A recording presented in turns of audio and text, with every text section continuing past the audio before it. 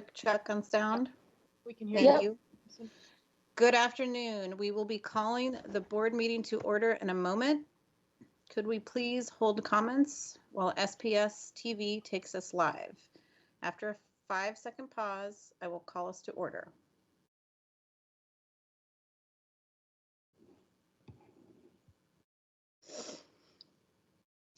Hinikarigin, this is Director Hampson. I am now calling the January 27th, 2021 regular board meeting to order at 4:30 p.m.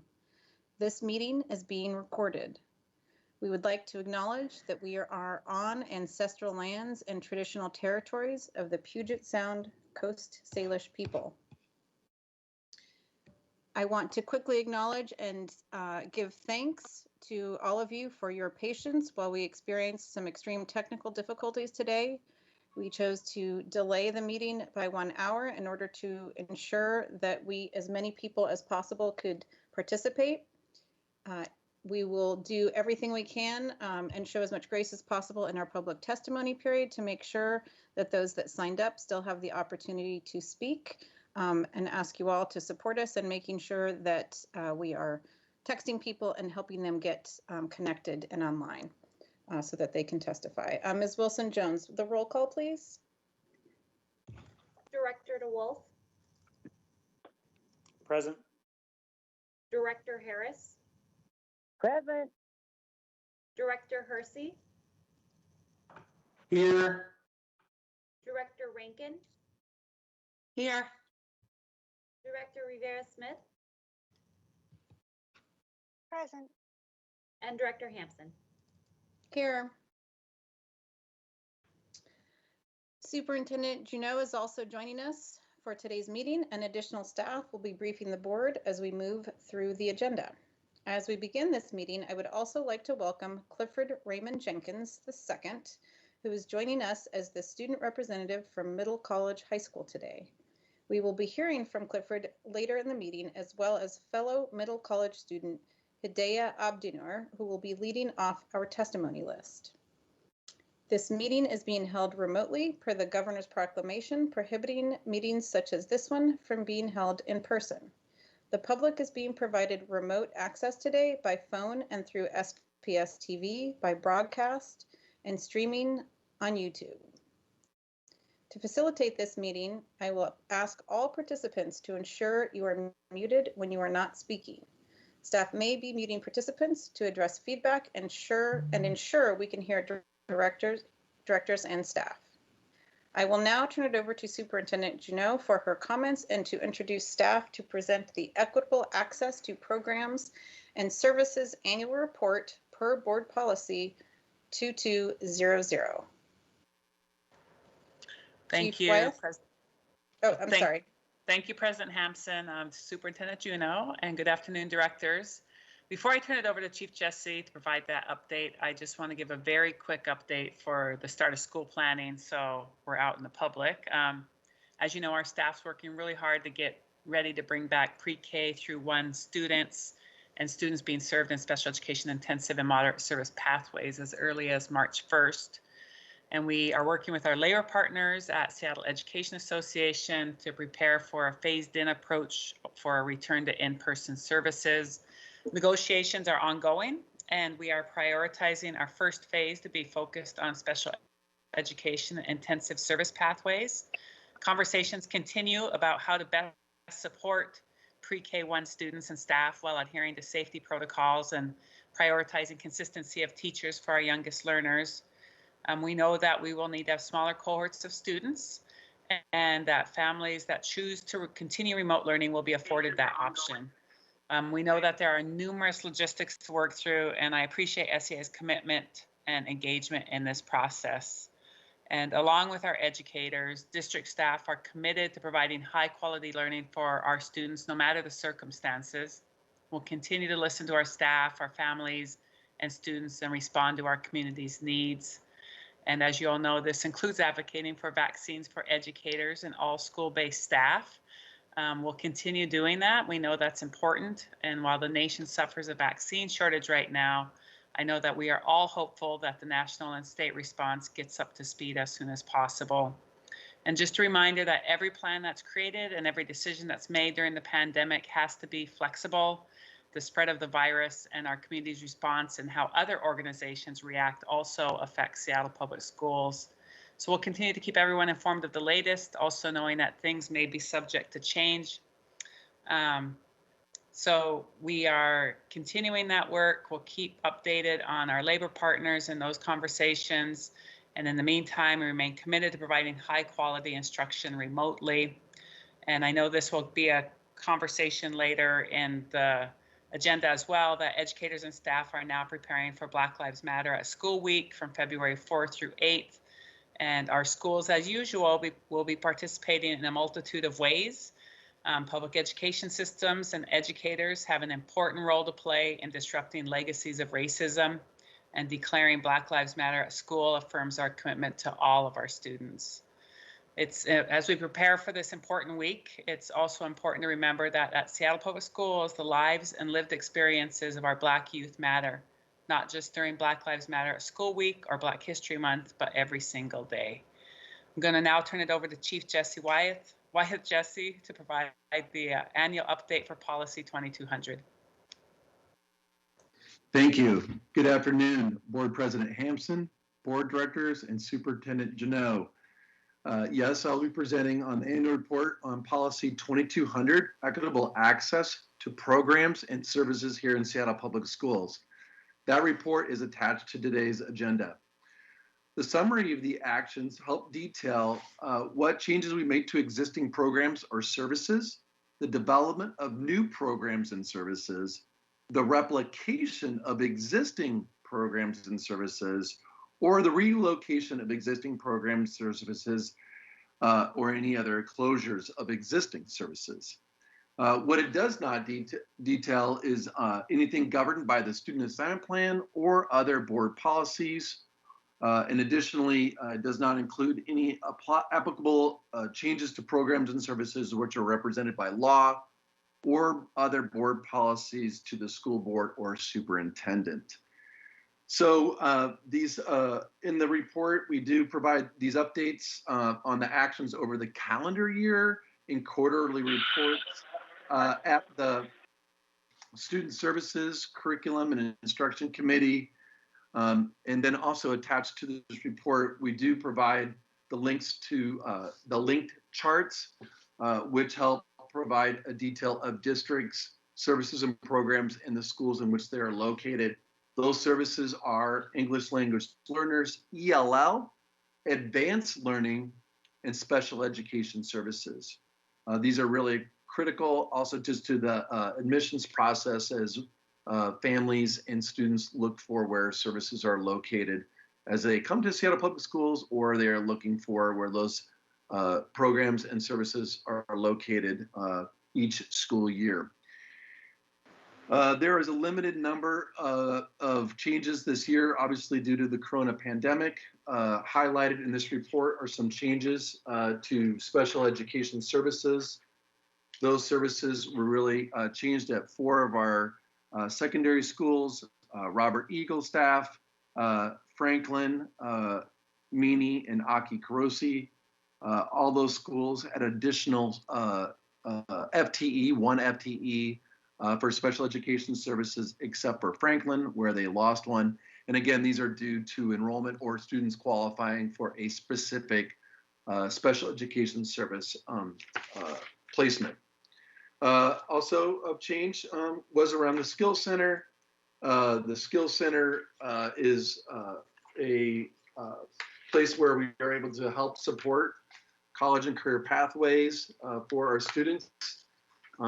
We are continuously trying to expand and being obviously financially self-reliant. We have had an increase in interest in a number of our courses. And so that also impacts whether we are able to add or decrease some of the courses that we offer through the Skills Center. Those include the Media Arts class moved from Seattle World School to Nova High School, the Medical Office Assistant Health Services, where there was an increase in the PM course, including the AM class, and then we had an auto technology was increased from 1 location to 2, with the additional West Seattle High School being for both PM classes. So with that, that's the changes that we had for this last year regarding programs and services. And so that will conclude my summary of the annual report for Policy 2200. Thank you.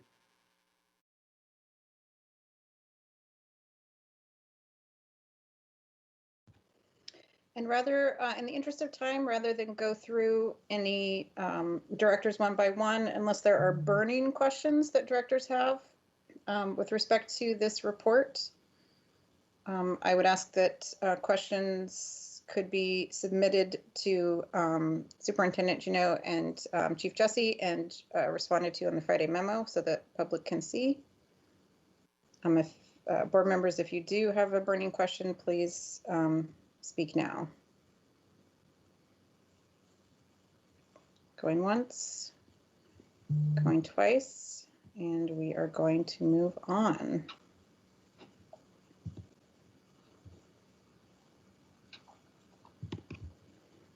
Okay, again, I would like to welcome Middle College senior Clifford Raymond Jenkins II.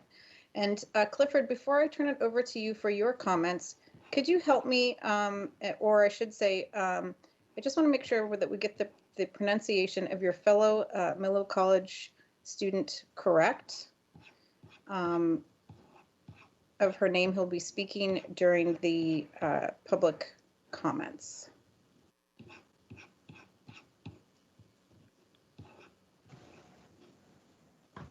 Sorry, I could not hear you just now. Do you need the pronunciation of her name? Yeah, I want to make sure if I pronounced it correct earlier. Oh, yes, I believe so. Okay, and if she was on, I was going to invite her to go ahead and step in, and if not, we'll get her when she comes to. Hidayah Abdunur is what I had said, so I just want to make sure that that's correct. Okay, so go ahead, Clifford. We'd love to hear from you. Thank you for the introduction, by the way. I wanted to let the school board know in detail how significant Middle College has been in paving my path towards a successful future, even within this pandemic. And I believe that our school is a model of how our education system should be changed to fit our new learners. Middle College had model teachers who all empathize with their students, knowing that mistakes should not be made as an adult, but made as a teen in the final stretch of our nurturing. It's a big step in the learning process to make mistakes. Because they understand this, we view our teachers as colleagues, people who want your success and create appropriate relationships with their students. They help us gain trust between the two of us and between ourselves and our teachers, and it's fundamental in the process of learning. Um, the environment Middle College provides is something that gave me a motivation that I knew my mistakes wouldn't mean the end. It's what Middle College has emotionally offered me as well. I was able to turn around from my old experiences with the education system and show the scholar I was meant to be. I was able to go to the Ida B. Wells site. We were on the UW campus, Running Start. I was on the Shoreline campus. It gave me a college environment. Um, it's it's something that I feel that the needs to come into some training or even an unwritten guideline for our teachers, because just teaching students without emphasizing the importance of what they're learning or making the lesson not as engaging as it could be is the equivalent of teaching zombies waiting to go back to rest. Um, it's a new era, an era of questioning and an era of doubt. And we already see this with the increased number of commercials or advertisements challenging traditional ideas about the importance of college. Uh, the residual message here I want the school board to take away is that education needs to catch up and prove its importance. Something about Middle College is it preps the maturity of our students for the outside world. What is your plan A through Z, or because you have different choices? This is where it starts, helping build a foundation of trust between teacher and student. And this is what makes Middle College not only a good fit for most, if not all, students coming to learn and grow, but a good transition from middle school to high school and high school to beyond. It's an overall phenomenal work environment for me, for our new generation of students, actually. Uh, it's the start of the practice to get teachers to help their students trust what they're learning, love what they're learning, and I feel like we need to be able to resonate with our teachers' education structure. Otherwise, faith in the education system is in jeopardy. That would be it. Thank you for having me. Goodness, thank you so very much for those thoughtful and profound words. And I hope that you will, we don't get taken up on it much, but I do encourage students to please let us know if you'd like to comment as we move through the agenda. Your perspective is very much welcome. We have now reached the consent portion of today's agenda. May I have a motion for the consent agenda? I move approval of the consent agenda. Second. Approval of the consent agenda has been moved by Director Hersey and seconded by Director Rivera-Smith. Do directors have any items they would like to remove from the consent agenda? Seeing none, all those in favor of the consent agenda signify by saying aye. Aye. Aye. Aye. Aye. Aye.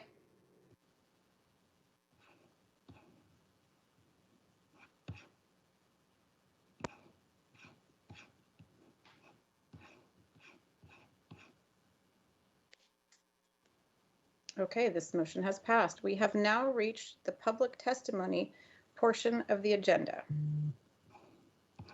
We will be taking public testimony by teleconference today, as stated on the agenda.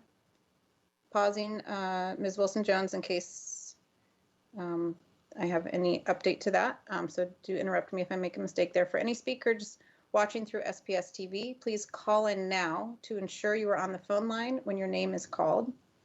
Board Procedure 1430BP provides the rules for testimony, and I ask that speakers are respectful of these rules. I will summarize some important parts of this procedure. First, testimony will be taken today from those individuals called from our public testimony list and, if applicable, the waiting list, which are included on today's agenda posting on the school board website, which hopefully most of you can access at this time. Only those who are called by name should unmute their phones, and only one person should speak at a time.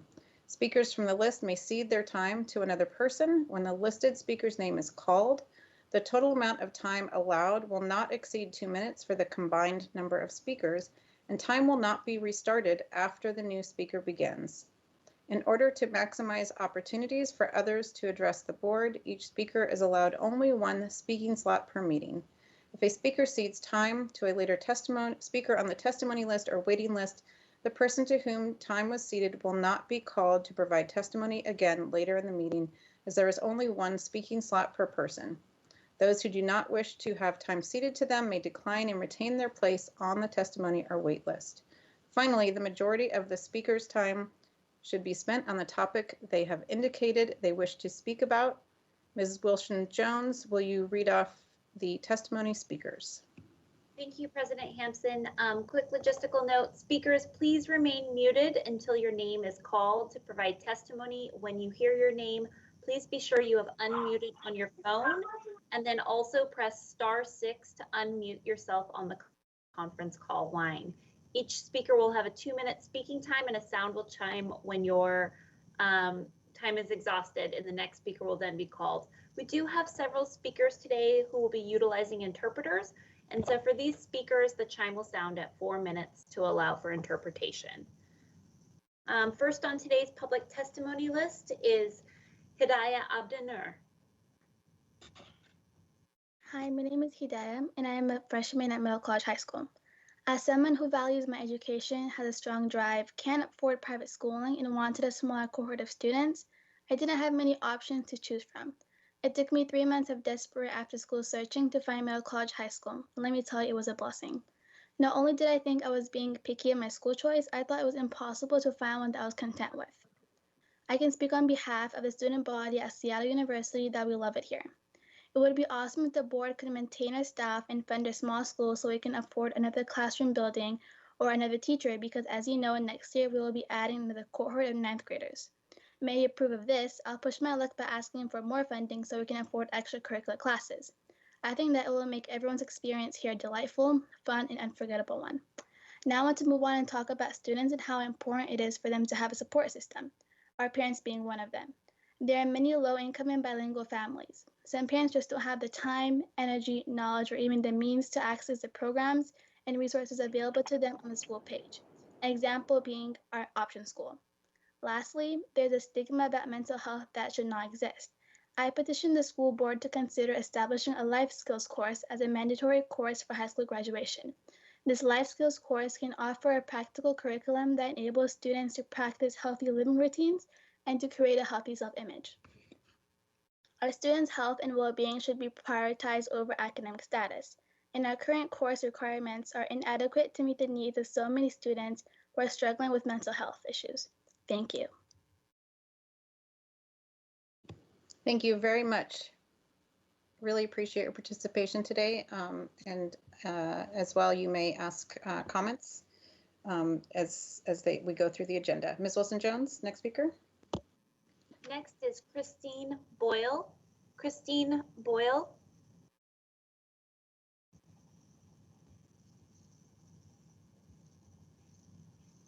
My name is Christine Boyle. I'm a third grader and future kindergartner at Kimball Elementary. I am also a teacher at John Stanford International School. On Sunday, I sent a video to the board highlighting the transportation issues related to moving Kimball from Mercer to Washington. While I hope the entire board viewed the video, I'm speaking now to reiterate the transportation problems shown in the video and to urge the board to consider this and all the other issues put forth by the Kimball community as you vote on the Southeast Middle School boundary change. On January 23rd, over 20 families met at Kimball to walk to Washington. The entire board was also invited, and we really appreciated that Director Rivera Smith joined us. The walk to Washington was 1.8 miles and took 40 minutes. The entirety of the walk was on busy arterial streets with no separated bike lane. We crossed many intersections, including a 6-way intersection with legal right turns on red. On that same day, I also walked with my children down the trail that leads from Kimball to the nearest bus stop. This trail goes through an unlit and isolated set of stairs that I, as a grown woman, feel uncomfortable walking alone. The other Metro bus route students could take to Washington from Kimball involves a bus transfer in the International District. That same Saturday, my family rode bikes to Mercer. The entire 1.2-mile ride was on residential streets, and we were able to utilize the Seattle closed streets and Jefferson Park bike path to make most of the ride car-free. Traveling to both schools in one day really highlighted the drastic difference in safety, distance, and accessibility between the two schools. In summary, there is no safe way for an 11-year-old child living near Kimball to get to Washington Middle School on their own. But the route to Mercer is literally a walk in the park. To close, my third grade daughter, Veronica, has a request for the board. Please don't make me change to a school that is dangerous to get to when I want to go to the school right in my neighborhood. Thank you. Thank you. Thank you. Ms. Wilson-Jones, please call the next speaker. Next is Emily Churkin. Emily Churkin.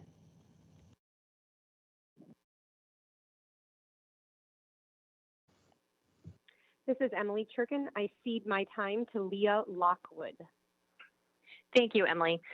Regarding the agenda item about the interim superintendent, among the issues given for passing this item, it says this: it is well understood that students benefit on average from stability. And indeed, that is the main concern for parents, the loss of stability in their lives from not being in school. As a special needs parent, I'm deeply concerned about this. We are a biracial family in District 4. We moved to this district specifically for our first grader school. And we believe in the strength and the power of the teachers, the staff, and the SPS community who have supported our children for the past 7 years. My first grader has a very rare genetic condition called tetrasomy X, which primarily affects development and behavior. And we've recently started an IEP for services, which is completely virtual. And during in-person school, my daughter had challenges, but she did wonderfully. She thrives on routine, social interaction, and requires extensive guidance and scaffolding from her teachers. Since remote learning, she's now developed severe anxiety, anger outbursts, obsessive behaviors, sensory issues. She's become depressed, and we are working with a pediatric psychiatrist. My husband and I act as her teacher assistant all day, guiding her through assignments, doing everything we possibly can to make this work, as are her teachers and specialists and principals and staff, and it's not enough. Our family's mental health is deteriorating. Previously, I was the caregiver for my younger brother who struggled with mental illness until he passed away, and to now see the same similar symptoms in my 6-year-old daughter is completely heartbreaking. To have her work so hard every day, at the end of the day, to burst into tears screaming, "I just want to go to real school," is crushing to listen to as a parent. The silent pandemic is affecting every one of our children the longer we isolate them from the educational environment they deserve and for which they have a basic right. So my question is, how will Dr. Jones, interim super, address special needs students as we plan to return to school? How will these students continue to be served once teachers are deployed to buildings? And when will the board provide a transparent plan for returning grades 2 through 12? Thank you. Thank you. Ms. Wilson-Jones? The next speaker is Chris Jenkins.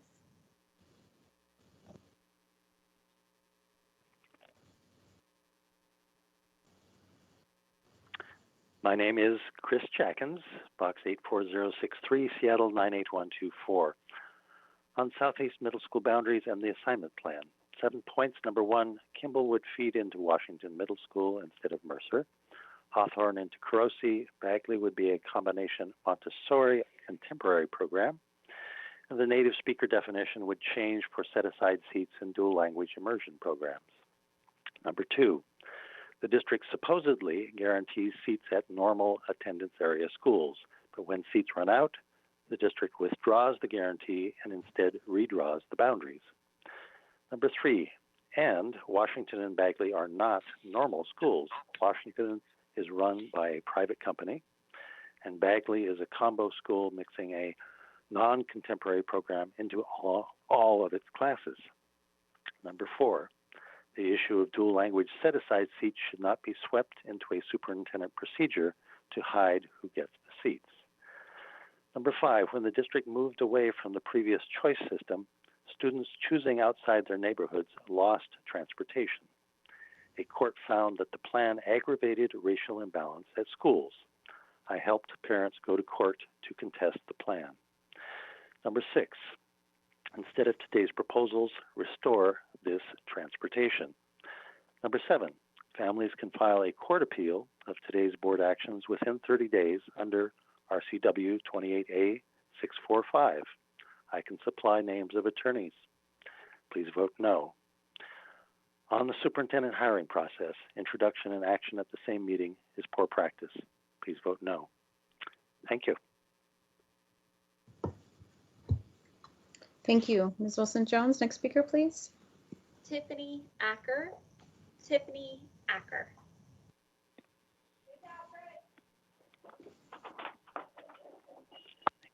I think I'm gonna head out.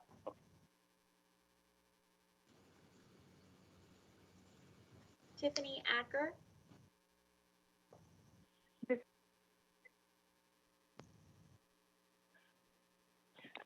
This is Tiffany Acker, and I cede my time to Faiza Abdi.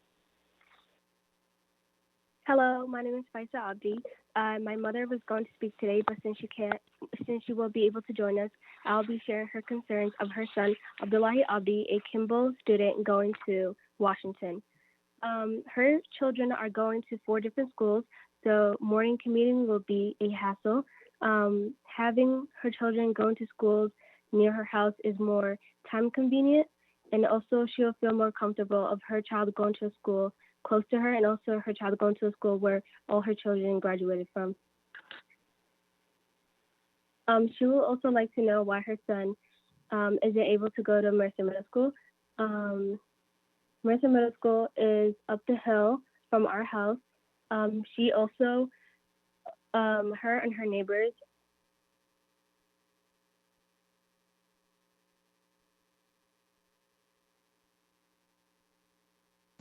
Did we lose you there? Are you on mute all of a sudden accidentally?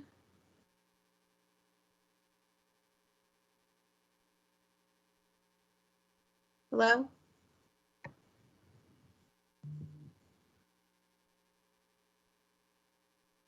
Ms. Wilson-Jones? The next speaker is Michelle Bradley.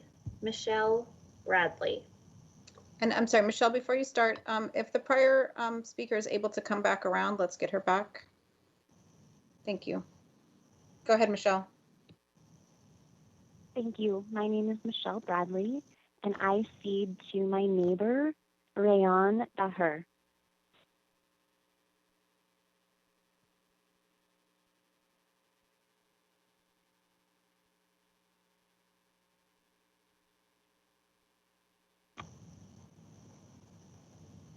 You may need to press *6 to unmute. Hi, my name is Rayon Daher and Marcelo, Mr. 11. My other sibling goes to Kimball's. My other sister graduating in Kimball the upcoming school year. I don't like speaking about the possibilities of my sister being in a separate school with no one to guide her through the way. Transportation will also be hard because Washington Middle School and Mercer Middle School have the same start times in Washington Vista neighborhood. This not only affects my family, but the many Rainy Vista families who attend Mercer. Some families' only way for transportation is walking, and Rainy Vista is walking distance from Mercer. However, Washington Middle School is significantly farther in distance if compared to.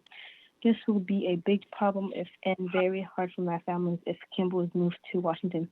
Please delay the vote until the end of the 2021 so the board can truly engage with the Kimball community and come to a credible solution. Thank you. Thank you, Ms. Wilson-Jones. Next is Michelle Hunter. Michelle Hunter.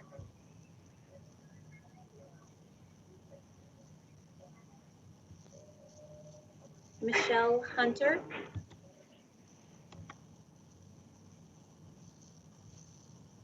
Michelle, if you're on the line, you may need to press *6 to unmute. Moving to the next speaker, Molly D'Alessandro. Molly D'Alessandro.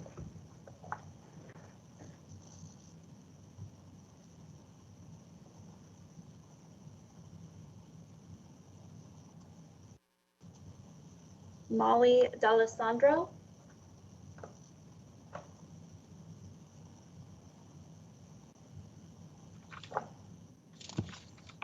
Molly D'Alessandro, are you on the line?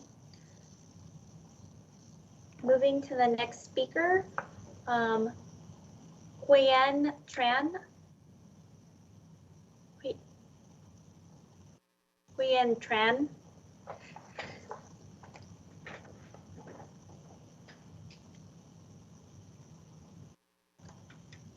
And I believe we may be utilizing an interpreter for this testimony. If you're on the line, you may need to press *6 to unmute. Yes, I am on the line. Can I speak Vietnamese to her? Yes, please. Okay, chị bấm cái phím star, chị bấm cái phím star và phím số 6 trên điện thoại của chị để mà có thể nói được. Chị có nghe được không, chị Quy?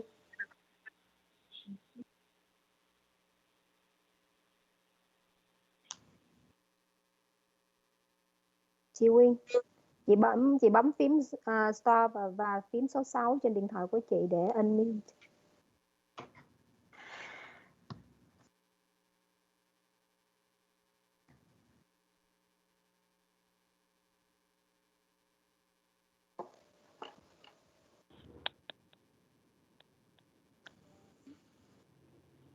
Do we have the translator? Yes, I'm here. Chị Quyên có nghe được chưa?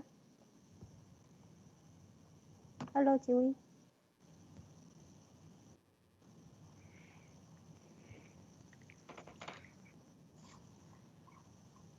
President Hampson, would you like me to move down the list and I can circle back and call names, or? Well, I'm sorry, do we know who the translator is? I'm not sure why this isn't getting translated.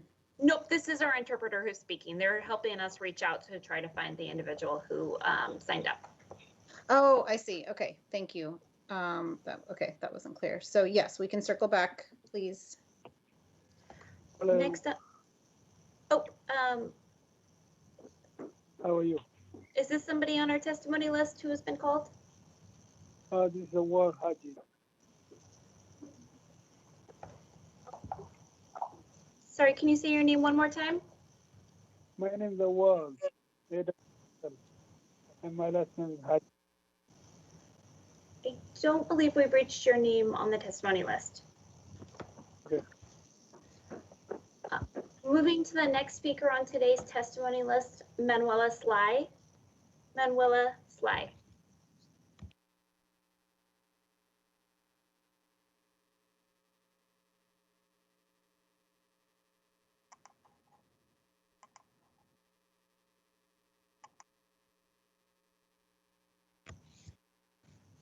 Manuela Sly.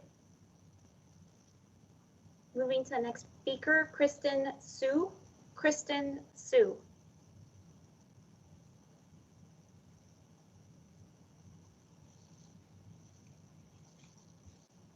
Kristen Sue.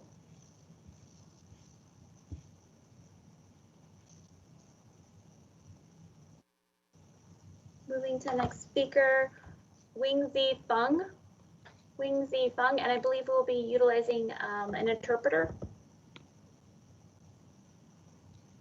Michael, I think you might be our interpreter for this one. Yes, I'm ready. Once she finished with speaking, I will follow up with the interpretation. Thank you. And if you're able to help me with the Wingzi Feng, if you're able to help me with the pronunciation of the name, if you've got it.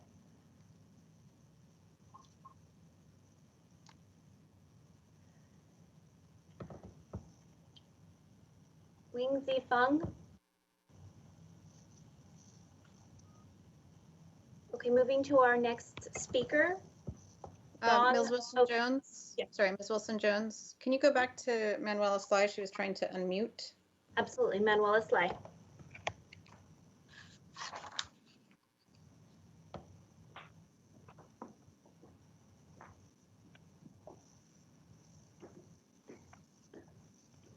Manuela, if you're there, you can go ahead.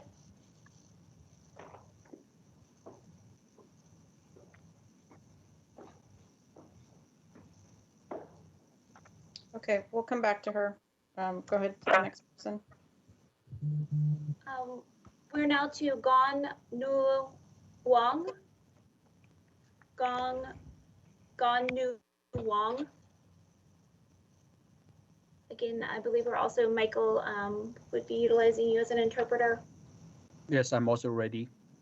Once she finished speaking, I will interpret for her. Thank you. Are you on the line, Gong Nu Wang?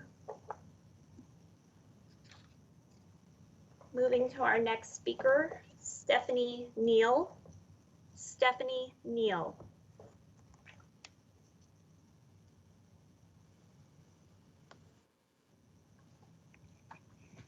Stephanie Neal. Hey, Ellie, this is Director Hersey. I'm getting messages from community that folks are trying to unmute and it's not allowing them to do so. Let's take a real quick, let me just investigate the options for this meeting. I think they should be able to unmute, but let me confirm that. And if anybody's joining by phone, you should be able to press *6 to unmute when your name is called.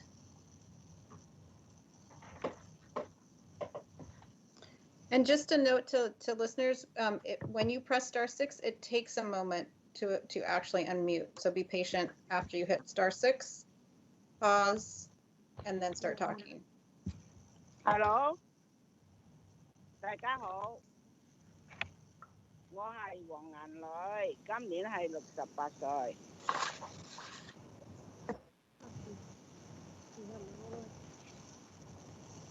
Hello, is there one of our interpreters able to help us confirm the name of our speaker? Yes, that's Gong Nu Wang. Excellent, thank you. Yeah， 我係顏女，我係黃顏女，今年係68歲。我同好多中國婆婆一樣，幫我個女呢，仲接送細路仔返學同埋接送放學㗎。我知道話校區呢係兼盤呢個校區呢，要整啲細路仔去華盛頓初中呢個小消息咧，我哋一家三代咧好擔憂，因為咧我個女咧係日日翻工，我又唔識英文，又唔識開車，咁咧我要送嘅我個孫翻學咧係有好大嘅問題。咁咧我好大嘅問題，我想喺呢個疫情咧嘅期間咧，想學校咧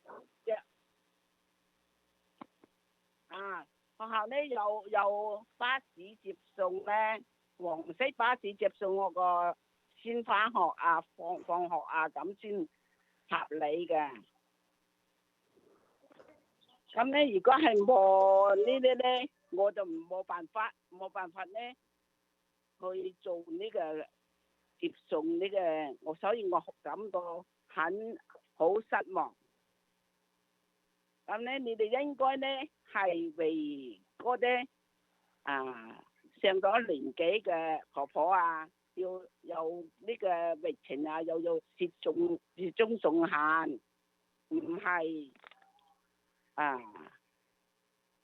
雪上加霜嘅意思。請你哋多多為我哋嘅小朋友嘅安全咧着想一下，為我哋嘅老人家咧分嘅擔憂。希望你哋係提供咧黃色巴士，減低小朋友同我們嘅壓力。多謝。Hello, everyone. My name is Gan Yu Wang. I'm 68 years old.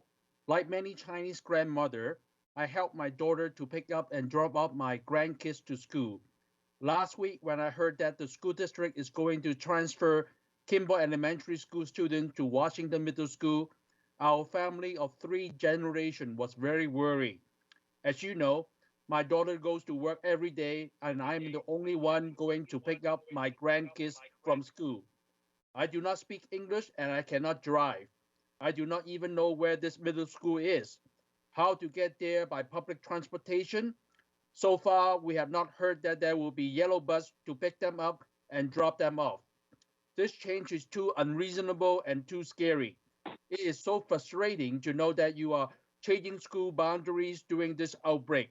You should be sending warmth to us in this winter and not putting salt on our wounds. For the safety of our children and the overwhelming weariness of our grandparents, please be considerate. I hope you will provide yellow bus to reduce the pressure on my grandkids and myself. Thank you very much.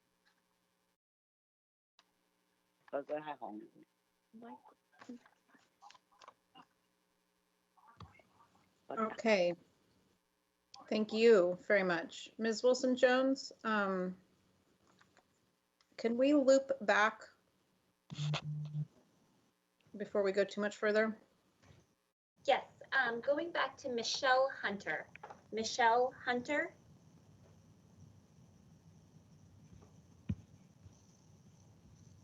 Michelle Hunter. And we do currently have all of our callers muted, so you'll need to press *6 to unmute when your name is called. Michelle Hunter.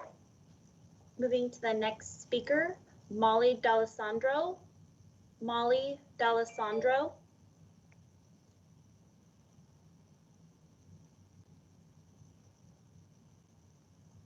Molly D'Alessandro.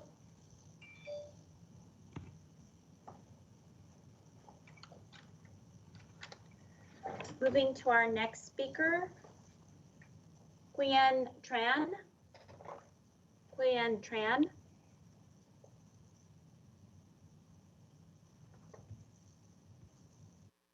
Quyen Tran.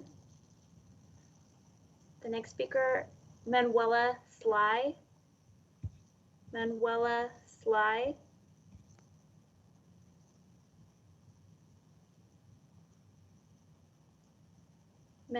Manuela Sly.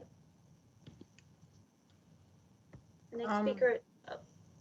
Ms. Wilson-Jones, I'm not sure. There seem to still be people who they're pressing *6. They're trying to unmute, and we can't hear them. I don't know. I'm not sure what the fix would be. The options are set in this meeting, and we have had speakers who are able to press *6. We don't have the ability within the meeting itself to unmute people. Okay, let's keep going through the list, and we'll keep looping back around. Kristen Sue. Kristen Sue.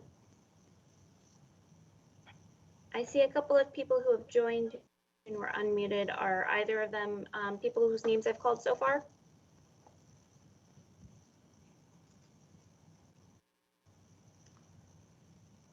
Moving to the next speaker, Wingzi Thong. Wingzi Thong. And then moving to Stephanie Neal. Stephanie Neal.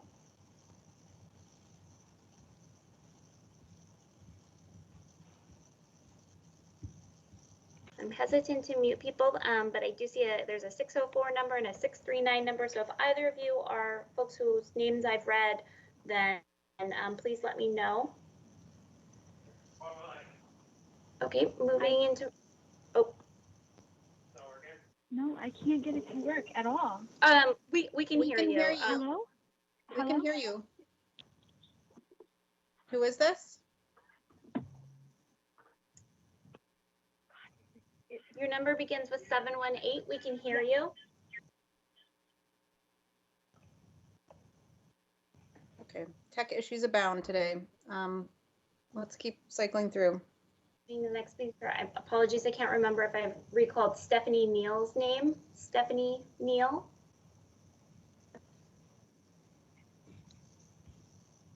Moving to the next speaker, Zainab Ahmed. Zainab Ahmed.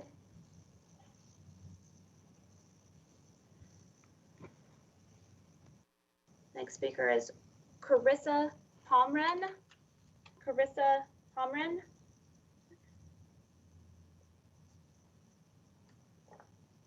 Carissa Pomren.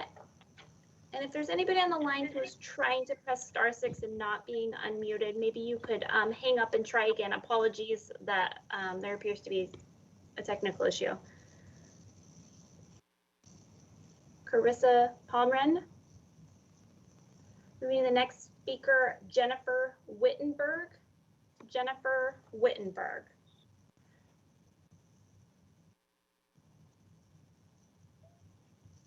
Jennifer Wittenberg. Hello, this is Director Hersey. Is it unreasonable to restart this meeting? I mean, I find it pretty alarming that we can't hear from any of the public that have showed up and taken the time to testify today, many of which are here, but the problem is a tech issue on our end. So I think we owe it to community to try every possible avenue to give folks their opportunity to speak.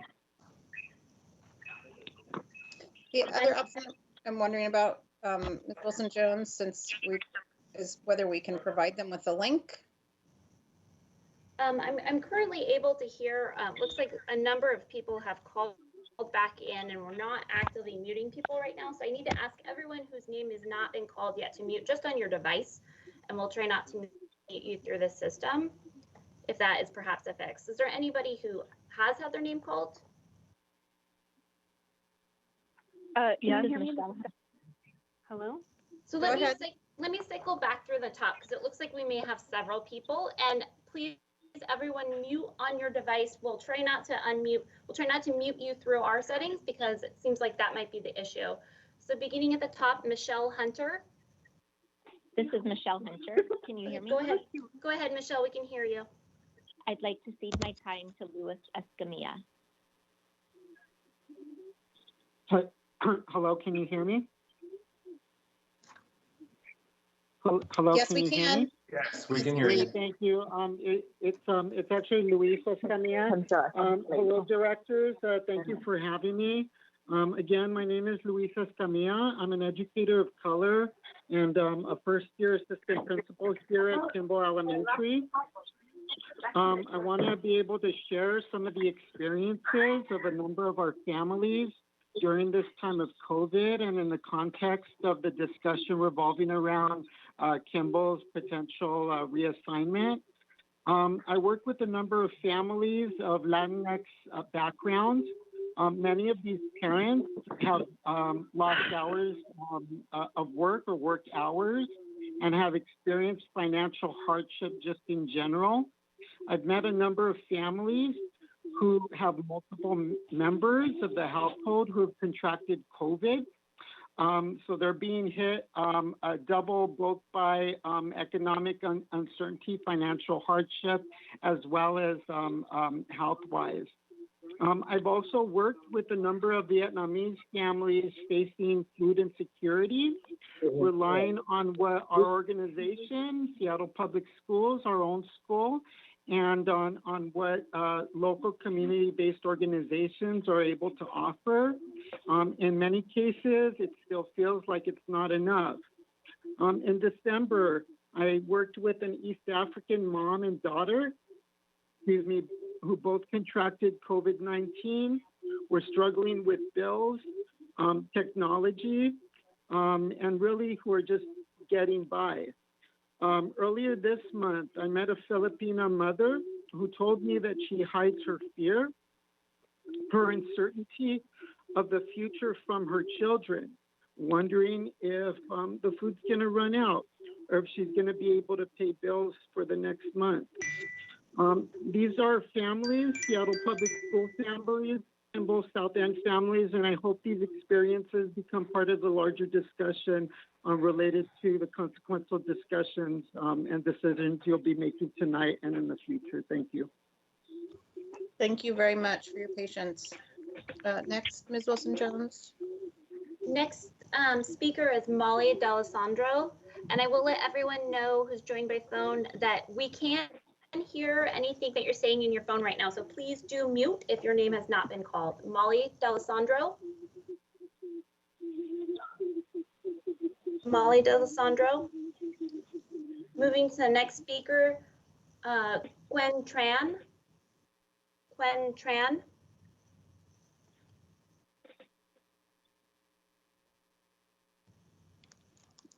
The next speaker, Manuela Sly.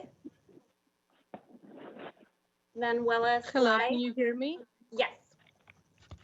Oh, good. Thank you, and good afternoon, or evening, maybe. My name is Manuela Sly. I'm president of Seattle Council PTSA. I'm here today on behalf of the Seattle Council PTSA board to express our firm support to the contract negotiation and hopefully hiring of Dr. Brent Jones as interim superintendent. Seattle Council PTSA has done extensive family and community engagement work for years now. Since the school closure, our council has connected thousands of families to each other, to their elected officials, King County Public Health, Seattle Education Association, and other organizations. We take family and community engagement seriously.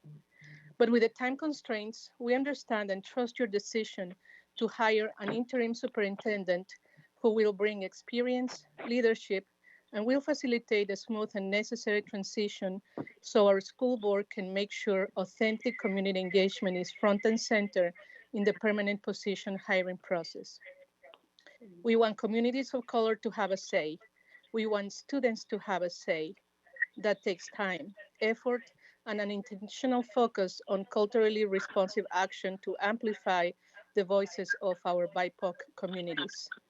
We hope the negotiation of Dr. Jones' contract is successful. We would be so lucky if he accepts the position. Ultimately, it is our hope that we can come together, leadership, staff, school board, educators, and families. Together, we must face forward and center our students and their needs, hopes, and dreams. We owe them that and no less than that. Thank you very much. Thank you. Ms. Wilson-Jones. Sorry, go ahead. This is Molly D'Alessandro. Can you hear me? Yes. Good to hear your voice, and go ahead. Thank you. I would like to cede my time to my friend Daisy Situ Chen. 你好，我係陳春高，我在為我女兒登記入學西雅圖的公立學校。除知道 Mercer 學生人數過多，根本小學嘅學生將會就讀華盛頓中學，我和我的家人覺得很生氣、憤怒和無奈。第一，喺地理位置上呢個計劃很不合理。我家住在 Mercer 嘅附近，只需要步行4分鐘，要步行去華盛頓中學就需要90分鐘，坐公交車嘅就需要40分鐘，仲需要轉乘。第二，公立學校嘅教育資源根本不平等，尤其對於英語不是母語的家庭。女兒的母語係中文，雙語學校是她理想的學校，但是根據我家嘅地址，她根本無法在小學選擇雙語教育。可是現在連我哋唯一能在中學雙語教育嘅希望都冇。第三，公立學校嘅資源不平等，也引發社區之間不滿和仇恨嘅情緒。例如上個星期，我朋友見到我就好嬲，同我講：你哋金寶小學嘅家長這樣要求，係唔係都要讓我現在就讀雙語學校，去不了 Mercer？ 你可以有其他途徑去讀 Mercer。我哋沒有。並沒有犧牲任何一個小朋友利益而達到我哋嘅目的。教育唔係一個資本市場，不需要家長們為競爭一份教育資源勾心鬥角、惡言相向，甚至以身犯險。我建議嘅係第一，重新劃分校區需要從長計議，徵集更多不同膚色家庭嘅意見。第二，西雅圖公立學校一定要提供黃色校巴給金寶學生。如果華盛頓中學是最後的決定。第三，公立學校需要設置多些雙語教育機會。西雅圖係一個多文化城市。但係這類教育又係文化同化教育，這根本不滿足西雅圖將來的發展。多謝。I'm going to interpret for this family. This is Michael. My name is Chunju Chen. When I enrolled my daughter into Seattle Public Schools, I found out that Mercer International was overcrowded and students at Kimball Elementary would need to attend Washington Middle School. When we first got the news, my family and I felt very angry, outraged, and helpless. First, in terms of geographic location, this plan does not make sense. My family lives near Mercer International School, and it only takes 4 minutes to walk over to Mercer. If you are walking to Washington Middle School, it takes 90 minutes. If you're on a bus, it takes 40 minutes, and you will also need to do a transfer. Second, educational resources in public schools are not equal at all, especially for families whose English is not their mother tongue. My daughter speaks Chinese at home. School with dual language program is more suitable for her development. Due to our geographic location, my daughter was not able to enter a dual language program elementary school. Now our only hope for dual language education is totally wiped out. Third, unequal resources in public school also trigger discontent and hatred among communities. For example, last week, when my friend saw me, in an angry tone, he said, "The way that Kimball families request, are you going to make our son, who is currently studying at a dual language program, also lost our chance to go to Mercer? You have other ways to go to Mercer? We do not want to sacrifice the interests of any child to achieve our goal. We just want to fight for our children's right. Education is not a capitalistic market. We do not need parents to compete for educational resource, fighting among ourselves, and even to a point of risking our life. My advice, number one, redrawing school boundaries requires a long-term plan and need to solicit the views of more families of color. Number two, Seattle Public School must offer yellow bus to Kimball students if Washington Middle School is your final decision. Number three, Seattle Public School need to have more dual language education opportunities. Seattle is a multicultural city. Our education culture is to assimilate, which is not going to satisfy with Seattle's future development at all. Thank you. Thank you so much.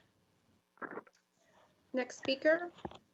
And I believe that Quinn Tran is now on the line. Is that correct? Yes.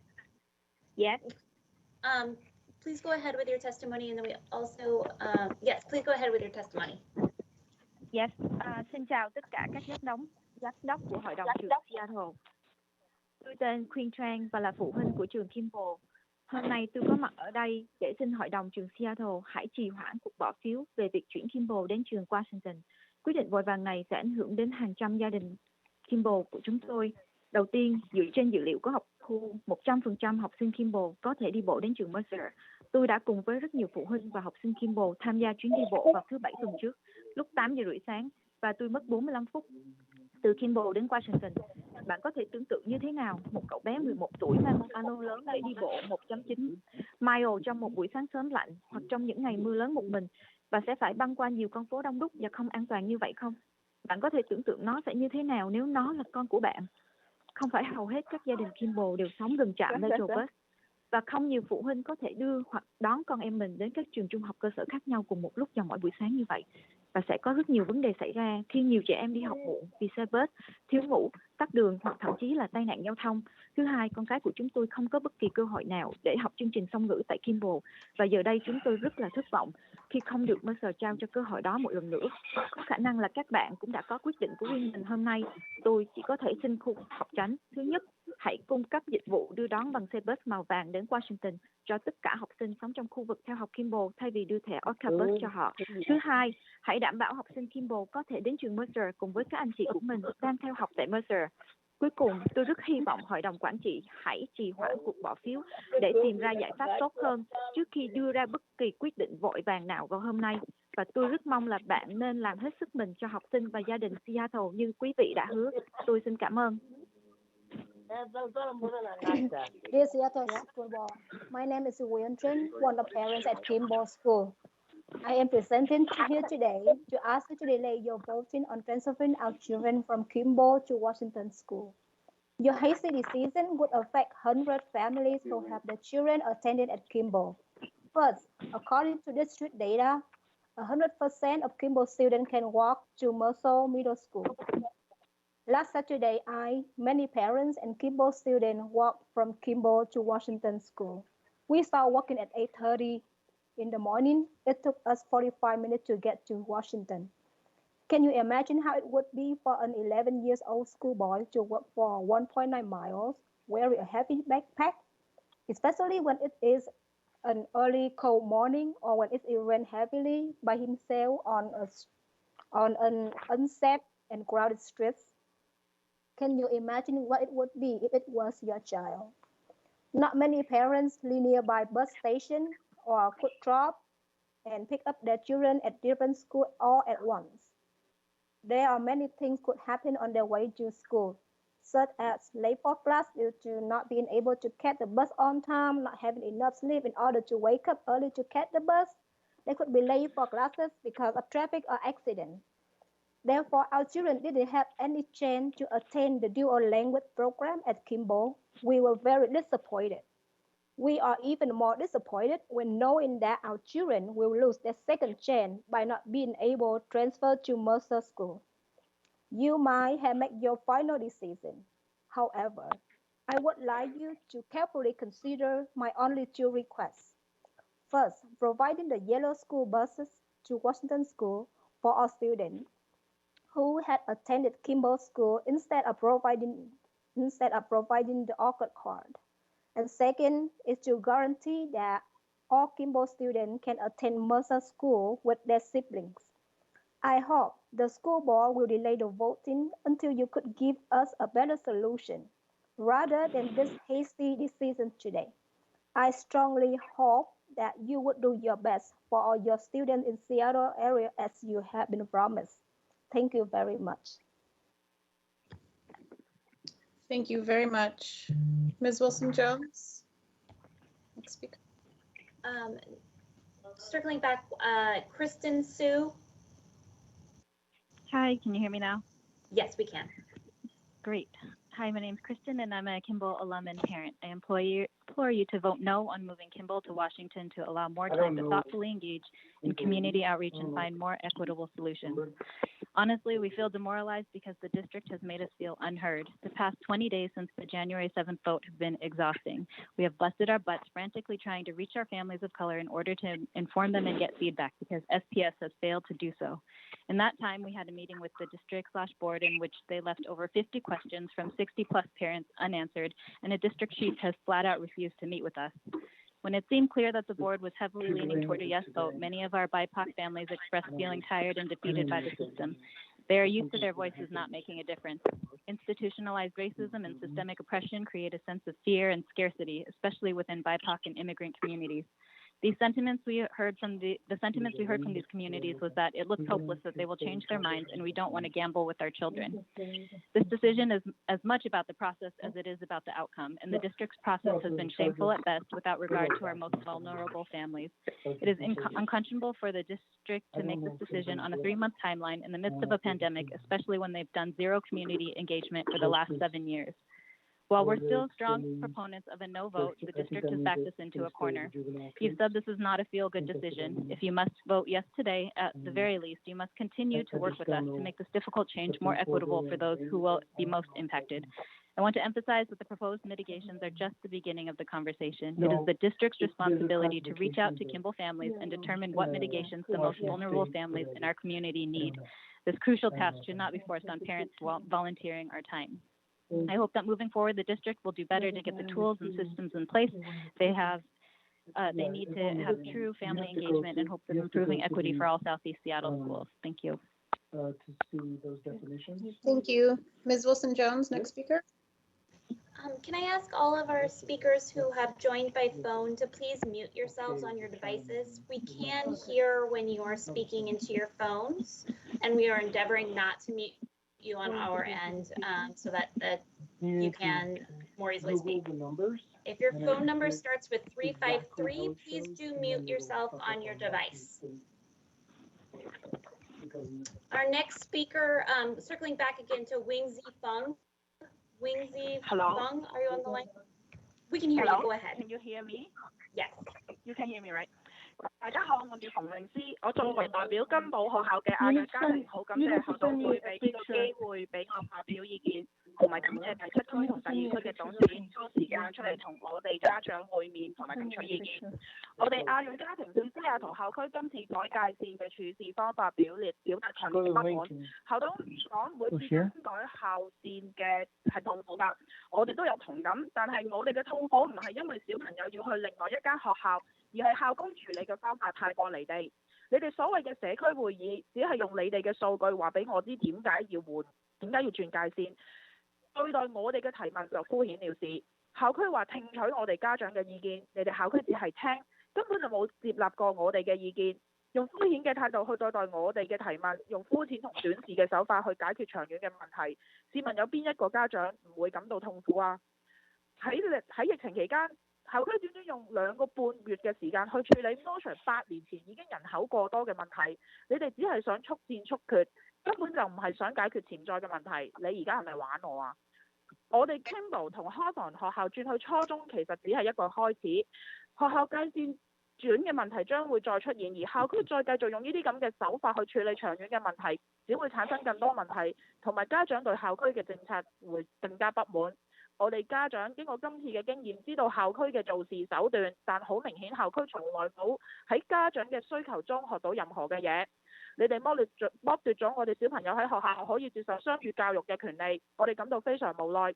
希望校區會更加重視雙語教育課程嘅重要性，同埋考慮喺其他初中設立雙語教育課程，令到每個小朋友可以有平等嘅機會去參與。多謝。Hello, my name is Wingzi Feng. I'm representing the Asian family of Kimball Elementary School. I'd like to thank the school board for this opportunity for me to express my views and thank the directors from 7th District and the 2nd District for taking the time to meet with our parents and listen to our views. Asian parents want to express strong dissatisfaction with the Seattle School District approach. The school board told us that changing school's boundary is a painful experience. We felt the same way. But our pain is not because our children need to go to another school. It is the ridiculous way the school district handled the situation. In the community meeting, you only use your data to tell us why you need to change the school boundaries. You did not really answer our questions. School district said they value parents' opinion, but you just listen but never really adopt any of our suggestions. You have used a superficial and short-sighted approach to solve a long-term problem. Now you know why we are in pain. During the outbreak, the school district just took 2.5 months to deal with Mercer's overcrowded problem, which happened 8 years ago. You just want to get it over with and never want to solve the real problem. You are just playing with us. Kimball and Hawthorne Elementary transfer to another middle school is only a start. School boundary problems will happen in the future, and the way school districts deal with these long-term issues will only produce more problems and more dissatisfaction with the school district policy. Throughout this process, many parents have come to realize how districts operate, but school district did not learn anything from the perspective of the parents. You have deprived my children the right to receive dual language education at school. We felt very helpless. Our hope is that the school district will pay more attention to the importance of dual language education curriculum and consider setting up dual language program in other middle schools so that every child can have an equal opportunity to participate. Thank you. Thank you. Ms. Wilson-Jones? Stephanie Neal. Stephanie Neal. Hi, can you hear me? Yes, we can. Go ahead. Great. My name is Stephanie Neal, and I'm a parent of 2 Black Kimball and Mercer students. I'm here to ask that the school board delay the official vote to move Kimball to Washington in order to fully assess other options and their possible impact. I'm beyond angry and disappointed in SPS for choosing to make such a large decision in the midst of a global pandemic, when many students, parents, and school staff are struggling just to get through the day. Doing so demonstrates that racial equity, educational justice, and what is best for students are not priorities for the school board or the district. The district has knowingly excluded families who are unable to communicate via email or attend school board meetings from this process. Feedback has been given time and again that many families are unable to participate in this process if in-person meetings. The board's assertion that the only families opposing this decision are white, economically privileged families is, as you can hear from our speakers today, false. It was only because of our outreach efforts as a Kimball community, particularly Kimball families of color, that we're able to engage those who don't have email or for whom English is not their first language. There was virtually no outreach from the district to our most vulnerable families. It is clear that there has been no assessment of the impact this will have on students' attendance and engagement, including after-school activities and sports, and access for parents. I will remind this board that free access to public education starts the minute a student gets on a school bus until the school bus drops them off at home. That includes access to extracurricular activities, school sports, and programs that are built into the school day, such as Kingmakers. How will busing affect the attendance of students who cannot get to school any other way? If they miss the bus, they miss school. Students do better when their education is relationship-based, when they are in classes with teachers who live in their communities, who know them, their siblings, and their parents. Many Kimball and Mercer parents are alumni of the same schools their children now attend. This generational through line is one of the reasons Kimball and Mercer are so successful in family engagement. There is time-tested trust and investment from both the families and the schools. Sending Kimball students to Washington destroys this through line and alienates families from participating in their school community. Thank you. Thank you. Ms. Wilson-Jones?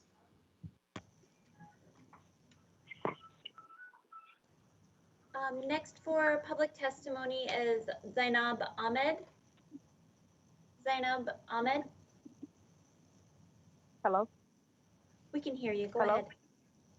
Oh.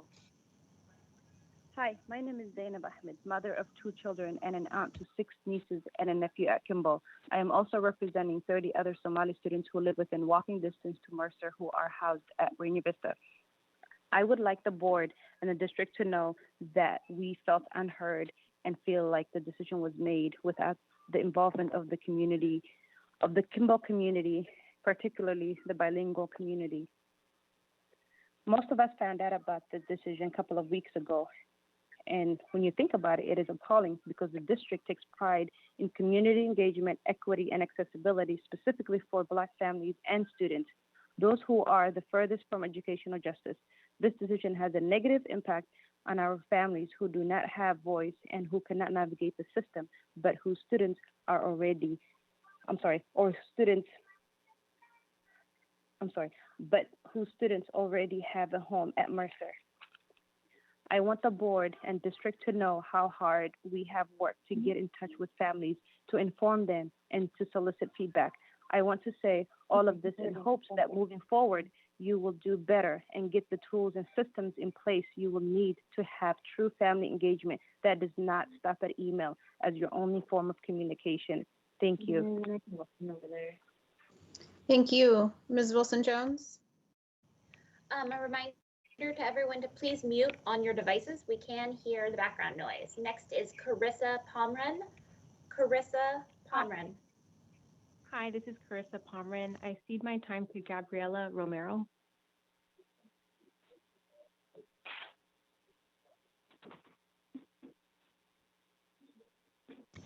Gabriela, if you could hear us, can you unmute?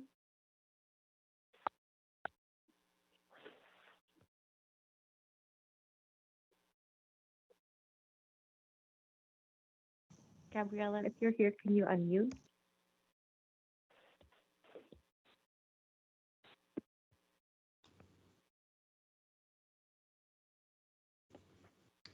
If you want to check in with Gabriela, we can come back around.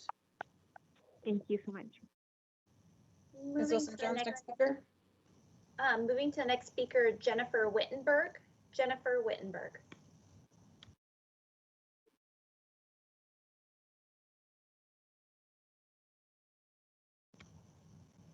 Jennifer Wittenberg. And if you're hearing your name and you've pressed *6 and it's not unmuting, please do hang up and call back in, and we'll leave you unmuted and I'll call your name again later. The next speaker is Amijah Smith. Amijah Smith.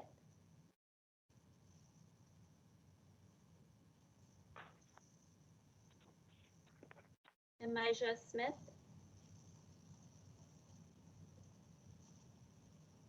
Alka Sud. Alka Sud. Alka Sud. Again, if you're hearing your name and you're pressing *6 and you're unable to unmute, please do hang up and then call back in and see if that works. Next is Eddie Rye. Eddie Rye.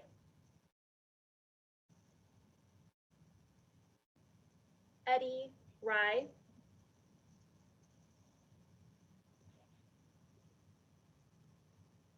The next speaker is Markita Hinalova. Markita Hinalova.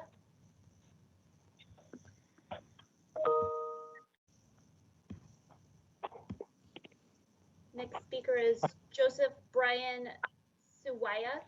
Joseph Brian Suwaya.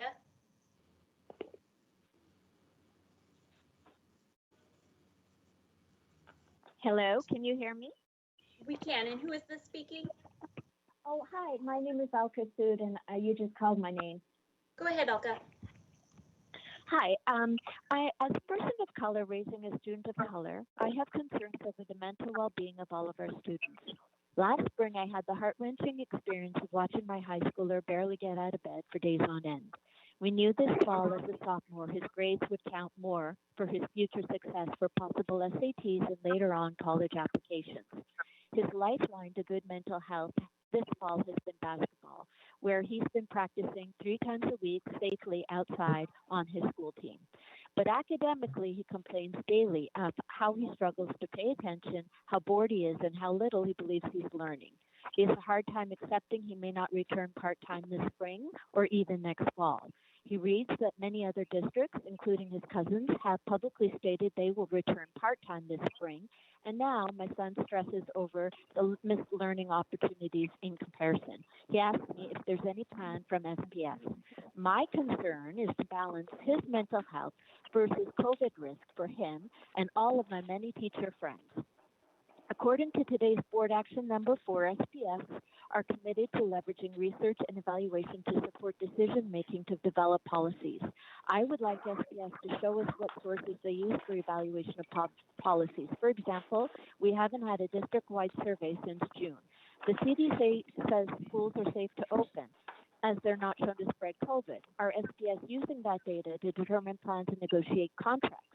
I would like to understand the ventilation updates. I would like to understand how we're going to accommodate teachers not in position to return in person. If the proposal is to use ELL teachers to have smaller student cohorts, how will we fill the gap for the ELL learners in our community? With regards to agenda item number 5, an interim superintendent, I would request that any appointment prioritize a candidate who is committed to instructing his staff to developing a safe plan to reopen based on science, fact, safety measures for all grades, to prioritize the mental health of all of our students and communities, not just the younger grades. Thank you very much. Thank you. I Yeah, believe. this is Eddie Wright. Can you hear me now? Oh, yes, Eddie. Can you hear me, Sumaija? Yes, I can. I tried before, but the call didn't go through. Okay, I think I'm calling. Go I'm ahead. calling because I have the Black community has serious concerns about the ethnic cleansing Mr. of Black Ryan? male administrators of Seattle Public Schools. Mr. And Wright? we're really concerned with the fact that an African American male from Colorado applied to be the superintendent. The board said that he had an organization that they didn't like. They didn't hire him, but they hired a person that had 2 Department of Justice complaints filed by 2 native tribes in Montana. I am saying that this is just the beginning of some trouble. This is not going to be tolerated. I mean, 5 Black males in leadership positions have been exited out the door. You start an African American male achievement program and then interview 1 African American male for the job. So that form of discrimination has to go, and the sooner the better. Thank you. Thank you, Mr. Wright. Ms. Maja Smith? Yes, please. Hello, can you hear me? Yes, we can. Thank you. My name is Elijah Smith, and I'm a parent of children in Seattle Public Schools. I've been a community advocate in Seattle Public Schools for a long time, like 20 years. But in the recent years, I have been on many policy tables from our strategic planning, our current strategic plan, from our early learning and literacy policy tables, as well as many other efforts that make Seattle schools the best that it can be, because it's not serving our students as well, particularly our Black students. It has a lot more to do. But in my time of being there, I have seen Brent Jones, when he was in Seattle Public Schools, do a wonderful job in the leadership. Dr. Brent Jones not only has the expertise, he has the relationships, he has the familiarity with what the district is trying to do. And I think that for all the students, it's in the best interest that when Superintendent Juneau decided to resign, that we need to have somebody who can come in here and make this process seamless for our students. We are already dealing with COVID, dealing with remote learning, and we do not need more transition and turn around and talk to them. And so I want to see Dr. Brent Jones come in for the sake of all our students, and particularly for our Black students, because COVID already expressed and shows the huge disparities in how our students are being underserved, and we need leadership that can continue the work of Superintendent Juneau with regard to our strategic planning. And I just also want to say, I appreciate all those families that came up here to advocate for what they need for their schools, particularly with the Mercer boundaries. But I am curious to those families who organize the Black families to come up here and speak about their important needs, but not one speak about a Black superintendent that could come to this school. I want to highlight that. Do not use our Black families in that way. Thank you. Thank you, Ms. Wilson-Jones. And 206-478-1728. If you're not a speaker, could you mute your phone? Ms. Wilson-Jones? Just a reminder, there are several people on the line whose phones are unmuted. We can hear the conversation. So our next speaker is Carissa Pomren. Carissa Pomren. Hi, this is Carissa Pomren. I cede my time to Gabriela Romero. Hola, buenas tardes. Hi, Gabriela. Hola, buenas tardes. Mi nombre es Gabriela Romero. Tengo 3 hijos. Uno va a la Kimball y dos van a Mercer. Yo estoy aquí para pedir que voten no acerca de la propuesta de cambiar la escuela secundaria de los estudiantes de Kimball de Merce a Washington. Una de mis preocupaciones es el mucho tiempo que va a pasar en el autobús y el tráfico cuando podrían caminar y andar en bicicletas a la casa, a participar en actividades en la comunidad o recibir ayuda académica después de la escuela. El tiempo en transporte les quitará muchas horas en que podrían usar a Merce para participar en actividades para su bienestar. La otra preocupación, otro problema es con este cambio, es un programa de idiomas muy desarrollado como el Merce. La falta de acceso del programa de idiomas, Washington sería una pérdida para nuestros estudiantes. Mis hijos participan en actividades deportivas en la comunidad después de la escuela, como taekwondo, toman clases en las organizaciones de nuestros vecindarios y pasan mucho tiempo en el transporte. No veo cómo los estudiantes podrían participar en estas actividades que son esenciales para su salud y desarrollo.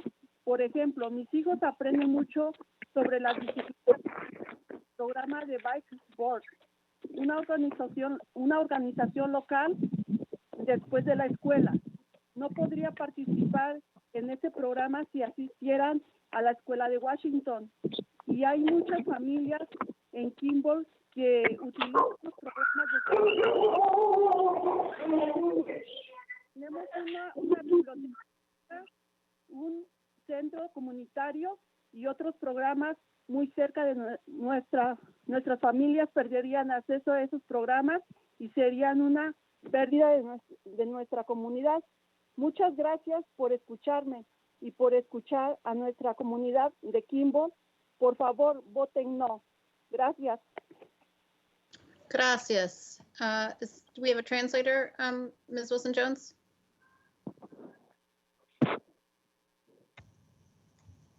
Yes, this is Miguel Castro, and I will try to convey the message.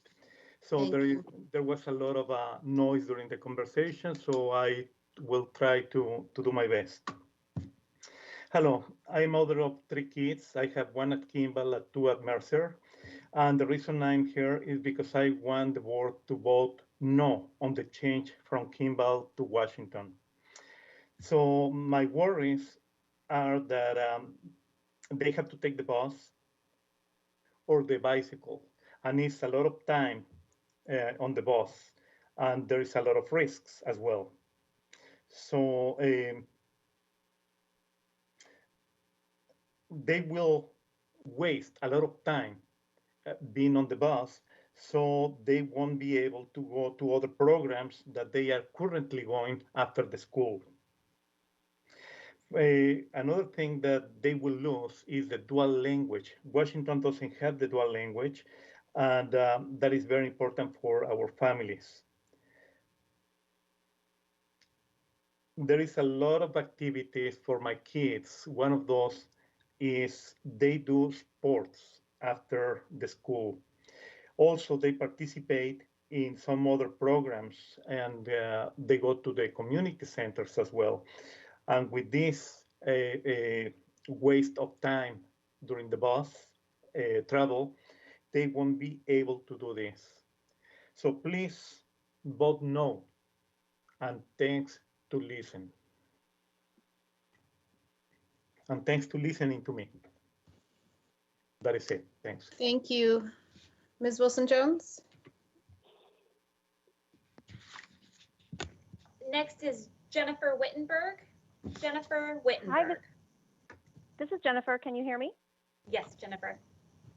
Hi there. My name's Jennifer Wittenberg, and I'm a parent of 2 Kimball students, one who will be in middle school next year. I'm here today to urge you to vote no on the Mercer Middle School boundary change.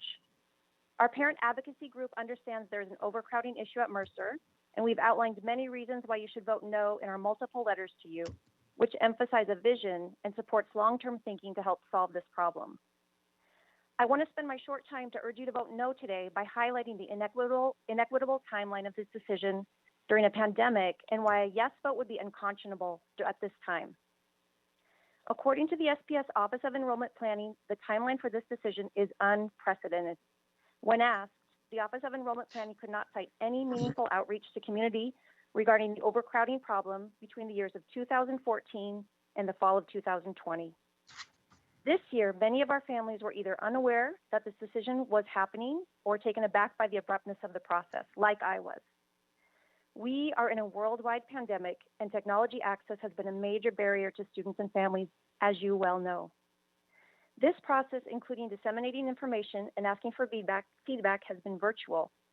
Most families are spending their precious energy supporting their students in remote learning, and many either do not have the access to technology or, in some cases, the skills to get timely information. I understand there was a push for a boundary change in 2013, but most of us were not connected to SPS then, and it has not been part of any school pathway conversation until the last 3 months. We have asked for, but not received, a logical reason to push through this decision this year. Mercer will not be at an interim site for 2 more years. While there are many other ideas that could be discussed to help solve this issue, the unprecedented timeline of this process itself leaves the impression pushing through this decision during a public health crisis is taking advantage of the situation we find ourselves in and harms trust in SPS decisions. That alone is enough for a no vote. I appeal to your empathy for families who have not been able to engage in this process. I appeal to your consciousness of the inequities of this process, and I ask for your no vote. Thank you for listening to my testimony. Thank you. Ms. Wilson-Jones? The next speaker is Markita Hinalova. Markita Hinalova. Hello, this is Markita. Can you hear me? Yes, we can. Great. Hi, my name is Markita Hinalova, and I represent my family as well as many other Kimball families that are unable to attend today. I am here today to ask the board to vote no today on a reassignment Kimball to Washington. I emailed a detailed list of my concern to board several times. However, since none of my concerns were addressed, I decided to state my concerns directly to the board today. My first major concern is lack of communication by planning committee and lack of community engagement. In my opinion, the issue of Mercer overcrowding and the proposed solution were not communicated clearly, properly, and in timely manner to affected families, especially to Kimball families. I personally consider myself well connected with technology. However, I only heard about the issue of Mercer overcrowding in December via social media post. I attended an online meeting where the situation and proposed solutions were discussed in very general terms without any detailed study. Yet, merely 6 weeks after the first public meeting addressing the issue of overcrowding Mercer School, you are here to vote on a plan that would considerably affect the lives of families within the whole community. Today, I'm still hearing that some of the families are not aware of the situation and neither are aware of the proposed plan. My second major concern is lack of strategic planning by boards and planning committees. Over the past weeks, Kimball community learned that the overcrowding of Mercer is not a new fact, and it is well known to boards since 2013. In fact, we learned that the reassignment of Kimball to Washington was proposed to board a few years ago, but was not implemented because of the community outrage and opposition. Yet, after several years, the exact same solution is proposed to board again. This clearly points to lack of strategic planning since 2013. I'm very concerned about the untransparency of the decision-making process and metrics that was used in selection of the proposed solution.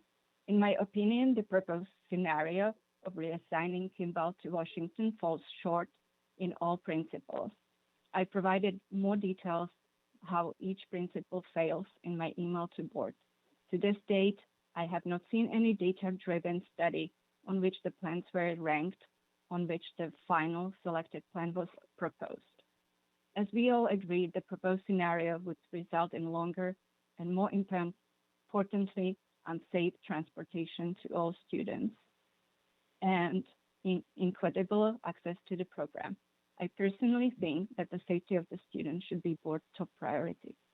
I understand that the overcrowding of Mercer needs to be addressed.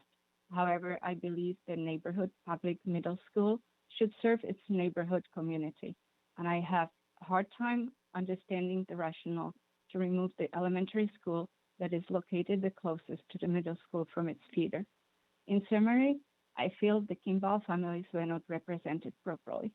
More importantly, I feel that the safety of the Kimball students was not advocated for in this decision-making at all. I urge board to reconsider the plans, work with the community, and come with a fair, equitable solution that will be suitable and sustainable long-term without penalizing one school community. Thank you for your attention. Thank you. Ms. Wilson-Jones? The next speaker is Joseph Brian Siwaya. Joseph Brian Siwaya.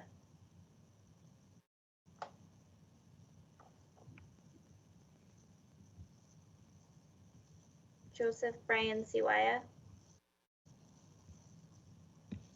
If you're speaking, we cannot hear you. You may need to press *6. It may take a couple of tries, I'm told. Moving to the next speaker, Matthew Remley. Matthew Remley.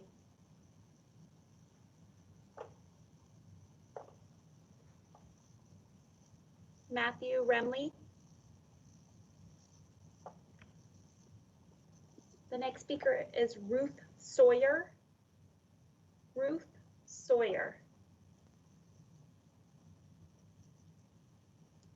If anyone has heard their name called and is unable to unmute, please hang up and then call back right away back in.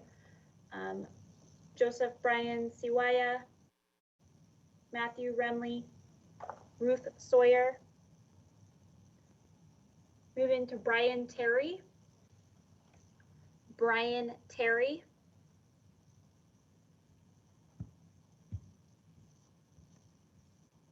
Brian Terry.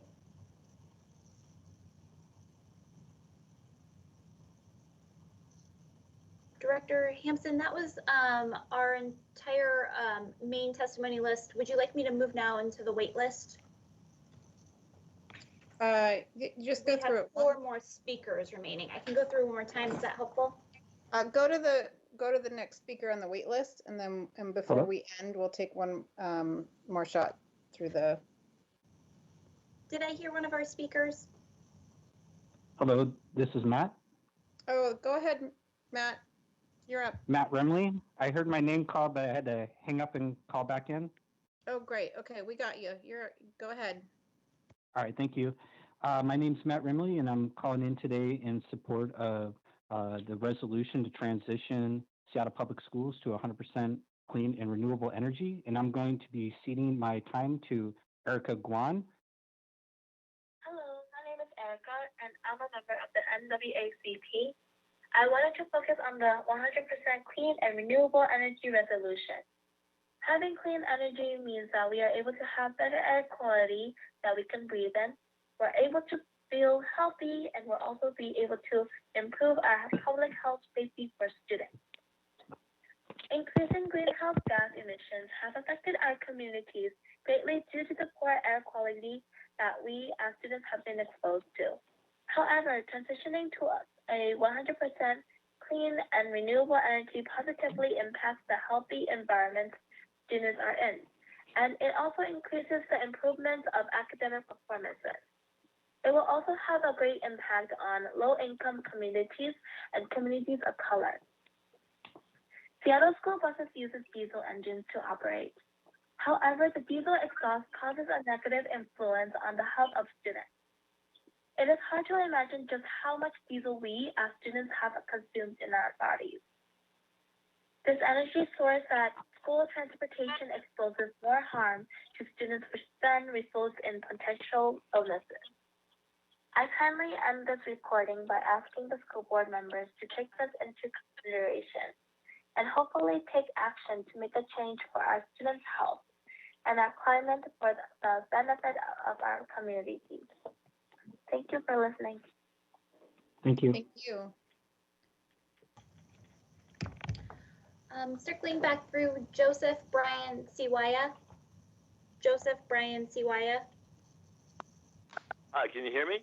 We can, yes. Go ahead, please. Right, okay. Sorry, there was some kind of a tech issue before. I apologize. So I'm a teacher from Ballard, and I'm going to sing on behalf of the Clean Energy, the Clean Schools Resolution. Here we go.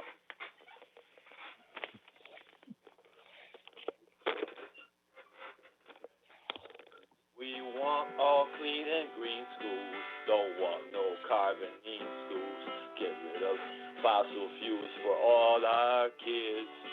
You know we need some climate justice. Can't ride no dirty buses. Our planet can't go on no more like this. No more greenhouse gases. No more fossil fuels. Please don't idle vehicles near our precious schools, cause it breaks school district rules. You know that decarbonization, it's got to sweep our nation. Let all our great young scholars take the lead. Invest in conservation, elect recharge stations. Pollution around our kids we sure don't need. You know that on the natural gas is short of fossil fuel. They're trying to greenwash it and pay us all for booze, but we can't have it in our schools.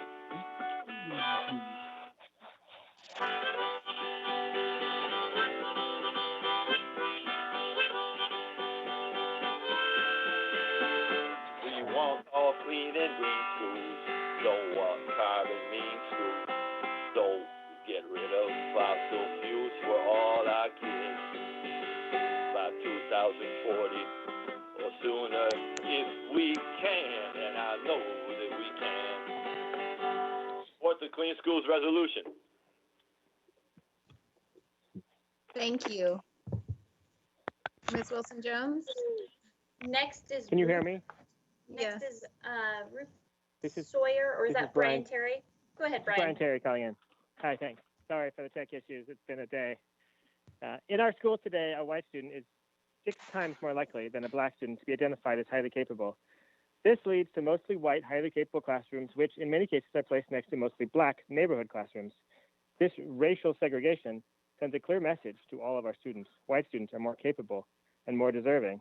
Families, teachers, and principals at these schools are eager to address this systemic racism, but their efforts are blocked by Superintendent Procedure 2190, which effectively mandates racial segregation.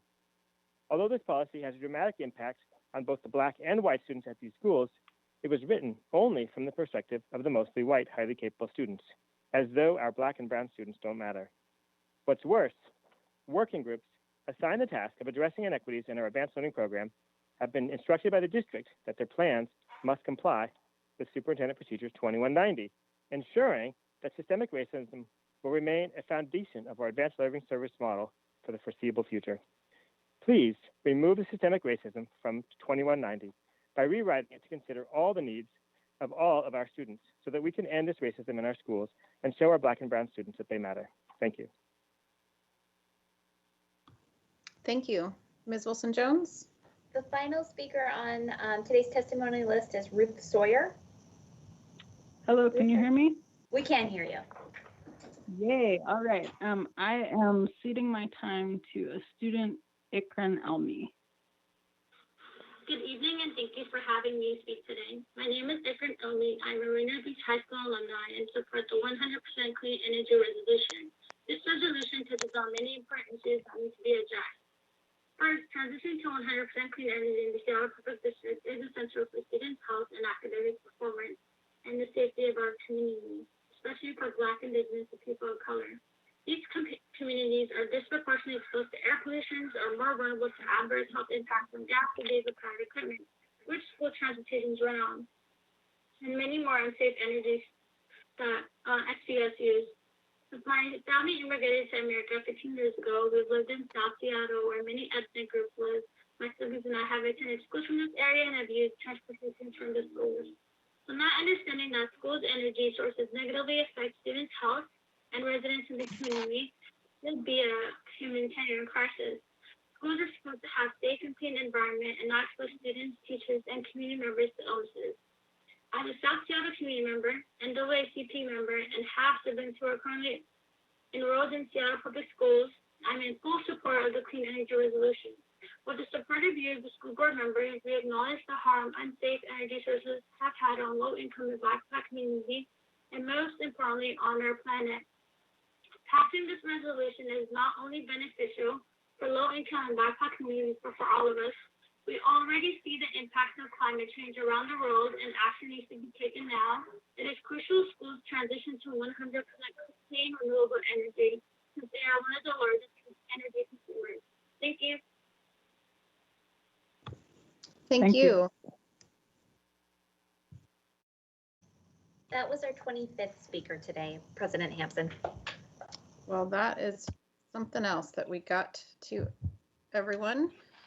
Thank all of you speakers so much for your patience and persistence in coming back around to make sure that your voice was heard. That concludes our public testimony for the meeting. We have now come to the board committee report section of the agenda. We'll hear briefly now from the chairs of each of our board's 4 committees. The chairs will also lead off the discussion for each of our action and introduction items later in the agenda. So comments for those items can be made at that time, and we'll return to general board comments at the end of the agenda. At the request of Director Rivera Smith, I'm going to add a committee report for Head Start to this.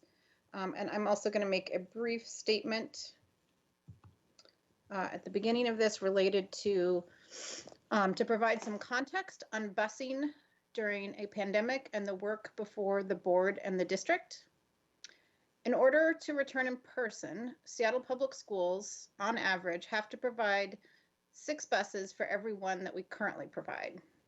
Based on the discussions currently occurring at the state and in OSPI, we anticipate about 20% of our costs would not be covered given COVID limitations on ridership. OSPI and state budget writers have put forward a recommendation that schools could use their federal stimulus dollars that will be provided for quote unquote learning loss and other COVID costs to backfill funding shortfalls in enrollment and transportation due to the pandemic. Seattle Public Schools by statute must provide transportation for students with disabilities when it is identified as a related service and for students in transition, otherwise known as McKinney-Vento, or foster care. We do not have currently an equity-based transportation model as a whole. Of our 52,000 students, approximately 1/2 qualify for transportation based on current standards. Previously, under 9,000 used district transportation across 85 square miles covering 3.65 million miles per year and 5,223 locations in Seattle. As well, 15,000 students are assigned ORCA cards for public transit, and that's not a question right now. But to put in context the recent discussions around option schools, of the approximately 9,000 yellow bus students, 63% are basic riders that do not fall into a statutorily guaranteed category, and 2,900 of those, over 30%, attend option schools. Of those, 25% of students at option schools are low income. Another 1,500 attend opt-in highly capable programming and receive bus service, for which the low income percentage is closer to 5%.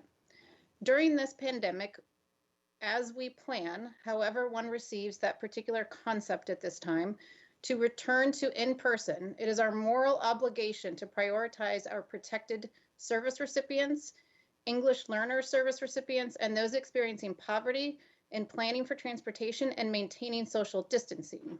The district has not done this redesign, nor has the board voted on it.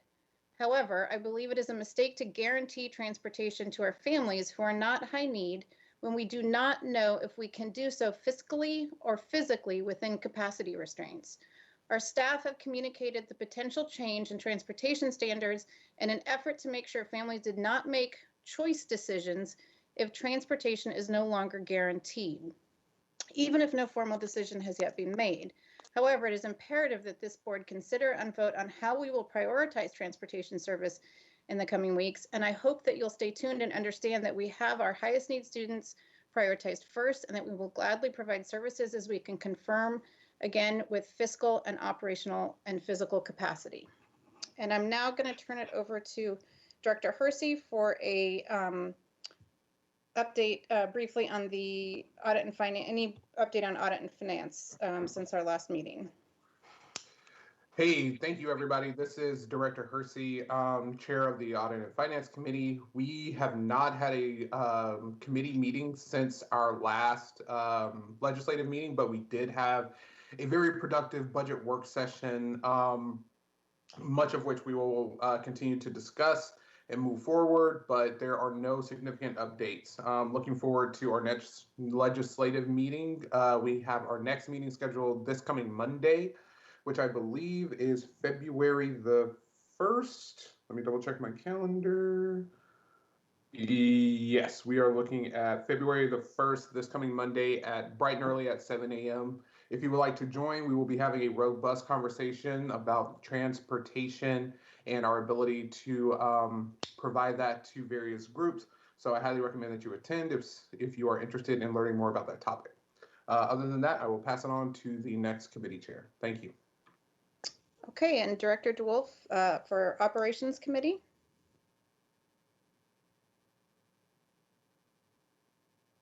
Director DeWolf. I'm going to give him an extra moment and go to curriculum instruction. Director Rankin.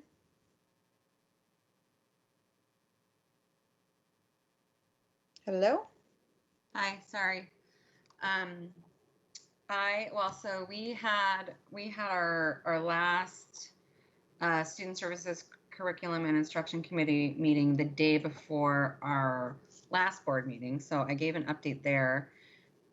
So just in brief, I guess I will sort of just mention some general conversations around that are going to be coming up in the next meeting, next committee meeting.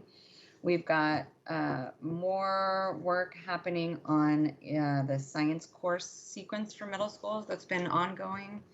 We've got some more, we have a meeting with some parent advocates for the dyslexia bill and supports with staff this week. And what else is going on? Sorry, I'm feeling very, the testimony was really great and a lot. I'm, sort of putting myself back together after that.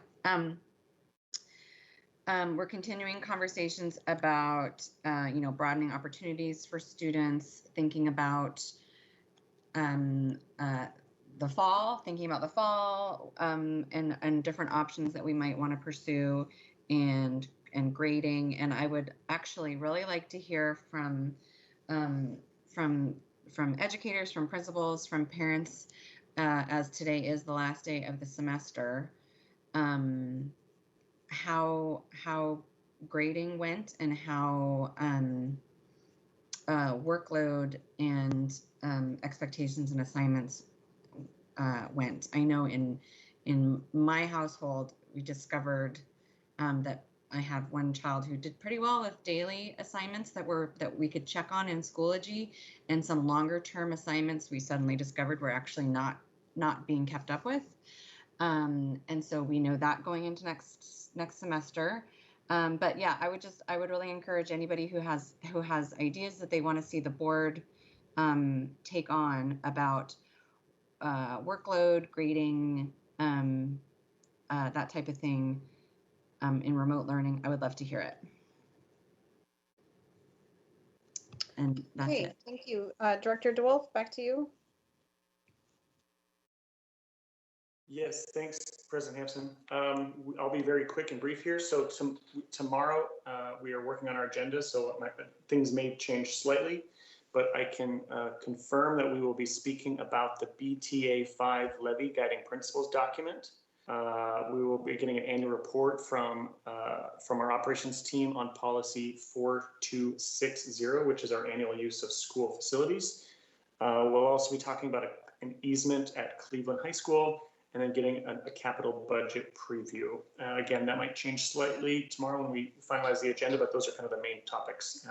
And tonight we'll see the clean energy resolution, which we heard some testimony from students and an educator, and with that song about the clean energy resolution. So that is part of the work that came from our last operations committee in January. Yeah, and that's all I got. Thank you. And then I will just say, before I go to Director Rivera-Smith on Head Start, as the chair of the executive committee, we had a great meeting in which we discussed the calendar, which we will look at today, and the Black Lives Matter at School Week resolution, your purpose, which we will also discuss. We had a great presentation from our 609 labor partner. Really wonderful to hear from him and hear about that particular labor group in a broader engineering context. And truly appreciate anytime our union members come and spend that time with us. And it was very educational, and that those folks in nutrition services and our custodial workers are doing incredible work. And so that was an excellent update. We also had approved our the new membership for the Information Technology Advisory Committee, so that they can continue their good work with new members, and heard more information about some very hard work on a new website content management system that's making good progress. We're planning for our board retreat, which will be a critical one on March 6th. I hope folks put that in their calendar. And also very critically, the appointment process for District 4, all of that information has been posted on our website. Folks that are interested in applying for that may submit at this time, and the calendar of deadlines are there as well. And then went through our standard meeting items. The next meeting is on February 11th. Is scheduled for Thursday, February 11th. And actually, that may be true. That may be in flux. So please check the calendar. It's either on Wednesday, February 10th, or Thursday, February 11th, due to some schedule conflicts. And I'll go now to Director Rivera-Smith for an update on Head Start. Thank you.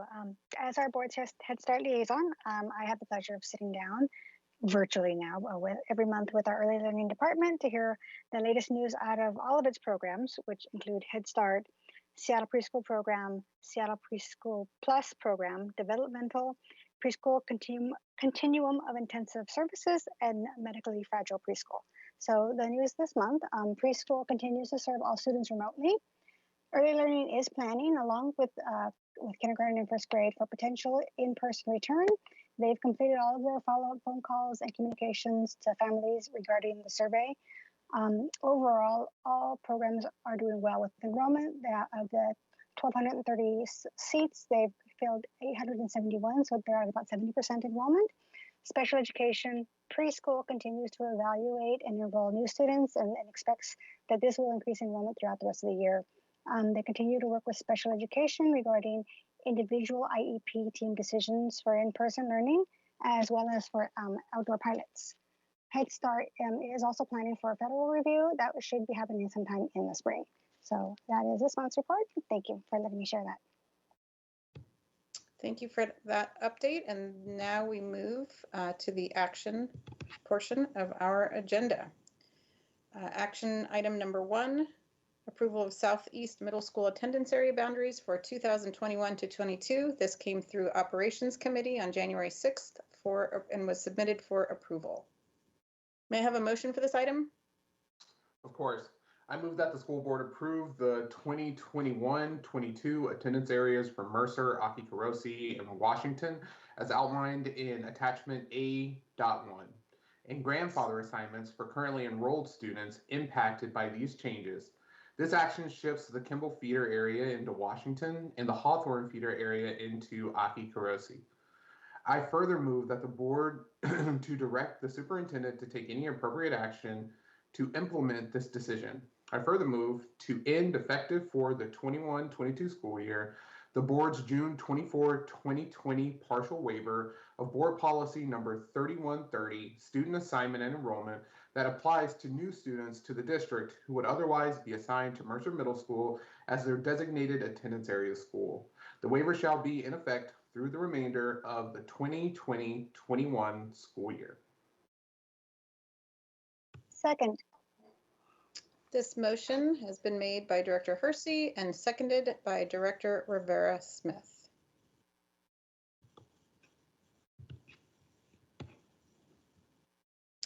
An amendment from Director Hersey has been posted for this item. Director Hersey, might I have a motion for your amendment?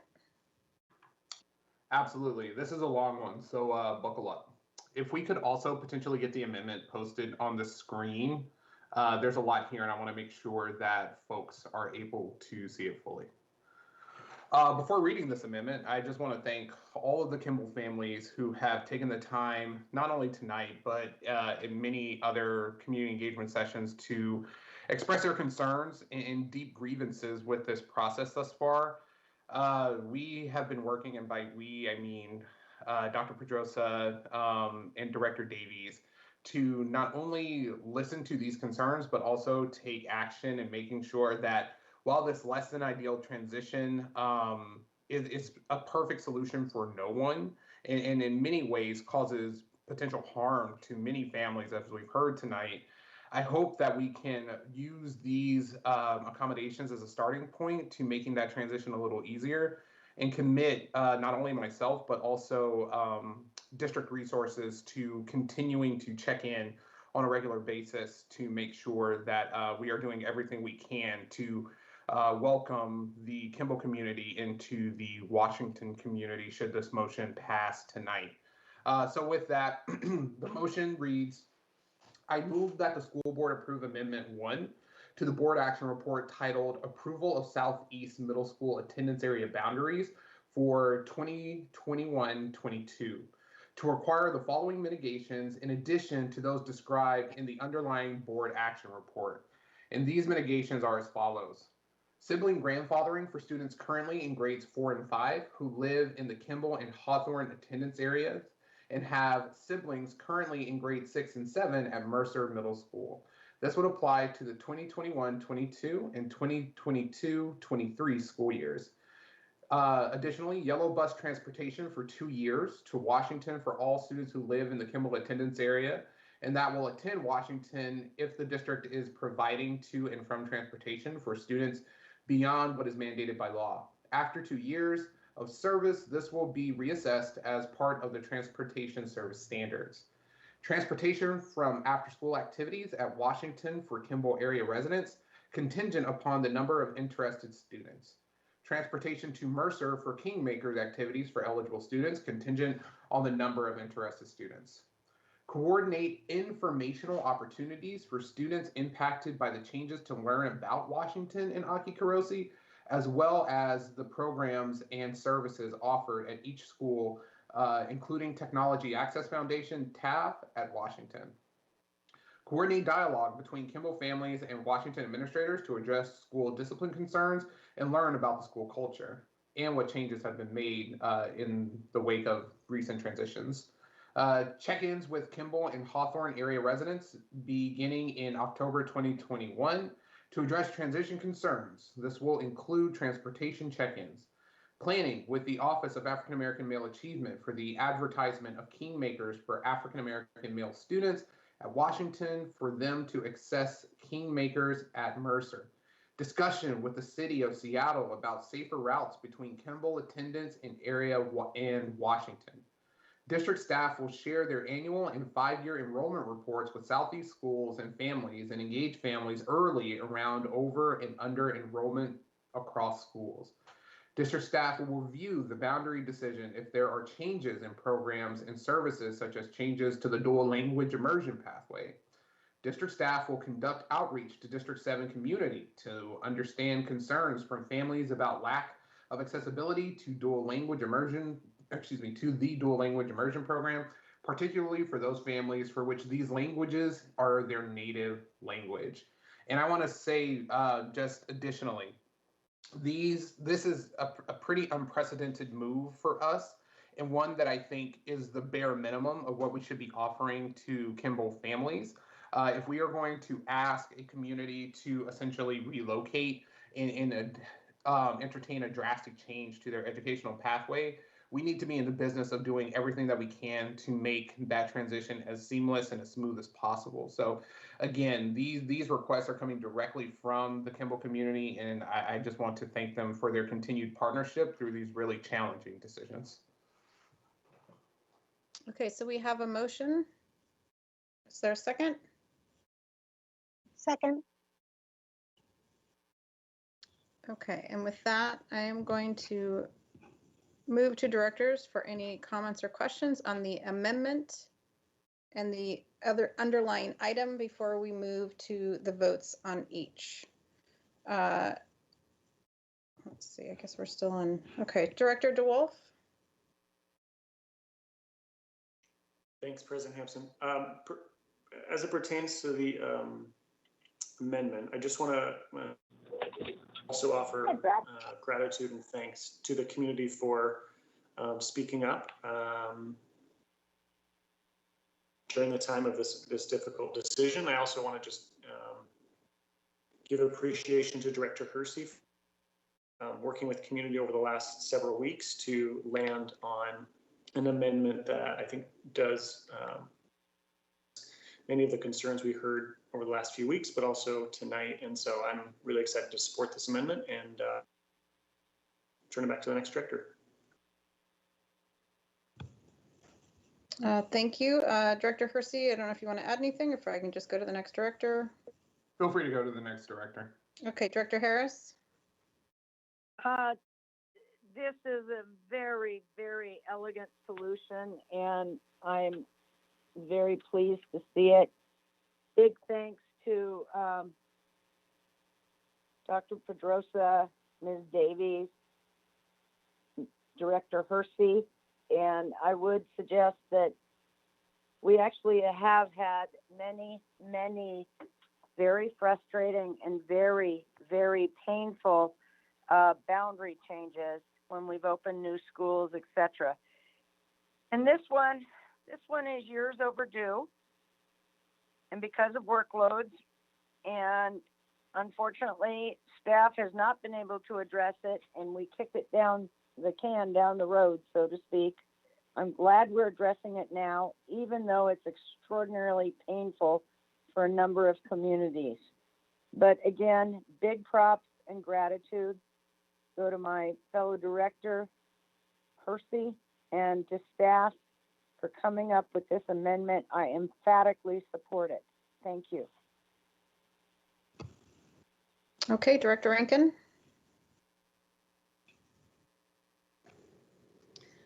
Thanks.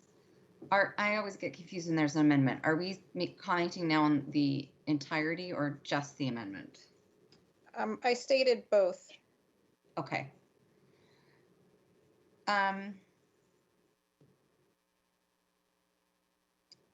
I wish I had had time earlier today to read this extensive amendment, but with the website down, I couldn't get to it. I want to echo the comments of my colleagues. Director Hersey has really gone above and beyond with connecting to his community and bringing their concerns and hopes and wants to us directly from them, which I really, really appreciate. And I know that takes a lot of time and effort. And then also coming up with this solution. I guess I'll just reiterate what I think I've said before about this, how hard it is when there are boundary decisions to be made and moves like this. And I want to just say thank you to community members who shared your thoughts with us and made your community's voice heard. And I'm sorry that this wasn't solved sooner so that you didn't have to go through it right now. I think ultimately, once a decision is made and we can move forward with some of these steps and commitments to the communities affected, everyone, I hope, will breathe a little easier and just have some things to look forward to and continue working on together. I don't think. Oh, actually, one question I do have is in terms of the amendment pieces, how, I guess where's the accountability for these different check-ins and reports? Is that, if approved, that gets determined? What kind of follow-ups we might have as a board about these items? Or I guess how will we know if these things have taken place?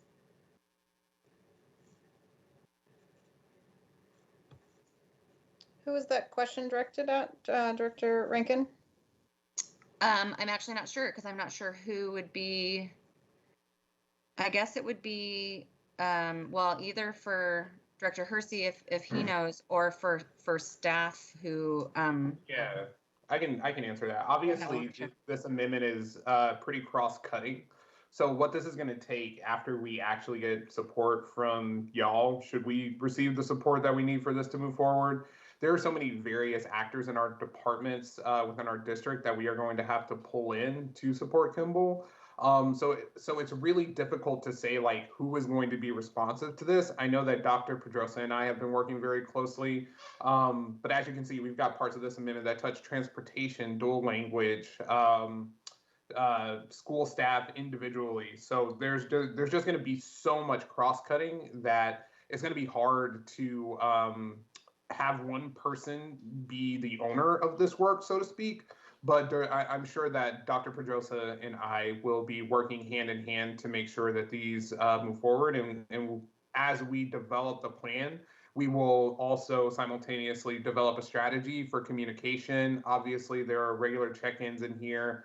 But before we do any of that, the amendment's got to pass, and then we'll be able to put together a more robust plan to communicate that out, not only to, you know, my colleagues here, but also the community. Okay. Thank you. And I'll just say whatever support I can lend as a through curriculum and instruction, especially if, you know, families want to know more about TAF. We're going to have some regular updates coming through committee from TAF, so just let me know. Thank you. Director Rivera-Smith. Thank you. Yes, I will start by echoing the enormous thank you to the community members who were able to share with us tonight, for the community who were ceding their times, and to the ones who spoke. It's invaluable to hear from the communities impacted by our decisions. So thank you for that opportunity, and thank you for the opportunity to walk with you last Saturday from Kimball to Washington Middle School. It was great to meet a lot of you and to experience that with you. You know, it was a haul. It was a walk, but you know, it was enjoyable to be with everybody. But I see your concerns with that, and it's, you know, and it's shared by many communities who have to do walks like that. So I know we appreciate that it is asking you to change a lot of your scheduling and plans. And I'm really impressed and thankful to Director Hersey for the amendment that addresses practically all the concerns I did hear this weekend, about the programs that were available, about Kingmakers not being at Washington, about the culture changes that are going to be different at different schools, and about the bus service. So I'm just really thankful that that was put together, and so I definitely support it. I think overall this is an issue. This is going to be it has the process, and the future of this is all about communication. And we've seen where that fell short. And I hate to lean on the pandemic. I hate to say, oh, we were in a pandemic and that's why we didn't do better. Because we need to make up for the fact that we were in a pandemic. We needed to do everything we could. And it was hard. I appreciate Ashley Davies' work over these past several months to do that, to do the best that she could, getting to communities. There's always more people to talk to. There's always going to be people who we could have and should have got in touch with. So I apologize for the shortcomings that were there, but I know that our department does its best, and with the resources we have and the time, everything that's been going on, I still want to thank them for that and know that we are always looking for ways to improve. So your feedback is valuable for our learning, because this is going to happen again. We're going to have more boundary changes, and we don't want it to be like, we don't ever want to divide communities and to pit schools against schools for who gets to have the school of their preference. Because I'm hoping that there are people at Kimball who are excited about going to Washington, and if they're not excited yet, I hope we can make them excited, because part of that amendment does include that education and those opportunities, and I think that is where we're going to bank on, giving you the schooling experience that you and your students have wanted and will be receiving. So again, enormous thanks to Director Hersey and staff for putting that together. I have one question regarding, and this might be, I don't know if this is the right time to ask it. I think it's actually a student assignments plan question, but it overlaps, so I'm not sure who would address this, the staff, but go ahead. If it can be delayed until that item, then I would say delay it until that item. Well, it's about who goes to Mercer. So it's kind of, the question basically is, and you can answer it later, whoever thinks they can answer it. My question is, in June 24th, 2020, like 6 months ago, whatever, we did that partial waiver board policy that no new students would go to Mercer. So theoretically, a student who lived next door to Mercer didn't go to Mercer. I'm wondering what happens to those students going forward. So I guess that might be an assignment plan. I'm wondering, are they going to stick going to where they've going far off to, even though it's just something I want staff to look at, because I don't want to lose sight of those students who came in after June who didn't get into Mercer, even though they could be theoretically right next to it and in the zones in which we're leaving there. So that's just a flag, and somebody can follow up with me later about that. Okay. Otherwise, yeah, no other questions or comments. Again, thank you to all the community who reached out, and I really hope we can make everybody whole with this. Thank you. Thank you. And from my part, I want to say thank you to the families that came and spoke. Thank you to the translators. Thank you for those excellent speeches and presentations and sharing of emotions and thoughts that you gave. I will leave it at that. And I really appreciate the amendment, in particular, the piece about dual language, and I heard a lot of that from our families, and I want to state again, as I have on many other occasions, my huge commitment to creating those opportunities, particularly for those families that are being moved, that they would have not just those same opportunities for dual language at Washington, but also that we are able to significantly improve our English learner supports at Washington, because we do have work to do there. And I will continue on my path to make us as much of a world-class dual language district as we should be. Great. I'll leave it at that and say, again, I'm very much in support of this amendment and appreciate it. It's critical that we're able to find mitigations when we make these kinds of very difficult changes. And with that, I'm going to ask Ms. Wilson-Jones, unless Director Hersey, do you have anything else to add before I go ahead and call for the vote on the amendment? No, we can move forward. Okay, so Ms. Wilson-Jones, can you call for the vote on the amendment number 1? Director Rivera-Smith. Aye. Oh, just to confirm, because that was a very long statement of the, sorry, apologies for the interruption. That was a very long statement of the amendment motion. We got a second? It was motioned by Director Hersey. It was seconded by Director Rivera-Smith. Correct? That's correct, Director Hansen. Okay, I just want to make sure that we didn't somehow miss that. Okay, go ahead, Ms. Wilson-Jones. Apologies. Calling the roll on the amendment, Director DeWolf. Yes. Director Harris. Aye. Director Hersey, Aye. Director Rankin, Aye. and Director Hampson. Aye. This motion has passed unanimously. Okay. And so now we will move to the roll call for the motion, the original motion. Director Hampson, I think at this point you would invite a motion to move the underlying Oh, I'm item sorry. as Thank you. amended by Amendment 1. Yes, sorry. So if I could please get a motion for action item number 1 as amended. Absolutely. I move approval of the underlying board action report titled Approval of Southeast Middle School Attendance Area Boundaries for 2021-22 as amended by Amendment 1. Second. The item as amended has been moved by Director Hersey and seconded by Director Rivera-Smith. Thank you, Ms. Wilson-Jones, for that catch. And if you could please call for the vote. Director Rankin, Aye. Director Rivera-Smith, Aye. Director DeWolf,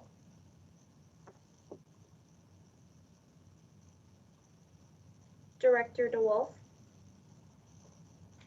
Aye. Director Harris, Aye. Director Hersey, Aye. and Director Hampson. Aye. This motion has passed unanimously. We now move to action item number 2, approval of the student assignment transition plan for 2021-22. This came through operations on January 6th with a recommendation for approval. May I have a motion for this item? Absolutely. I move that the school board approve the student assignment transition plan for 2021-22 as attached to the board action report with any updates necessary to implement changes to the attendance areas for Mercer, Aki-Karosi, and Washington Middle School as approved by the board through a separate board action report. Second. This item has been moved by Director Hersey and seconded by Director Rivera-Smith. This item has been updated since introduction. Chief of Student Support Services, Dr. Consi Pedrosa, I believe you will be briefing us on the update. Yes, thank you so much. I have the bar in front of you, and the board action report has been updated. As you know, we had the changes to the Montessori at Bagley. We did not put in the updates of a definition of native speaker for assignments at John Stanford and McDonald International School. That was removed. And those were the main changes in the update. We also cleared up the component, the question that was asked about EL versus ELL. And we have corrected that in this this bar. Are there any questions?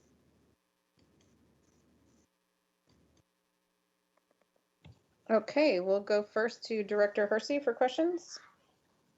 No questions from me at this time. Director Harris? No questions from me. Thank you. Director Rivera-Smith? Thank you. Yes, and so thank you, Dr. Pedrosa, for catching the the EL changes in that. That's what I asked. I think I said that last time. So thank you for all that. Was there any changes to the Bagley piece? Like, I didn't really understand that. Yes, no, there was no changes to the Bagley piece. I just reread that statement, but there was no changes. Oh, okay, gotcha. Thanks. Okay, I wasn't sure if I misheard that. So, and No, then no. the definition for the international for the McDonald and John Stanford definition that was removed. Why? That was in there in place from the last session, but we actually are moving the heritage language information to the it's in the procedures. Yeah, I understand. And so okay, and I know I emailed about this. So, and was it originally going to be in the assignment plan, and now it's going to be in procedures, or was it always just going to be in procedure? I'm going to defer to Ashley Davies. She's online. Ashley. Hi, this is Ashley Davies, Director of Enrollment Planning. So it was never included in the student assignment transition plan. It's always been in the procedures. We included it as a line item in the bar so that there was transparency around the fact that we have been doing that work and then we were making an update because the procedures don't go to the board for approval. All right. So my question then for is just when is that going to be in the procedure? Is that a process that's done in your office, and will you be bringing that to a committee? Yes, so that goes to the operations committee. So once the student assignment transition plan is approved, there are typically items within the plan that need to get updated in the procedures. And so after the plan gets approved, we then update the procedures. So then the procedures would be updated with this, along with the other changes, such as Daniel Baddeley Montessori, and some of the other items like the EL changes as well. All right, and is there a communications plan to share that? I know with some, obviously those are my schools in my district, and I'm very curious to find out what the status of that definition is. So is that going to be shared out, where and how and when? Yeah, so we have already been in communication with those communities about some of these updates because they were involved in the discussion about the definition as well as the criteria for the assessment. So after tonight's meeting, we will be updating not only those communities, but the other communities impacted by changes from the student assignment transition plan about those changes. So we'll work directly with the school leaders to send a communication out to families at the school, as well as update information on the school website, as well as other information related to school choice, so that families who are currently at the school as well as interested in the school have that information to be as they go into those potential decisions. All right, so that'll be the plan for this spring as people are, I guess, applying, registering for those schools. That we're going to be using this new definition effective, I guess, this year, current. Yeah, correct. Yeah. So essentially, okay. I mean, basically tomorrow we'll start managing communications around all these changes. Wonderful. And then I guess my question regarding the previous change that we removed about students going into Mercer, no matter where they lived, people who would have gone to it did not get into it after last June. Will that be, are we going to be addressing that, reevaluating those students, moving them back in if they are now in a boundary that stays at Mercer, or are they going to stay outside of Mercer? I don't even know how many people it ended up being. It might have only been, 1 or 2 or 3 or none. But is that something that's going to be looked at or readdressed, or are they going to just stay where they are? The current plan is they're going to stay where they are. That's the current plan. We've communicated that, but that is currently the plan at this time. Okay. All right. Thank you. No other questions. All right. Thank you. Thank you. Okay, and I inadvertently left, apologies, Director DeWolf, for not letting you go first as the committee chair. So let me return to you so that you can properly make your statement ahead of the last couple directors. I appreciate that, President Hampson. Actually, Director Rivera-Smith elevated my one thing about the update, so I'm all good. Thank you. Director Rankin?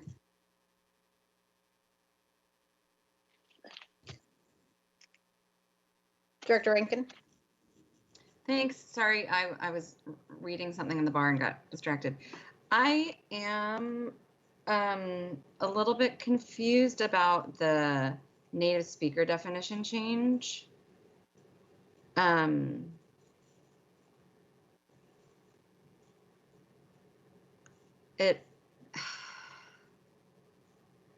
How am I reading this? I'm like reading the, oh, okay.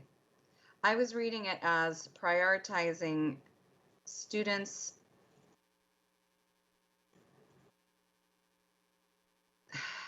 It almost sounds like we're not prioritizing students who are learning English. Am I reading that wrong?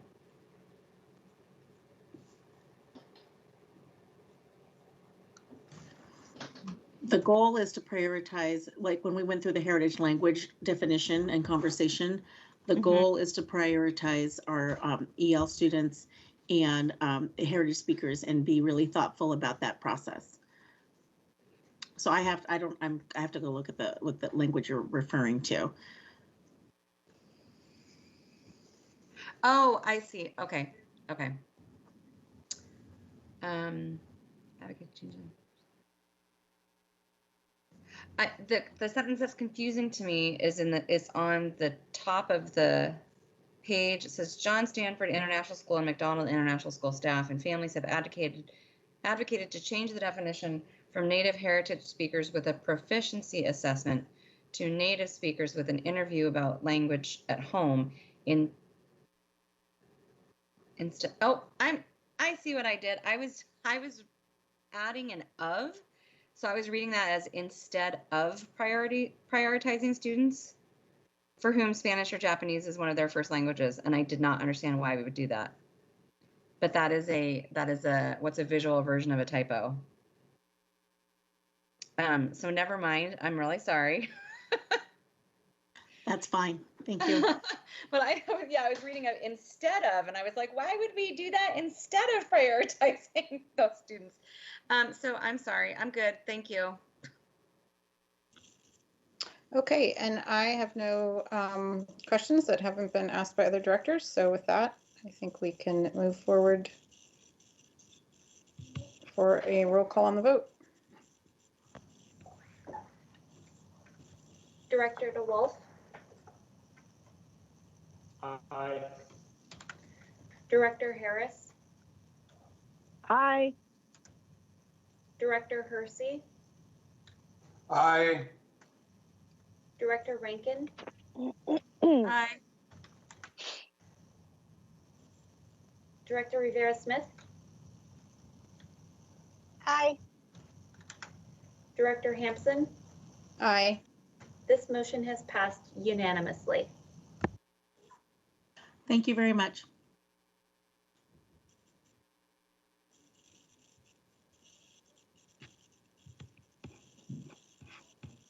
Okay, we will now move to action item number 3, adopting resolution number 2020/2117 to declare that the lives of Black students matter and that we encourage participation district-wide in the National Black Lives Matter at School Week from February 1st to 5th, 2020-21, and the Year of Purpose 2020-21. This came through Executive Committee on January 20th for consideration. May I have a motion for this item? It will be my distinct honor. We move that the board approve resolution number 2020-21-17, a resolution of the Board of Directors of the Seattle School District Number 1, King County, Seattle, Washington, to declare that the lives of Black students matter, as well as the lives of all of our underserved students, that we affirm the demands of the Black Lives Matter at School movement, and that we encourage participation district-wide in the National Black Lives Matter at School Week from February 1 through February 5th, 2021. As attached to this board action report, immediate adoption is in the best interest of the district. Second. This motion was made by Director Hersey, has been made by Director Hersey and seconded by Director Rivera-Smith. And I'm going to defer to, as chair of the executive committee, I'm going to defer to Director Hersey to do the initial introduction on this item. Thank you. I appreciate it, President Hampson. One of the most lasting moments that I took away from when we passed this similar resolution last year was the feedback that many youth from various organizations, but most namely the NAACP Youth Council, had given us, saying that we continually pass a resolution without action. And they were exactly right. You know, we have been in forms of leadership, at least, really dragging our feet in terms of taking direct action to the demands of community and our youth. And I want to just start by celebrating all of the work over the past year that senior staff in relationship with the board has been able to accomplish, I believe great things are possible when there's alignment in the interest of children. By no means are we even anywhere close to saying with full fidelity that our district proudly exclaims Black Lives Matter. And I think that we would all agree that in a district where we have administrators putting young Black children in cages and slamming them against the walls, that while we can pass this resolution tonight and we can remind ourselves of some of the things that we have accomplished, there are many things that are still left for us to do to truly be able to pass this amendment with the knowledge that our district as a whole can proudly say Black Lives Matter, because we are just not there. And I don't want there to be any confusion about where we are tonight. Some things that we can celebrate, though, are that over the past year, we have done a number of things that have been directly representative, not only to the demands of our youth and our families, but specifically uplifting and upholding our commitment to our Black communities. Some of the things that come to mind are lifting up a robust participatory budgeting process that ultimately will lead to the formation and the funding of a district position that will be solely focused on implementing restorative justice within our system. We have arrived at a place to where we are not only in pursuit of moving forward with ethnic studies and since time immemorial, but also developing a Black studies program focused around curricula and the expertise of not only Dr. Scarlett and her team, but the works of Brother Delbert Richardson, Jesse Hagopian, and many others directly from our community through the Africana Institute. We are moving forward with banning isolation, not banning, but looking for alternatives to isolation and restraints, because we believe strongly that we can be a zero violence district. And we believe that it is wildly unacceptable that we live and go to school in a place to where our procedures and policies have made it permissible to treat Black children in this way. We have not only done all of those things, but also earlier during this pandemic, passed a robust and sweeping resolution recommitting ourselves to our Black students and our families, ending our relationship with Seattle Public Schools, removing SEOs, student emphasis officers, and student resource officers from our districts. And I would be remiss if I didn't also shout out Fee Seattle, Black and Brown Lives Matter, as well as the organizers over at WaBlock who pushed us, who frankly pushed us with their petition with over 20,000 signatures, saying that a one-year ban was not enough and we needed to make an indefinite move because we need to be listening to the children and the young activists and the students of our district who said very clearly that we need to be funding counselors and not cops, and that the over-policing of Black students is a grave tragedy that pushes students unnecessarily so through the school to prison pipeline.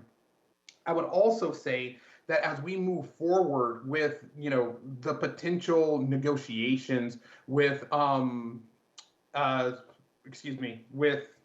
candidate Brent Jones, that many of our Black community members have expressed for the first time in a long time, they feel authentically seen, right? As we can continue to build on the work of Superintendent Juneau with our strategic plan, in this potential moment for us to consider an individual who not only lives by these values, but also has firsthand experiences as a Black man. When you look at all of these moves that we, again, in partnership with senior staff, our educators, and our principals, while we still have a very long way to go, I do believe that we have taken small but significant steps in the right direction. What I will say to my colleagues and everyone else who is listening on this call is that if it is one thing I have learned during my short time on this board, it is when we hand over our power to the youth, especially Black youth who have for decades, centuries been marginalized, especially in our school systems.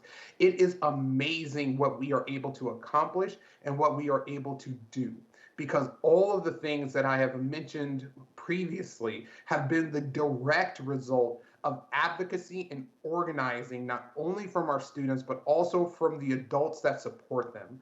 And I will make it clear that moving forward, we need to participate in a model. And oh, I almost forgot, we are also working directly with the NAACP Youth Council, under Director DeWolf's leadership, to add a student representative to the board. We are making significant steps forward in the name of not only racial equity, but also in the real commitment to our Black students. And so I say all that to say this. I hope that moving forward, we continue this practice and we do not lose sight submitting ourselves to equity detours, but rather not only sharing power, but also turning power over to community, and more specifically our youth, and most importantly, in my opinion, to our Black youth. If the events of this summer have taught us nothing, I hope that we can all agree that when we step out of the way and let youth lead, the potential for growth, change, and healing is immeasurable. And I just, again, want to thank very wholeheartedly and very sincerely all of the wonderfully amazing students I have had the opportunity to work with over the past year. This is only the beginning, and if we have anything to celebrate, it is your hard work and dedication to our district in spite of our many flaws. And I know that I don't just speak for myself, but I speak for many of my colleagues, that we truly feel that this is just the beginning, and we will continue to work with you to make this a system that you can be proud of and feel safe attending. Thank you, Director Hersey, so much. And this item is on the agenda for both introduction and action today, and it was sponsored by Directors Hersey, DeWolf, and myself. Though I am quite confident that my colleagues are here along with us as well. And for that reason, I'm going to go ahead and go to Director DeWolf next for comments. Thank you, President Hampson. I think Director Hersey really gave a thorough background and also just named, I think, the we're in. I don't think we're where we want to be. I think that this is long-term work that I know we are committed to, and I appreciated Vice President Hersey elevating some of the work that we've done.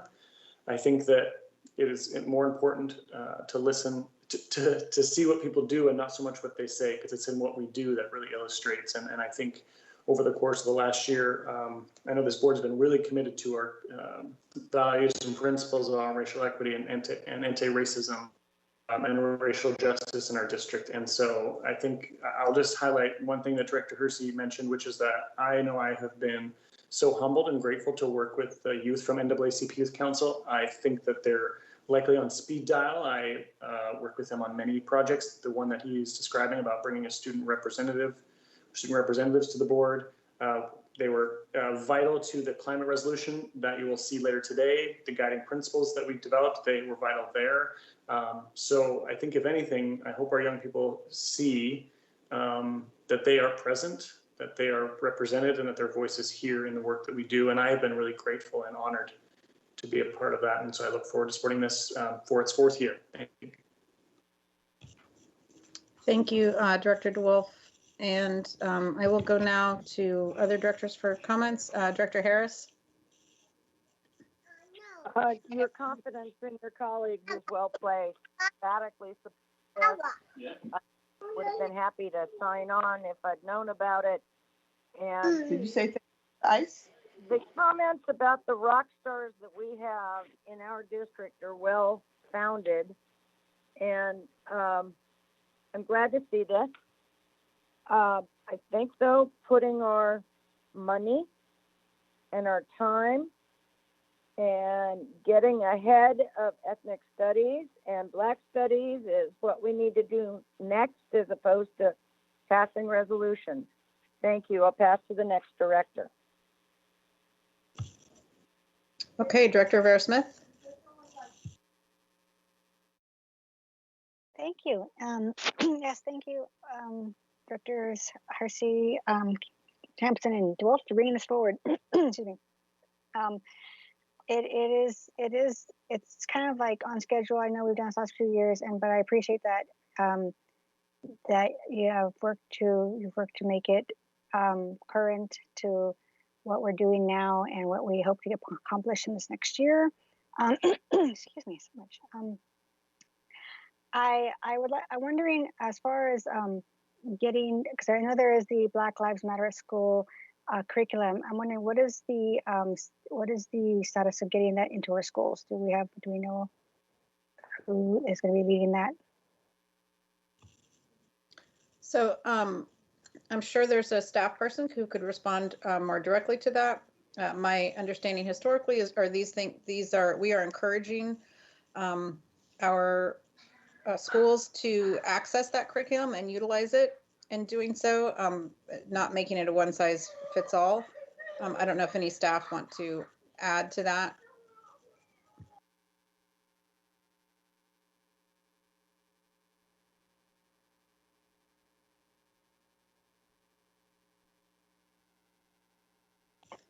That's okay. We'll save that question for another day. That's okay. So Yeah. go ahead, Director Vera Smith. Again, so I want to make sure that there is some mechanisms being in place for sharing that with our schools, because it is like people were saying here, it's in our actions, right? It's in what we're actually doing, and this is what motivates us to do that. By here, getting these resolutions passed, and super important. And I look forward to getting that into our schools and seeing how we can live this resolution out throughout the year. Thank you. Thank you, Director Rankin. Thanks. Yeah, wholeheartedly support. And as colleagues have mentioned, gladly would add my name to the document. But for people listening who might be wondering why our names wouldn't be added, if more than 3 of us were to bring it forward, it would violate Open Public Meeting Act, which means that a voting number of us can't bring forward a resolution together. But I'm very, very grateful that my colleagues have done so. And I would just echo a little bit of what Director Hersey was talking about that, a resolution is one thing and action attached to it is quite another thing. And it's our actions and how we address various policymaking, decision making, how we engage families and the voice of our youth, and that's what will show our commitment to the statement that Black Lives Matter, that Black Lives Matter at school, and that we're centering their needs and their voices in every decision and thinking about their future success. And that increases success of all of us. And so, thank you. Okay, and what I would like to add in terms of what this means with respect to it being a reflection of something that started very locally and became national and then came all the way back to local. And the nature of it being an annual process, at some level, I appreciate the fact that it's pass through isn't exactly the right word, but that we are acting as a vessel for demands that have been determined, that we're not questioning, that we're taking in whole cloth and we're saying when these students speak and demand that these are the things that matter to them, that they matter, and these are the things that matter to them, then we owe it to them to listen and to do our best to implement those things without trying to qualify or question or say, are you sure, or is this really what you need? And I appreciate the opportunity that this provides, not just to encourage our school communities, and in this case, with great appreciation that it's a week, but then it's also the year of purpose, and it kind of continues to expand and has life and breath, so that there is curriculum that's accessible. There are additional materials and resources, and that we can, as an institution, can come back and see where we are with those things in terms of our success in making them actionable.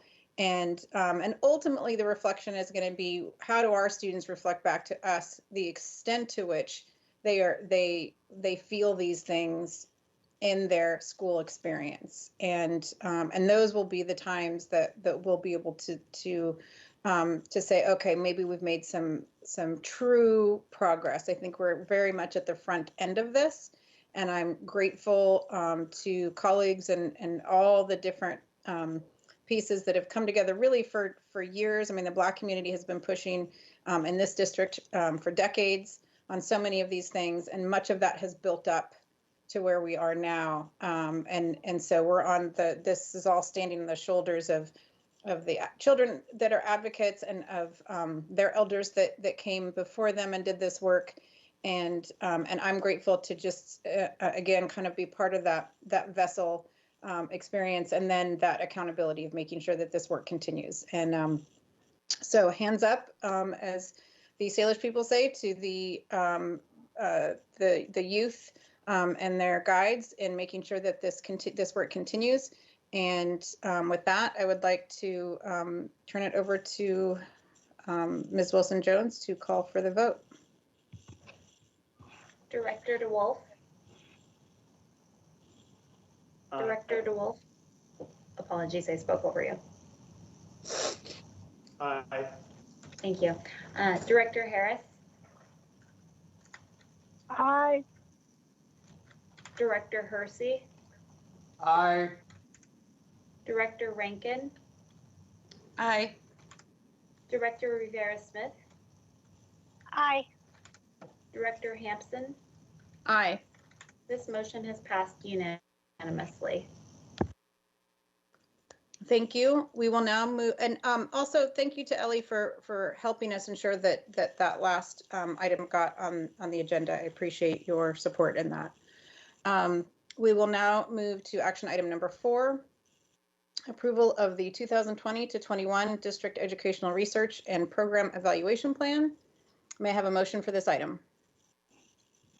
Of course, I move that the board approve the 2020-21 District Educational Research Program Evaluation Plan as attached to the board action report. Second. This item has been moved by Director Hersey and seconded by Director Rivera-Smith. This item has been updated since introduction. Chief Academic Officer Dr. Keisha Scarlett, I believe you will be briefing us on the update. Yes, good evening, everyone. Dr. Keisha Scarlett, Chief Academic Officer. This board action report introduces the 2020-2021 District Educational Research and Program Evaluation Plan for approval by the school board. As was communicated by Dr. Diane Backer, former CAO, she first introduced this back in December. The 2020-21 plan identifies the initiatives and programs to be studied by the Research and Evaluation Department in partnership with district staff. This year's efforts will continue to focus on our strategic plan goals with continuing in-depth data collection and analysis related to our 3rd grade reading, 9th grade on-track and culturally responsive workforce goals, amongst other efforts. Our research and evaluation will also continue its multi-year evaluations of our curriculum adoptions in ELA, mathematics, and science, and is partnering closely with Dr. Mia Williams in the African American Male Achievement Office to develop a multi-year data collection and evaluation plan to support their critical and transformative work. Before pausing to answer any questions you have, I want to reflect briefly on the comments the board made when this bar was first introduced. They were super helpful. So Dr. Anderson and I carefully reviewed all of your comments.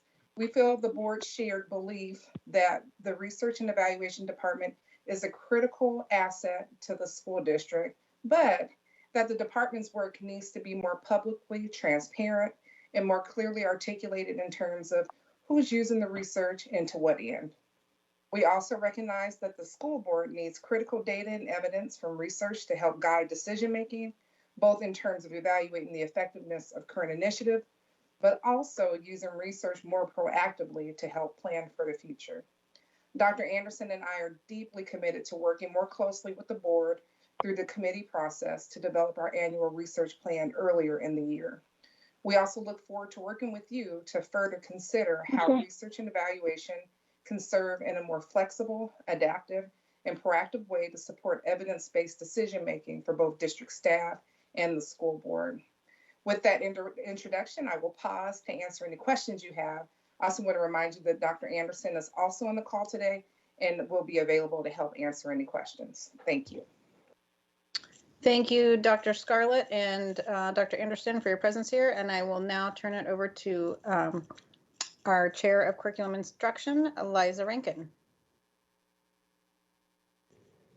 Thank you. Yeah, I don't have a whole lot to add. Just thank you, Dr. Scarlett, for the context and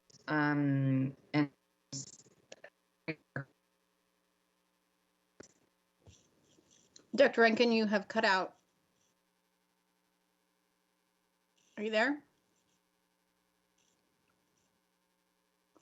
Okay, with that technical difficulty, I'm going to come back to Director Rankin, and I will just say that I really appreciate the extent to which Drs. Anderson and Scarlett heard the concerns that were brought up by all board members. Director Mack had some pretty extensive questions and concerns, and I think you couldn't have stated it more eloquently, Chief Scarlett. And yeah, I don't have anything to add because that's such a good explanation of where I think we would like to go with this. We are really fortunate to have this department.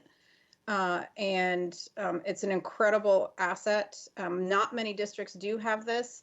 And I think particularly as we head into this next year and given the level of demand for surveying, quote unquote, that we're getting from our constituents, that we want to be really thoughtful and careful, and from your board, right, and other departments, that we want to be really thoughtful about how we do those things so that we're doing it to the best, maximizing the work to support the end result of getting better services to children. So my appreciation for contextualizing all of that for us and then here again tonight. And then Director DeWolf, questions? No, I concur. I think Chief Scarlett really answered everything. I greatly appreciate that. So no questions here. Okay, and then Director Hersey? No questions here. As always, thank you, Dr. Scarlett, for your work. Director Harris?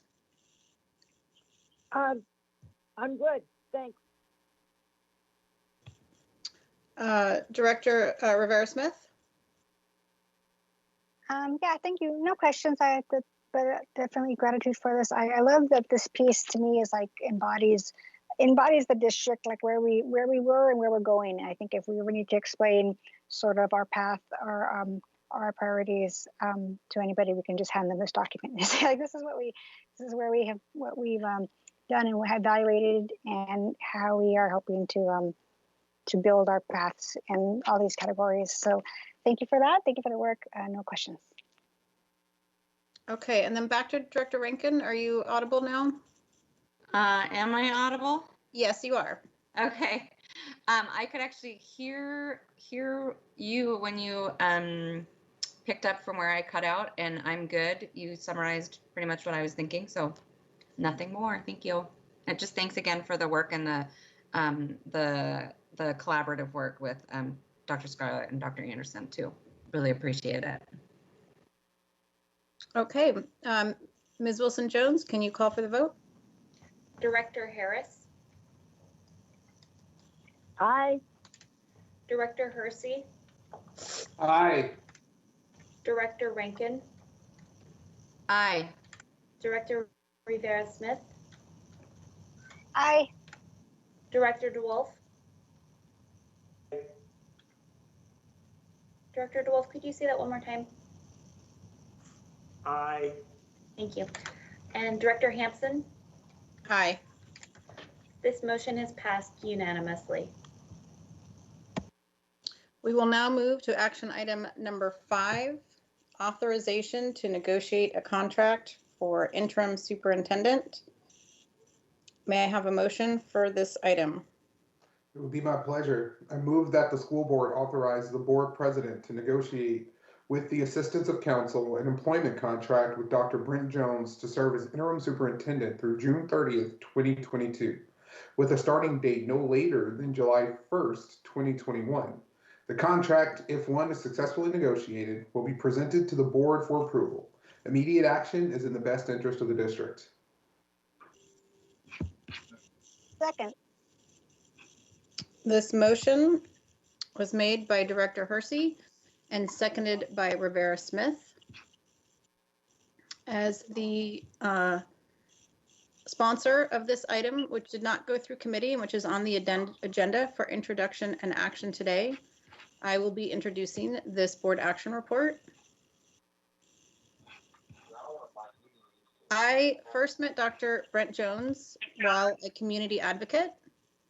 I can't specifically recall the first time, as our paths crossed fairly regularly at school board and other community meetings. That in and of itself is telling. The most important time, however, was after I had testified before the school board as to the inequity in district programming that continued to drain our small school while highly segregated specialty programs continued to grow. What I was really there to express was my deep concern that Seattle Public Schools was focused on the myriad details of program benefits to our students of greatest privilege, while it failed to even acknowledge the humanity of my fellow elementary school parent, Charlena, who'd been killed by police some weeks before while most of her children watched. I testified that while our family support staff and teachers had supported her, our administration had criminalized her, had called the police on her, showed up uninvited at her home, and generally treated her with fear, judgment, and racist dehumanization. When I testified to these charged accusations, attempting to contextualize the board's considerations, I lost my emotional center and had to excuse myself. Two people rushed outside to talk to me. One of them was Carrie Campbell, the other was Dr. Brent Jones. They didn't just come to lend a hanky or acknowledge the trauma in my community, but that yes, the district had the basic moral obligation to stop criminalizing our students and families. That the district has the moral obligation to see them, their humanity, their brilliance. He followed up with meetings, strategizing and support for my advocacy, making connections, helping build relationships, helping me help families in my community. Well, that was my experience. I've watched Dr. Jones do this over and over again with families, elders, community members, and students. There was always a follow-up, a commitment to next steps in time, energy, and access. Everything he learned, whether at Muckleshoot, Casa Latina, Seattle Mennonite Church, or in his own community, I've watched him take in, incorporate, and adjust his forward path. Dr. Brent Jones, in his professional capacity, has a commitment to stronger, more effective, more equitable operations. He's one of the few people I've found that is willing to geek out at length on organizational best practices and especially the operationalization of racial equity. It therefore wasn't a surprise after being elected to the board that I found his name scattered throughout important pieces of work he'd left at the district, from a racial equity tool for internal audit to support for integrated risk management system inclusive of racial equity to opening new pathways to increase hiring of staff of color back in 2015. One of the most promising things I learned early on about Dr. Jones, however, is his commitment to professional growth, coaching, and organizational evolution. He's remarkably frank about his own knowledge and skill gaps, but not afraid to learn. He treats relationships like living things and cares for them as such. He disagrees with you, but he does so compassionately. He is a bridge builder. He is steadfast in his honoring of community. He has a vision. He's offered to be considered to return to the district he loves, to serve at a time of great need during not just this global health crisis, but this crisis of country, conscience, and reckoning regarding our racist and colonial past. He's offered to help smooth our sails, deliver us to our next permanent superintendent, and them to us, and I'm grateful to be presenting his candidacy here today. Dr. Jones, are you with us to provide a few words? I am. Thank you, Board President Hampson, board members, and Superintendent Juneau. I appreciate this opportunity for you all inviting me to potentially be the interim superintendent of Seattle Public Schools. In this process, I've moved from reluctance to excitement to serving in this transitionary path. As you look for a more permanent, long-term superintendent, I stand ready to serve. It is really important that you understand that I'm a leader with diverse experience, helping to manage through complex educational systems. My roots are in Seattle. I'm grounded in SPS. My mother was a teacher, and I'm a parent in the district. And I'm proud to be a product of Seattle Public Schools. Part of the reason I'm being asked to serve are my connections to community. From the barbershop to the boardroom, I have many relationships. And through those relationships, I and we will build bridges and create opportunity for equity, inclusion, and belonging. These are very much needed at this time, and it's a time of tumult and chaos, but we will stay focused on equity, inclusion, and belonging. While I have the experience to serve effectively, at the same time, I am still a learner. I know my strengths, I know my weaknesses. I am not perfect. I make mistakes and I fail. So I will need grace, which I will give back. With all that said, I'm a champion for collaboration. And I strongly believe together, we can provide this community what it expects and what it deserves. Together, we can achieve the outcomes that we've been striving for. With you, I plan to fix, sustain, and innovate. Fix the structures that are not serving each and every student well. Sustain what is working and direct those resources to those successful practices. Innovate where we're going to leverage this moment of change to do things differently to serve students furthest from educational justice. So how are we going to do this? What I've learned since I've been away is are better ways to invest resources upstream and identify where needs are greatest. Essentially, we will find where the source issues are, start there, not treating the symptom, but going after the root cause. So what will be new? Systemic racism will be replaced with institutionalizing equity. What will be new? I will be sharing power with internal and external community. We will disrupt doing business as usual, and most importantly, replace it with something better. We will be led by community, both internally and externally, and students will have an absolute voice at our table. What will be new is that we will actively seek principals' guidance to see what their needs are to have those positive impacts inside our schools. And educators will be consulted early and often because we know that the magic is in the classroom. So this power sharing is what's going to be different. Now, what will be the same? We will continue to build on the success and the momentum of prior superintendents. The revered superintendent, John Stanford, showed us how to empower principals. Superintendent Goodloe Johnson led us to excellence for all. Superintendent Susan Enfield guided us with data and rigor. Superintendent Jose Banda led us through academic standards. Larry Nyland, superintendent, elevated eliminating opportunity gaps to be the issue of our time. And more recently, Superintendent Denise Juneau has elevated this last strategic plan to focus on students of color furthest from educational justice.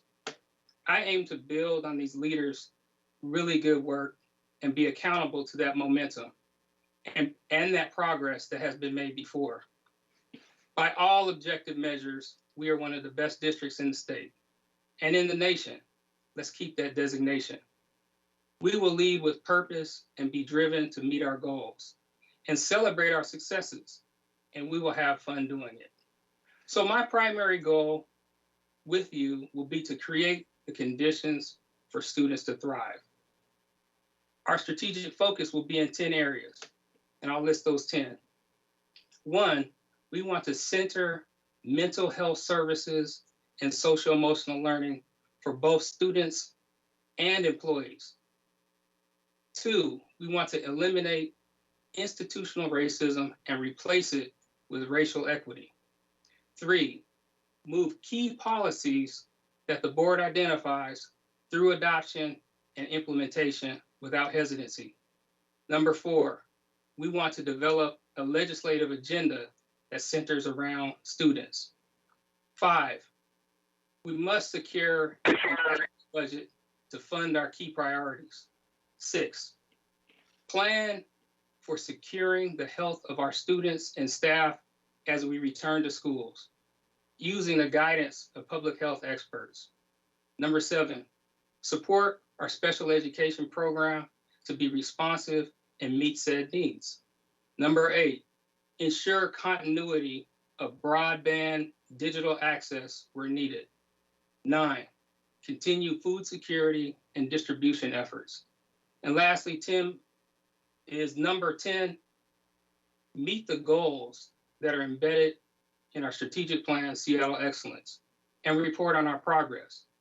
Now, the beauty of our strategic plan, Seattle Excellence, is in its simplicity and its clarity of purpose, high quality instruction and learning experiences, culturally responsive workforce, predictive and consistent operational systems, inclusive and authentic engagement. And when we encounter problems in achieving these goals, we won't admire them. We will go right in and address them efficiently and thoroughly. So those problems that impact students' learning, safety, and well-being will be prioritized first.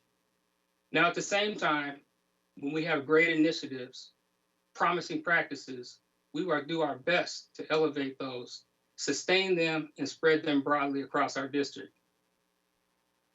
Very important piece here is we will support this school board and resource you in a way that you can govern efficiently. And the staff that I serve will also have what they need in order to lead our district with impact. I personally will take responsibility for creating space for dialogue when we have disagreement and misalignment. In closing, we know it will be a challenging year, particularly right now. And this job is one of the toughest in the city, but we together will embrace the feedback and the critique and be responsive. My claim is that we can come together around centering students, and we can create the conditions for students to thrive. It has been an honor to be called to serve, and although this will only be for a season, you can guarantee that I will give 100% and lean into this moment. I am hopeful that we can proceed to the next step in this process, and I want to thank you for this opportunity. Back to you. Thank you, Dr. Jones. And with that, I will take it to the first board director on our list to provide questions and comments. Director Hersey? Yeah, thank you for the opportunity. And I think that, again, as I've said many times before, what our communities are looking for most in this moment of chaos is stability. And moving forward with a candidate not only as qualified, but as ready as Dr. Jones is to step into this role and continue to lead, to pick up where Superintendent Juneau left off, to carry us even further to finding our next permanent leader. I think that there is no better option in this moment in time than an individual that has not only been with this district before, who understands the complexities of our district, but who also has a lived experience that is directly aligned with our strategic plan. As a Black man and as an educator myself, Brent Jones, when I first moved to Seattle, was someone who I looked up to without even knowing. And in this moment, I could not feel more proud to put an individual of his caliber forth with not only the support from me, but from many members of the African American community. I think that this is a really pivotal moment that we are faced with as a board. And how are we going to not only represent the interests of our community members, but also move forward in providing stability and a trajectory that is going to hopefully put us in a better position to exit this pandemic in a meaningful way while not going back to business as usual in so many of our buildings. So what I will say is that I am very excited to support moving forward in this area. I think we're very lucky that Dr. Jones has expressed interest in coming back and working with us. And I can think of no better person to succeed Superintendent Juneau and continue to work on the incredibly important issues that she has elevated in her tenure. I really have nothing but glowing and high praise for the individual that is seeking this assignment, and we are, words just can't express how excited I am to potentially move forward. I think our community has been clamoring for this for a long time. looking for real representation at the top end of our system. And this is really potentially going to be a move that helps us not only be more representative of community, but also digging deeper into our strategic plan and ensuring that we are not only providing lip service to our district, but continuing to actually deliver on the aims that we have set for ourselves. So this is an opportunity for us to move forward, and I'm very excited about it, and I'll pass on to the next director. Thank you. Director Harris?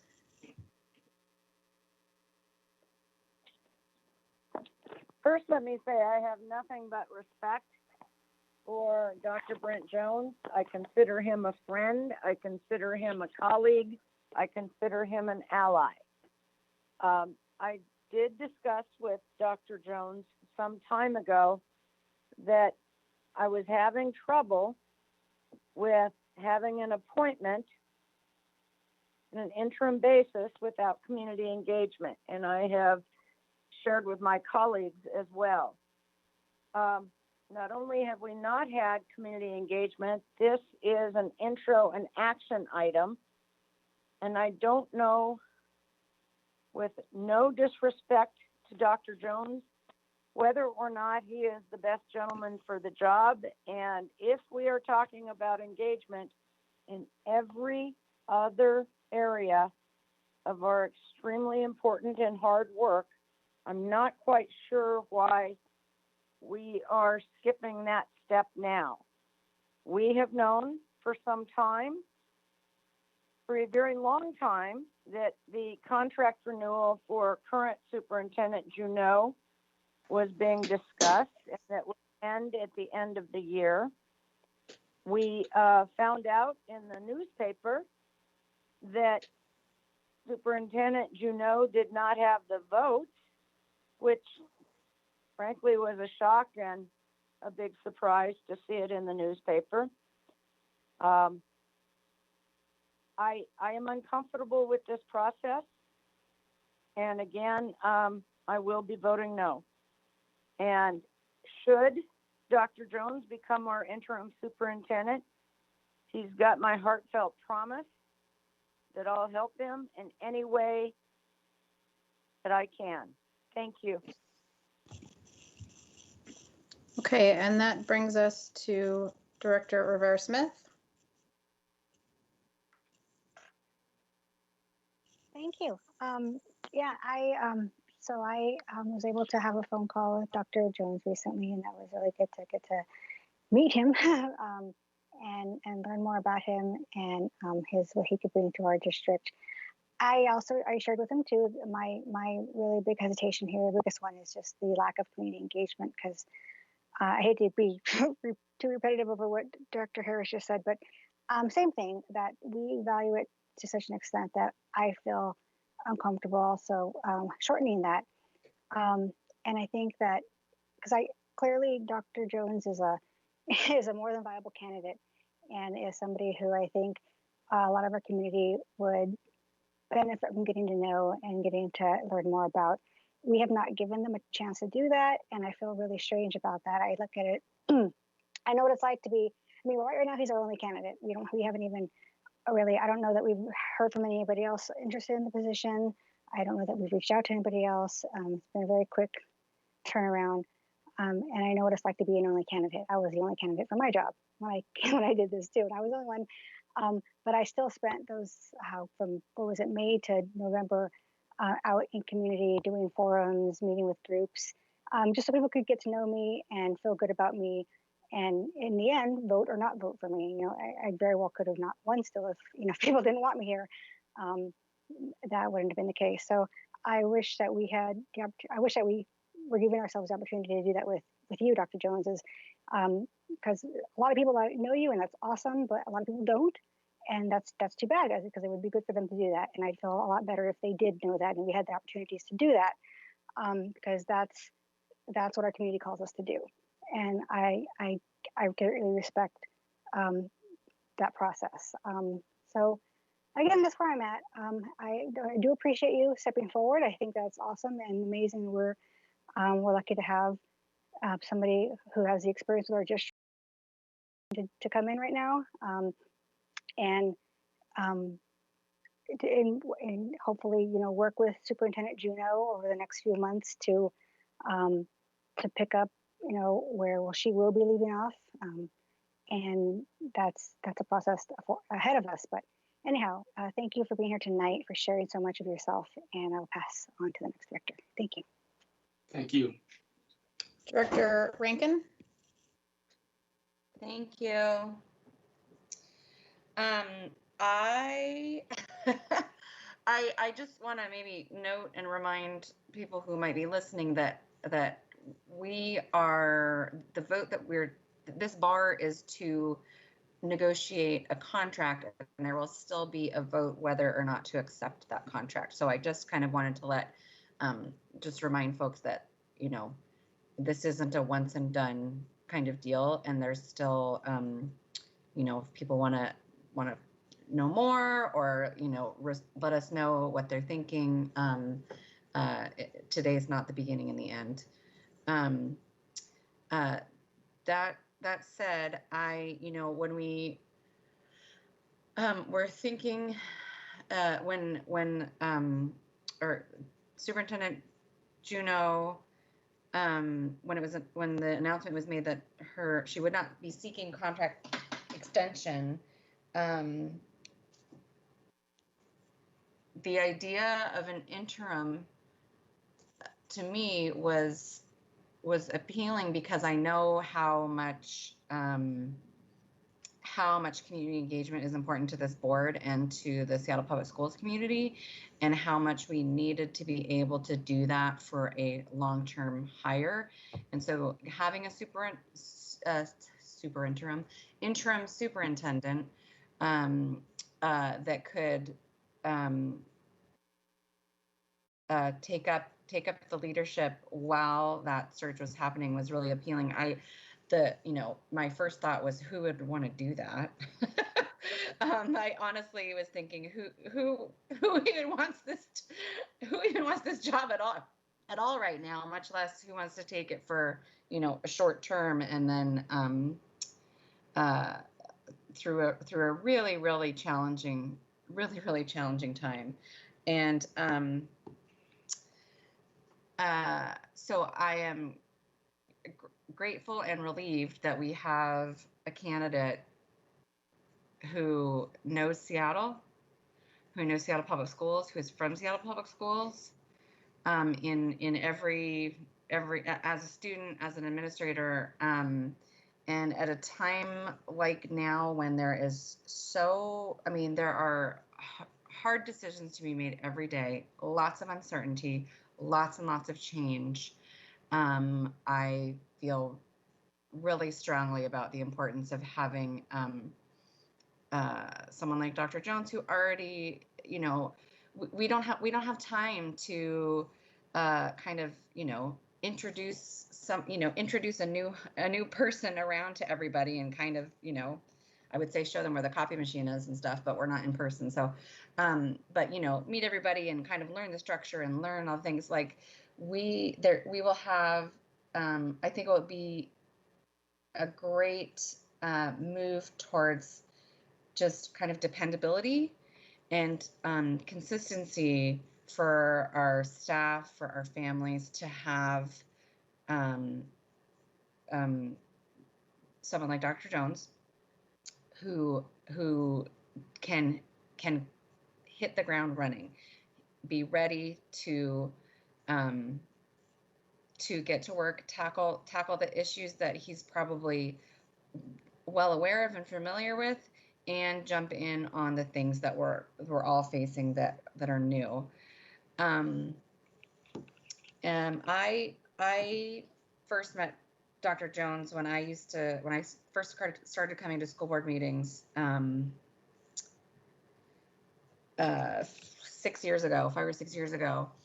And my strategy for getting to understand the district more and kind of learn who was who and what they did was to bring cookies.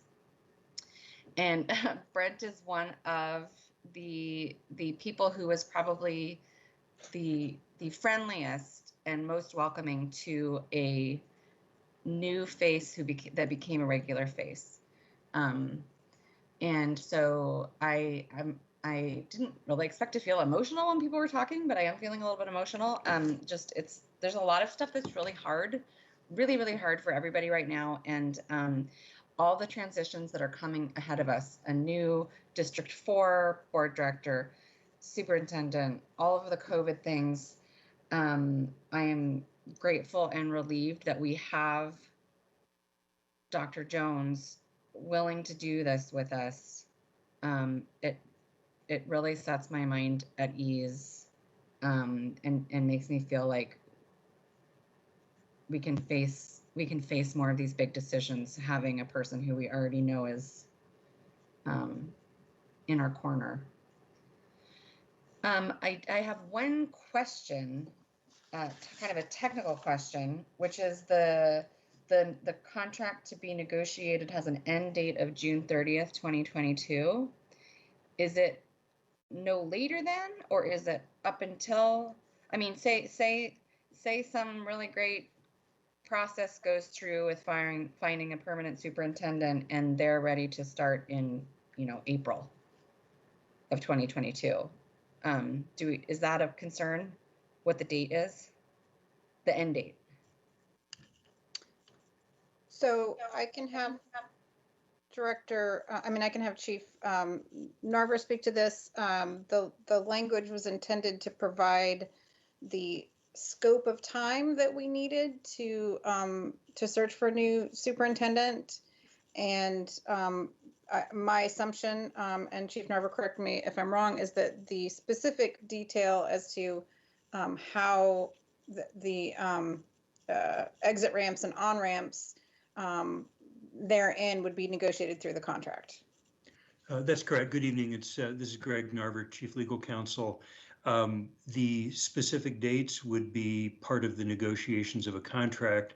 My understanding of the date proposed in this bar is that it corresponds to what is the usual time cycle for developing a search process for a permanent superintendent, for windows of the openings of potential candidates becoming available, time to negotiate a contract with a possible permanent superintendent and board approval of that. And by the time you get through all that, and it's just been, I believe, as I understand, the usual cycle that a contract term ends around the end of the school year. And that's my understanding of that anticipated end date. However, it would all be subject to negotiations, and then the board, of course, needs to approve any contract. So there will be another opportunity for the board to review the dates of service of an interim superintendent.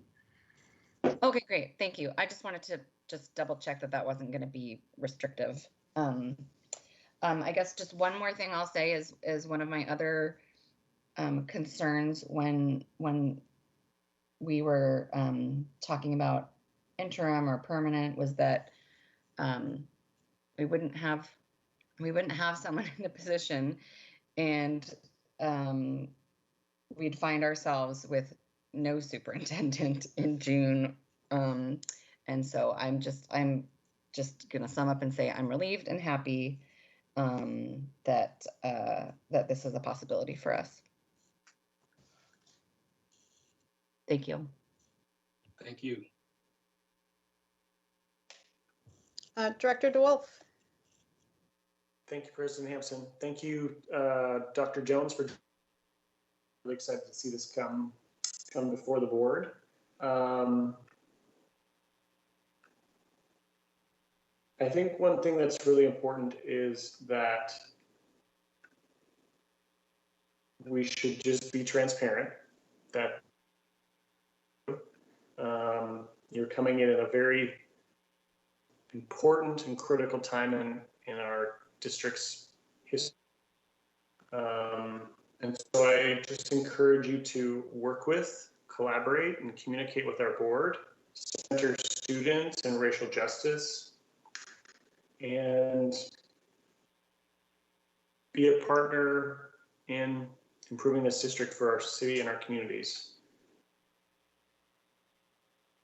I look forward to our relationship. I hope you continue to work with us along the way. I thank you so much for stepping up to this challenge. I trust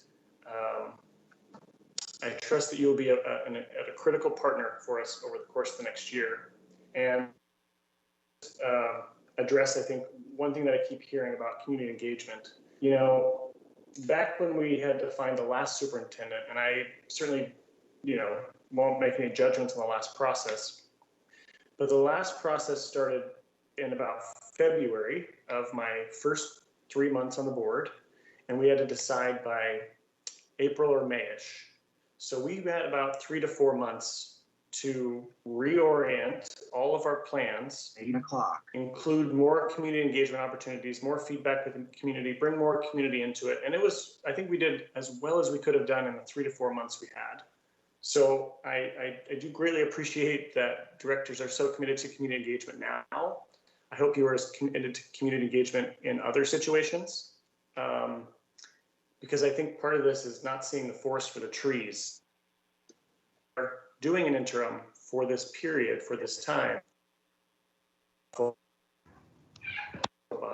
Really, and centering our students, their families, our educators, and our community in the over a longer period of time for our district. So interim year, I'm excited to be working with you again, Dr. Jones. But I'm also really excited to bring community in for the process to find, and that's all I have to say. Thank you so much. Thank you, my pleasure. Thank you, Director DeWolf. And just in sort of final summary in response to the concept of appointing an interim, doing it quickly, we do have, we have a contract that's ending.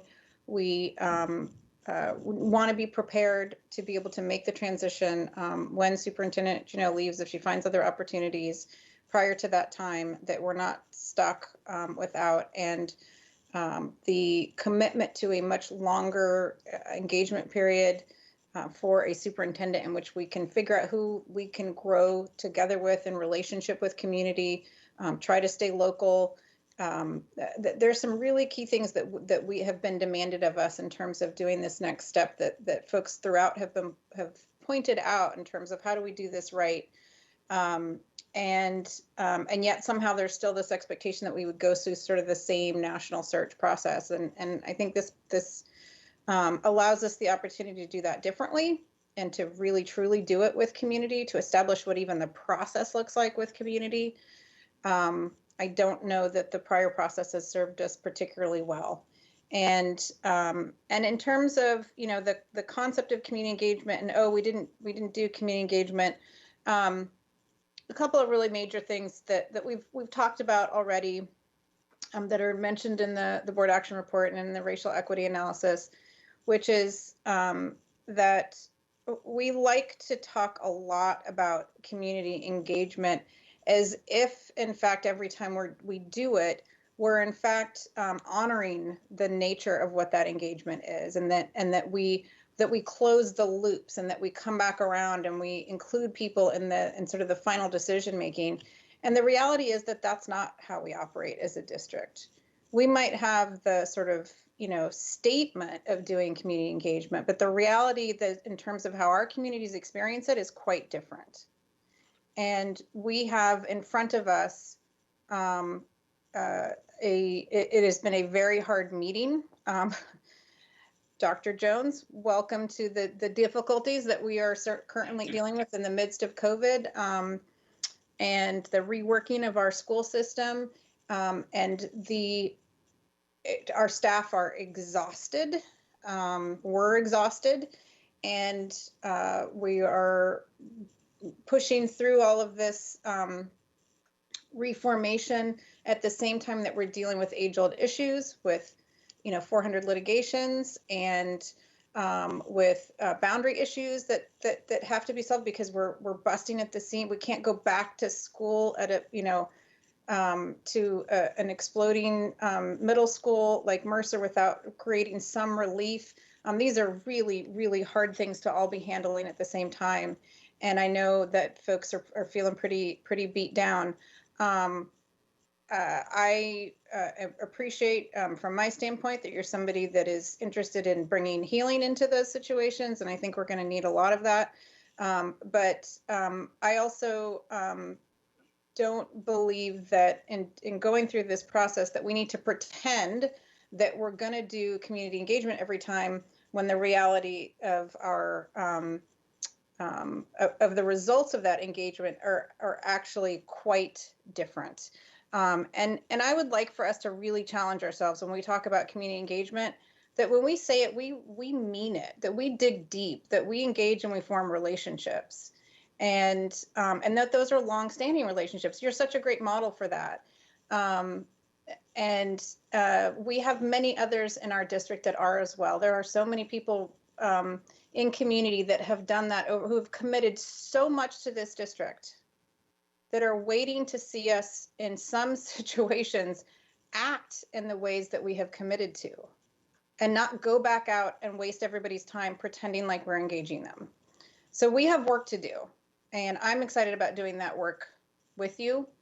And in terms of, I don't appreciate having misstatements made about, what was in the, some reporter might have interpreted something. I won't address it directly, but let's just say that there's clearly a strong difference between whether or not somebody supports somebody and whether or not they vote. And I think that that's been stated many times before, where, support and vote, no, or lack of support and vote yes. Votes and support are not one and the same, and that's part of the legislative process. We can talk about whether or not we support something, but that doesn't mean that all things at the end of the day are going to move us forward legislatively. So again, I want to emphasize how undesirable this role is, because it is so difficult, and how grateful I am that you're willing to put your own health at risk at this time, and come to be in our fold. And with that, I'm going to move to call for the vote.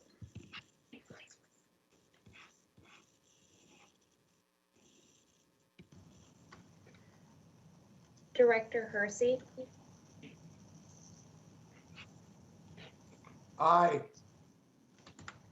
Director Rankin. Aye. Director Rivera Smith.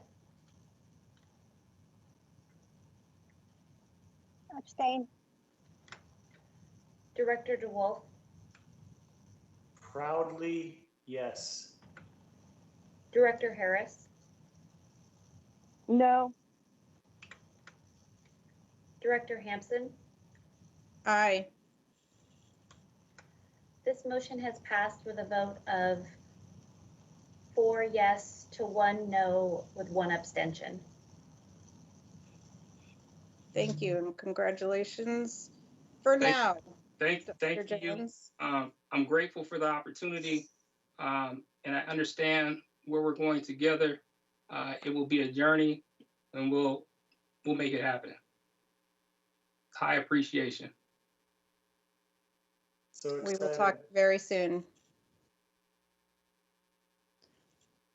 Okay, and with that, our action items are complete, and we move to introduction items. We will move to introduction item number 1, approval of the 2021 to 22 and 2022 to 23 school year calendars. This came through Executive Committee on January 20th for consideration. Chief Human Resource Officer, Dr. Clover Codd, I believe you will be briefing us. Good evening, directors. I'm Chief of Staff Sherry Cox, and I'll actually be presenting the district school year calendars for 2 consecutive school years, the 2021-22 and the 22-23 for Dr. Codd tonight. Both school year calendars, the 2021 and the 2022 and the 2022-2023, which is being brought to the school board for approval, encompasses the key dates agreed upon in the SEA and SPS collective bargaining agreement. The collective bargaining agreement specifies that the normal student calendar shall be developed using formulas specified in the collective bargaining agreement for key dates. If calendar anomalies occur in any given years, the parties will discuss alternatives. The calendar has been created using the agreed upon formula and reviewed and shared with all the district's bargaining partners, including SEA, PASS, 609, and all of the other bargaining units. No concerns were raised. I will point out that the first day of school, according to the collective bargaining agreement key dates formula, which has been approved by the board when the CBA was ratified, states that the first day of school shall be the first Wednesday in September. For the 2021-2022 school year, the first Wednesday in September will be September 1st, 2021, which is before Labor Day. The key dates formula also specifies that we will celebrate Labor Day when school begins before this day in September. There may be some concern raised that school has in the past years started after Labor Day. The key dates formula was originally bargained in the 2015-2018 collective bargaining agreement as a tool for staff and families, so there were guidelines about what to expect for the calendar, and so the dates weren't arbitrarily made. For the 2022-23 school year, the first Wednesday in September is September 7th, 2022, which is after Labor Day. Additionally, during the 2019 bargaining period, multiple joint work groups between SPS and SEA were established, with one specifically organized to address inclusive considerations related to religious and cultural observations and practices. This work group developed supplemental materials and guidance to go along with the traditional school year calendar and saw the benefits to having this guidance during its first roll during the 2020-21 school year. As a result, this guidance has been included as supplemental materials to go along with the 2021-22 and the 2022-23 school year calendars. The work group was made up of representatives from SEA, Employee and Association Relations, Legal Counsel, School-Based Operations, Communications, the Assessment Development Program, Equity Partnerships and Engagement, College and Career Readiness, Special Education, and Advanced Learning.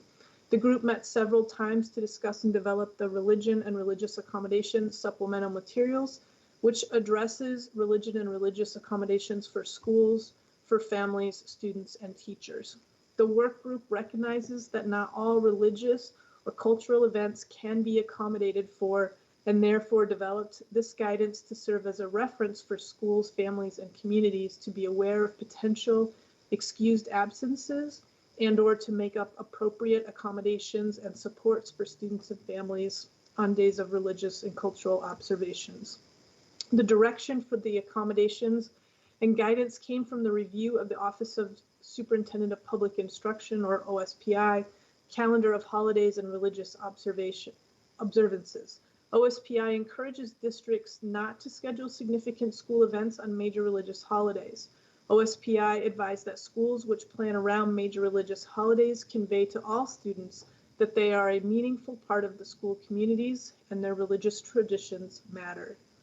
The religion and religious observances identified in both the 21-22 and 22-23 religions and religious accommodations documents also highlights the observances and traditions which involve fasting, which may have an impact on students' abilities to perform at their highest level or be a reason for absence from class. And with that, I conclude my comments. Thank you. And as this came through exec, I will start off with the comments. I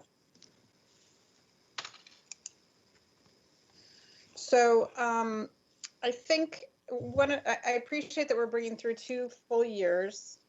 And as you carefully stated, this was something that was negotiated in bargaining. And one of the things that we had talked about in exec was whether or not this needed to have any additional flexibility given our evolution back to in-person.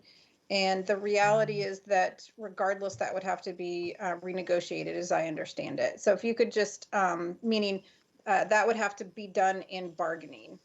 So it would kind of be inherent in the process of that reopening as well, if in fact there needed to be a date change. So could you just confirm that my understanding of that from exec? Director Hampson, I'm not sure I understand your question. Let me see if I can rephrase it to see if I understand it. So are you asking that if we do not go back to an in-person model to start the 2021-22 school year, would we have to redo the calendar? No. I'm saying that should there be substantive changes that somehow required us forced us to need more flexibility in these dates that had to do with going back in person under COVID, that there's this particular action, it doesn't preclude that from happening, because whether we approve this or not, that would still need to be bargained. Correct. That is correct. So I just was trying to replay that. We already talked about that with Chief Codd and exec, but I think it's important for folks to know that that is inherent in this process, that even though we're bringing this forward for our approval, as is required, that any change to this would have to be changed first through bargaining.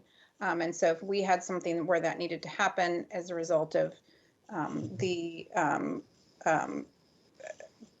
reconfiguration going back in COVID, then we would need to direct that. But as of now, this is part of a collective bargaining agreement that we've already approved. That is correct. Okay. So with that, I will take it to Director Hersey. Could you loop back to me, please? Of course. Director Harris? No questions or comments. Thank you. Director Rivera-Smith? Hi, thank you. I had just one thing that I would just like Chief Cox to clarify for people listening, perhaps that, so this has built-in snow days, but as we just saw, we had the power outage, so we had sort of a power outage day, so to speak. Will future ones of those, if we have them in the future, clearly be covered with this, I understand they'll be covered with snow days? I'm not super sure I understand your question, Director Rivera-Smith. So are you asking if in the future we will have snow days? No, sorry, yeah. So we're gonna have probably power outage days, assuming like we just had, if we do have power outage days, let me just say it that way going forward, are those built into this? Because I don't see power outage days on the list of days we have that are no school days. So how will those be covered? Because they're not specified in this, in the calendars here. Good question. So we call them snow days, but they could in fact be used for power outage days. So should the superintendent have to make a decision to cancel school for a variety of natural events, though we would utilize those snow days as the makeup days. Gotcha. Yeah. Okay, no, that was all I was just wanted to get clarification again on. Thank you. No questions. No other questions. Thank you, Director Rivera-Smith. Director Rankin?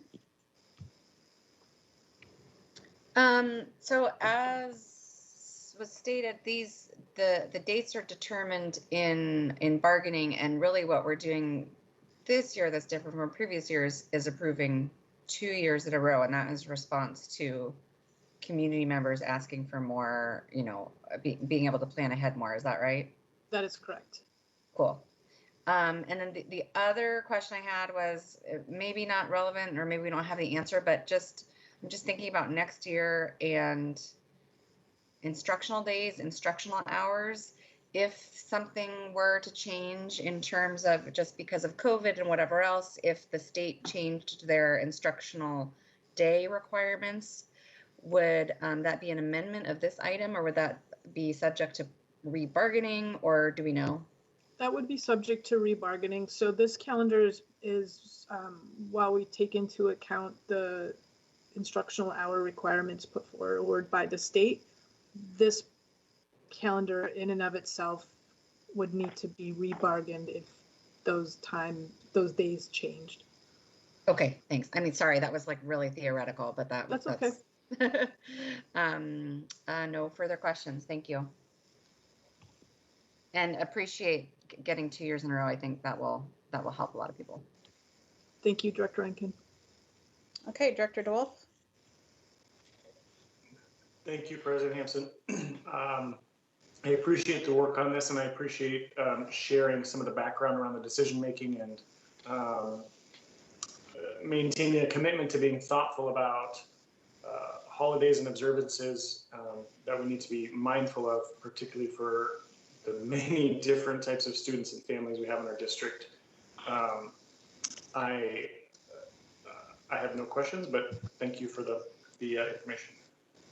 Thank you, Director DeWolf. Okay. Director Hampson, we were going to come back to Director Hersey. All right, thank you.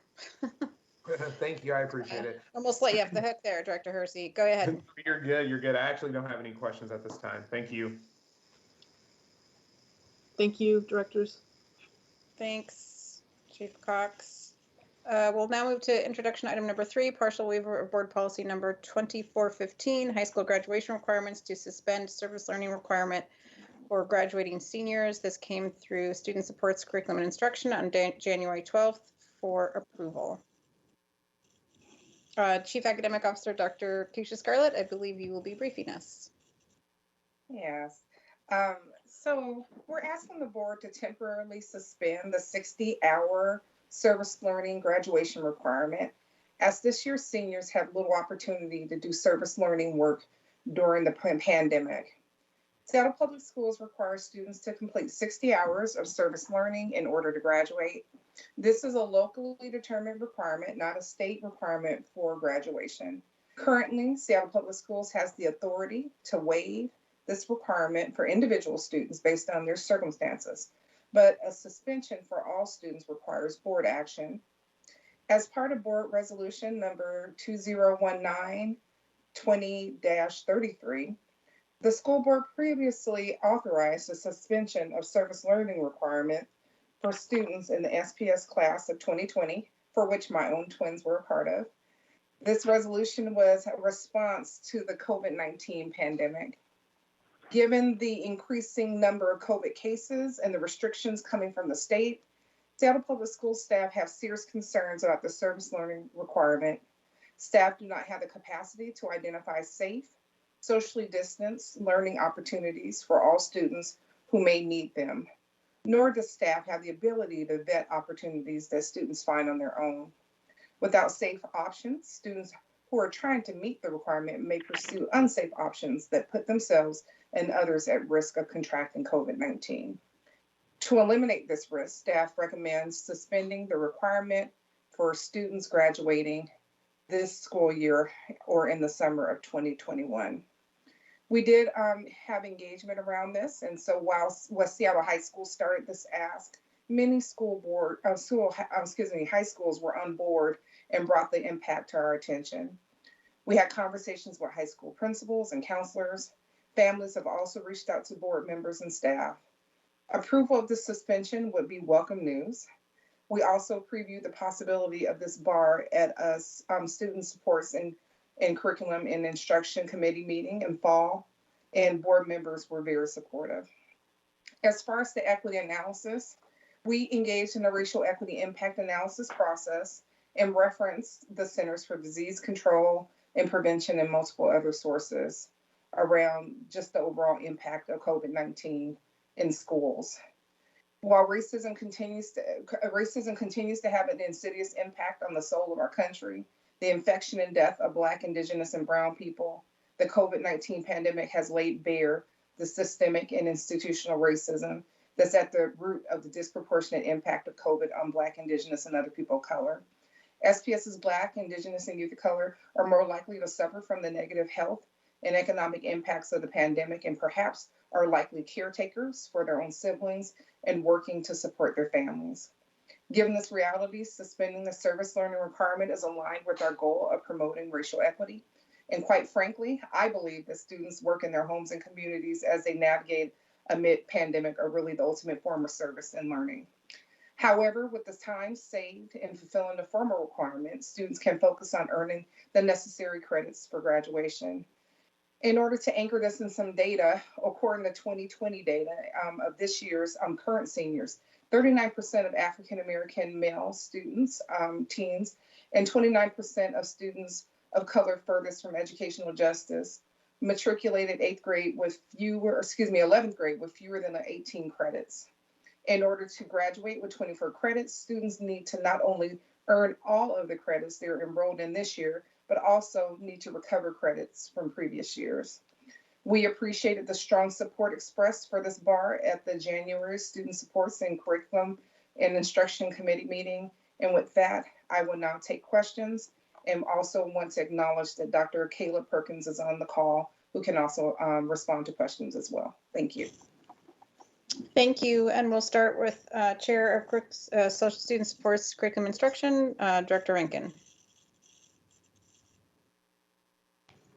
Thank you.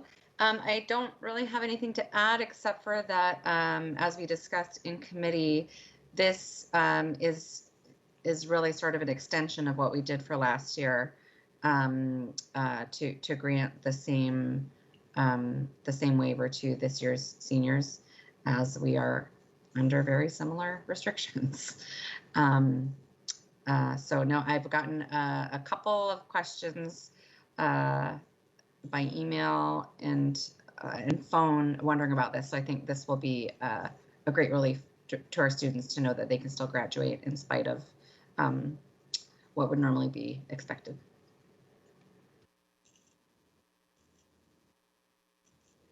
Okay, so then we'll go to Director Hersey. Thank you for that incredibly thorough background. I really appreciate that, Dr. Scarlett. I guess my only question would be, first, I totally agree with the concept of suspending this requirement. Are we, as we have been surveying students, have we gotten any feedback on any service opportunities that folks are taking advantage of?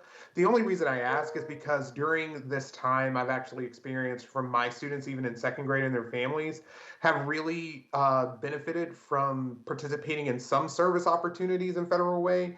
And a big question that I get all the time is how can I get connected with more distance service opportunities? So I just think it would be a cool idea if we could track to see, if there are any students who have participated in service opportunities with, CBOs or various organizations, publicizing if they are looking for more volunteers, given that, we will likely be in some form of hybrid or remote learning for some time to come.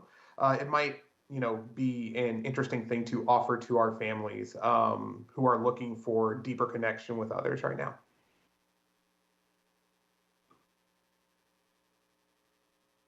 Yes, thank you. What a great question. We do have some remote internships and career connected learning and other opportunities through OED, but not necessarily service learning opportunities that are formalized. Although I do think that that's a really good idea, and our young people do need to be connected with our community-based organizations and have different opportunities is super helpful for them. I think informally I've heard from some different families and students who are working and doing some volunteering and helping to support.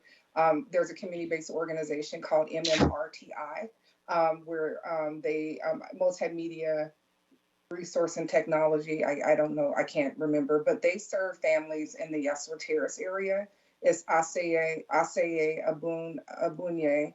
And he's been serving and supporting students with learning technology skills and actually creating videos in order to help families be able to understand how to navigate Microsoft Teams, and then also having culturally responsive videos for young people focused on mathematics. And some of those are actually on SPS TV, and those are students who are connected into that. So I believe our communities are super resilient, and they find ways for young people to plug in into these different opportunities. And it's important for us to be able to really amplify and think about those opportunities as well. Great, thank you so much.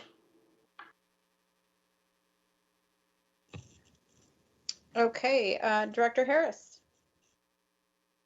I have no questions, but thank you ever so much for that narrative we just got from you, Dr. Scarlett. And I'm thrilled that this is on SPS TV And I hope we can, post-pandemic, tell more stories about what service learning has meant to our students and to our community. And the last thing I think we want to do in the middle of the pandemic is put yet another unattainable goal on seniors who certainly didn't expect this as their senior year. Thank you. On to the next director. Director Rivera-Smith. Thank you. Yes. Nope. I support this continued waiver. I don't have any questions or comments right now. Thank you. Okay, and Director Rankin, we already started with you. I do not have any question. I appreciated Director Hersey's questions. I also had not thought of that, and so appreciate the question and the response. And I know that that we did. I have heard some questions from folks about wanting to make sure that this is moving forward, and so I'm really grateful for the just super rapid responsiveness to students and making sure that we're able to bring this forward in a timely way and give some relief in the ways that this provides. So I think we need to move back to Director DeWolf, actually. Oh, did I skip him? I think Director so. DeWolf? Yes, you did. Sorry. Yes, you did. No, it's been a night. Thank you, Vice President. Oh, yeah, you tried to raise your hand too. I'm sorry. All good. The first thing I want to just elevate here, I appreciate the background, Dr. Scarlett. The one thing I want to highlight here, particularly while we're on our regular board meeting today, and hopefully there are more people listening, one thing I've mentioned out about is our updated super number 3121. And I'm bringing it up now just to say that I'm definitely going to be voting on the partial waiver of this, but I think I want to elevate the have opportunities for students still Director DeWolf, you are civic. cutting out occasionally, so just any way you can improve your signal to let you know. Thanks. Just to say that 3121 offers excused absences for students twice a year, once per semester for civic engagement activities. So I would encourage our students to, while we're not having, hopefully we'll be voting to grant this partial waiver, but in its absence, I would encourage our students to participate in civic engagement activities because our new superintendent procedure does allow that, and it would be just a great way to be able to do something if students are looking for something and support that. And that's all I have. Thank you. Director DeWolf, I'd love to just share one thing. Our Department of Stakeholder Engagement, Community Engagement Manager, Blackhorn, has already began working to create a student policy action network. And the students are working to identify some common areas like climate change and other equity issues in order to organize young people around. You know, last year's demonstration that we had that students participated in didn't really necessarily have an anchoring sort of opportunity that SPS took a stance on to help support them to really actively engage in those type of important and meaningful opportunities. So stay tuned. There'll be more opportunities for you to be able to see how our youth policy action network will get off the ground this year. That's fabulous news. Thank you so much for sharing that. Okay, having skipped Director DeWolf during this part, I need to also admit that I skipped number 2, which is the approval of the annual highly capable program plan for 2020 to 21.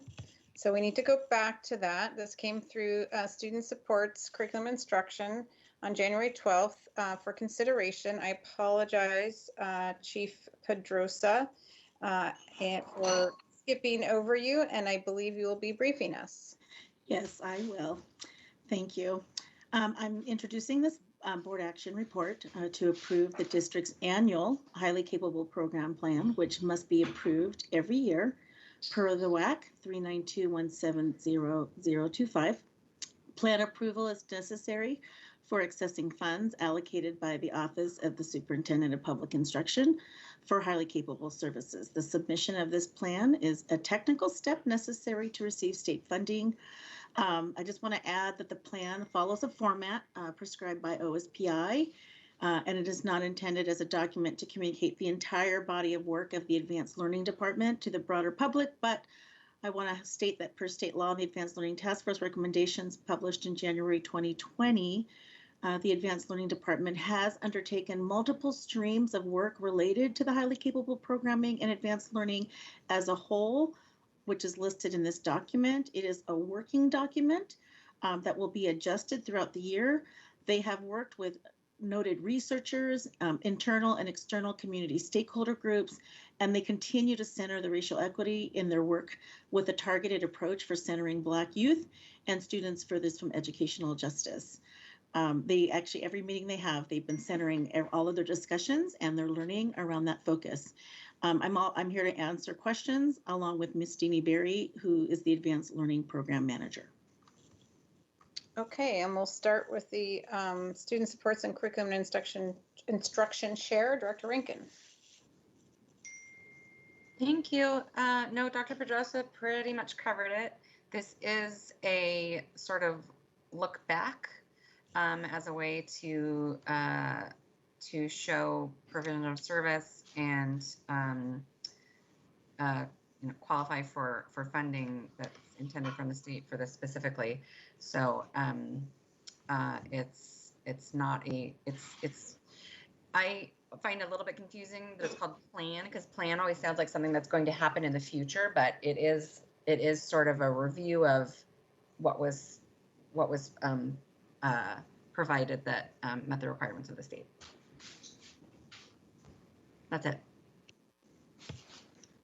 Okay, and then we'll go to Director Hersey.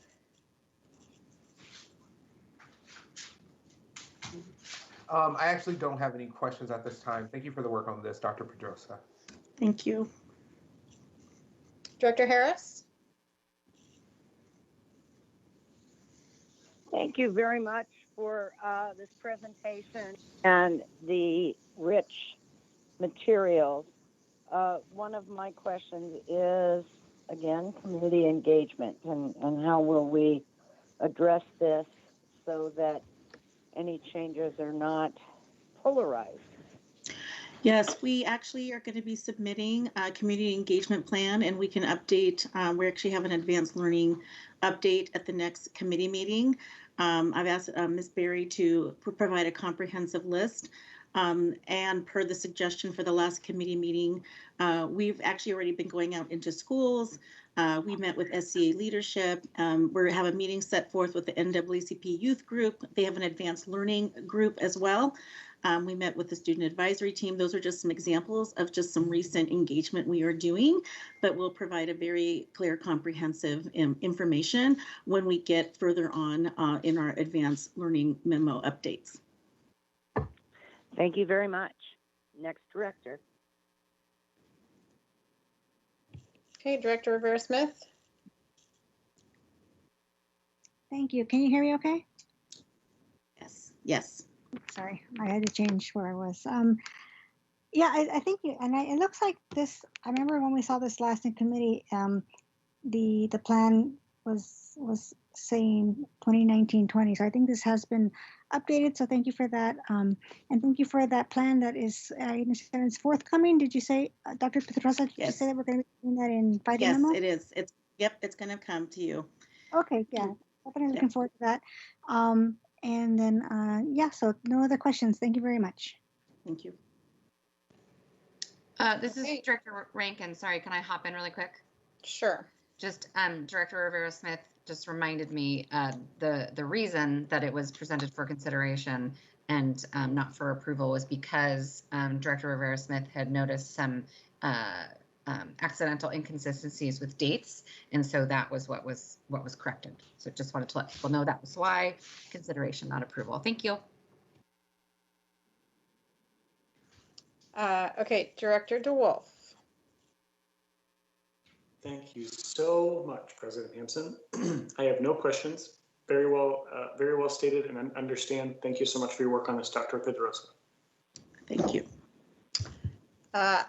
I know that your work in this area is abundant and thorough, and at this time, I have no questions and just appreciate everything that you have worked on since you've been in this role to move this program forward in a good way. So no questions. Okay, so now that we can go back to the proper numerical order. Thank you. Thank you. We go to introduction item number 4, resolution 2020/21-18, transitioning Seattle Public Schools to 100% clean and renewable energy. This came through operations on January 14th for consideration. Directors DeWolf and Rivera-Smith, I believe you will be briefing us as sponsors. Take it away. Thank you so much, President Hampson. I first want to thank the board for being so amenable to the push we're about to give to our district, and I want to just say thank you to Director Rivera-Smith for partnering in this work, but even more so, thank you to the community. When we started to build the resolution, which certainly there are some bones in there from when we started. We set out to try to accomplish something really big for a district that would not only have an impact today, but for generations to come. And Director Rivera-Smith and I, both motivated by our own different reasons, and she has a real connection to green groups at the schools that she's been a part of.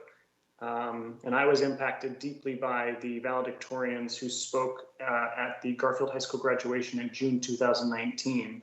And during their speech, they said to all of the adults that how dare we graduate them into a world where their future is so bleak. And since their future is so bleak and we are the adults, what are we doing about it? And they gave us a really stark reminder, a reality check about the timeline we have. Some estimates say we have about 7 years. Some estimates that are more optimistic say about 11 years. But that is not very much time for us to course correct and address the climate emergency that has already started. The impact of those students, the conversations that happened with the Youth Climate Strike, Director Rivera together and built a draft resolution, and then collaborated with Sierra Club, Climate Parents, which you'll see in the bar. And we started a process where we the plan and the process and the engagement, and then turned it over to community for us in community. And so this is the product of an incredibly beautiful collaboration. I get really excited about what they came up with. Students, educators, environmental folks all came together on weekly calls to build this incredibly transformative resolution that will commit the district to 100% clean and renewable energy. But not only did they build it together, they also built community during a pandemic. And I think that was one of the moments about the last year, was being able to be in touch with them on their progress. And they've done a really, really thoughtful and amazing job. I know they've reached out to all of you directors. They've had meetings with SPS folks. They've had forums. They've had conversations. They've had webinars. They've collaborated with community. And I just want to read some of the names of the folks, just so it's on the folks who have contributed to this work. So I want to make sure we mention not only the folks like Lisa Hoyos of Climate Parents, Ruth Sawyer, and Jesse Peetford of Sierra Club, but Christiane Ayagon, Robin Briggs, Kaylee Duong, Sarah Egger, Ikran Elmi, Michael Price, Matt Remley, Essence Roberson, Gian Rosario, Marielle Soms, Zoe Sherman, Leah Scott, Deepa Siravahan, Tatum Hadley, Cece Hoffman, Christian Hogan, Paisley Mashmeyer, Alexis Mburu, Milad Meshbahi, Arvia Morris, Lily Wynn, Megan Slade, Jim Street, Joseph Swaha, Holly Towns, Martha Unt, Connie Voigt, Michael Zudwig, as well as these organizations, the South Seattle Climate Action Network, Zaska Talks, Climate Justice for Black Lives, United Indians of All Tribes Foundation, Socialist Alternative, Rainforest Action Network, Sunrise Garfield, Sierra Club, Climate Solutions, Seattle Education Association, Seattle City Councilmember Teresa Mosqueda, Councilmember Kashama Swan, Shift Zero, 43rd Legislative District Environmental Caucus, Stand Earth, Keystone United Church of Christ, St. Francis of Assisi Ministry at St. John the Evangelist Church, Drawdown Seattle, and Washington Environmental Council, Washington Conservation Votes. I know that that was probably tedious to hear me say that, but I wanted to make sure that those young people, those families, those teachers, those community members, those environmental folks heard the gratitude I know I hold, and I'm sure Director Vera-Smith holds, for the incredible work they did to collaborate with us and build something so special.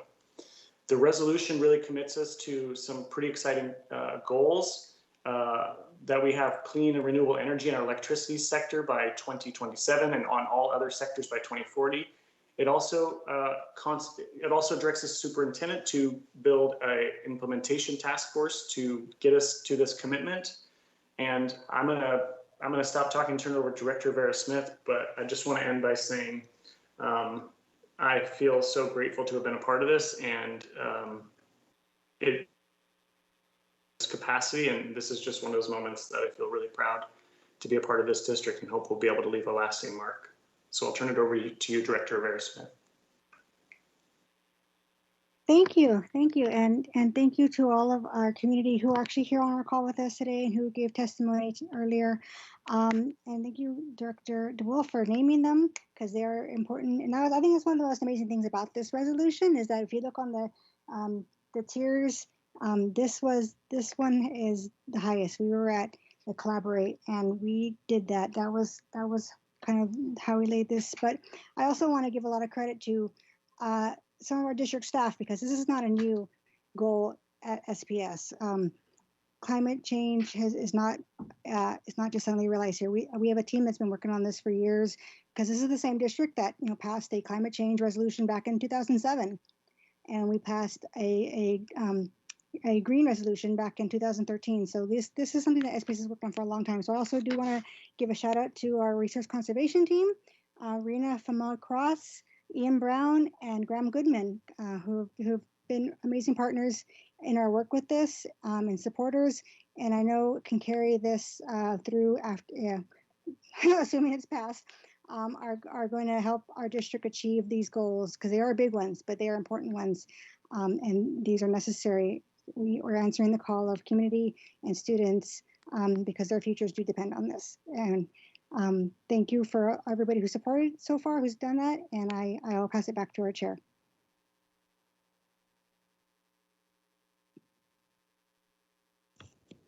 Okay, and then I will go to Director Hersey. Yeah, thank you. I really appreciate it. Really excited about this work. Really excited to get to a place to where we can reduce our impact on our environment. I do just want to give space to the fact that oftentimes the environmental movement really does not find itself to be as inclusive of people of color and especially Black community members. I'm just wondering, as we continue to work toward this goal for our district, how have we given consideration to not only empower specifically our Black youth in relation to our strategic plan, in terms of also feeling as if they have space and meaning within the environmental movement, given that there has been a challenging history between, these two competing interests, right? So just really trying to think about what space are we being intentional about in terms of creating opportunity within our most marginalized communities to not only engage, but to also find empowerment as we make this shift for our district. Thank you. Director Harris? This is truly a bright light in an otherwise very depressing year, and I thank my colleagues and staff, etc. And I'm hoping that when this comes for a vote, and I believe it will, I'm hoping that we can invite former Director K. Smith Blum back, who is the author and fought for the initial green resolution, because we indeed stand on shoulders of folks that came before us. Thank you, and I'll pass. Thank you, Director Rivera Smith. Director Rankin. Not a ton to add. Really excited and grateful to Directors DeWolf and Rivera Smith for putting this together. And it has also given me anyway the opportunity to hear from some staff and partners around work that is happening already that we don't often get to hear about. And something that I've asked is that we try to find ways to celebrate and highlight that work of clean and renewable efforts of and exciting architecture and all kinds of things. I think a little bit to reflect on what Director Hersey was saying.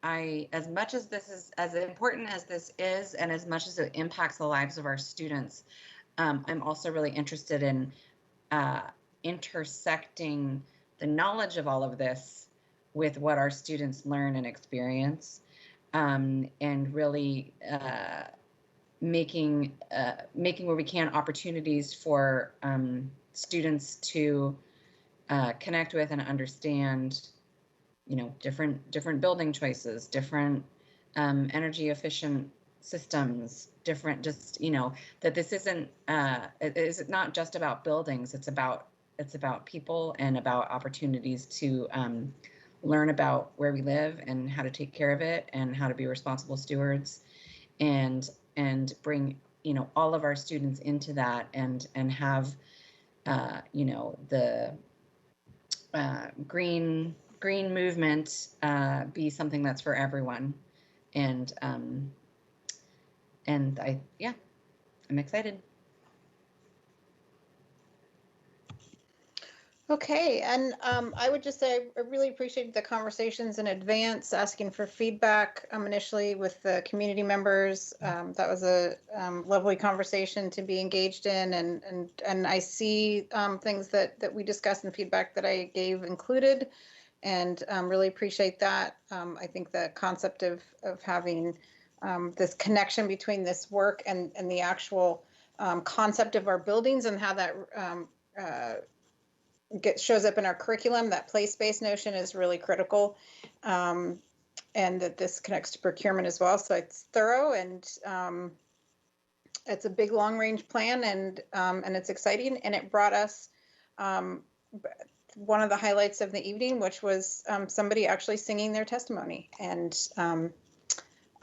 so certainly an A+ for that. So no particular questions at this time. I tried to come up with some and didn't have any in particular, other than wanting to dig in a little deeper with kind of the cost element of it. Do you, as part of that task force, would you, actually I do have a question, which is the task force would be the one to kind of develop the longer range fiscal planning component of it? Is that the expectation?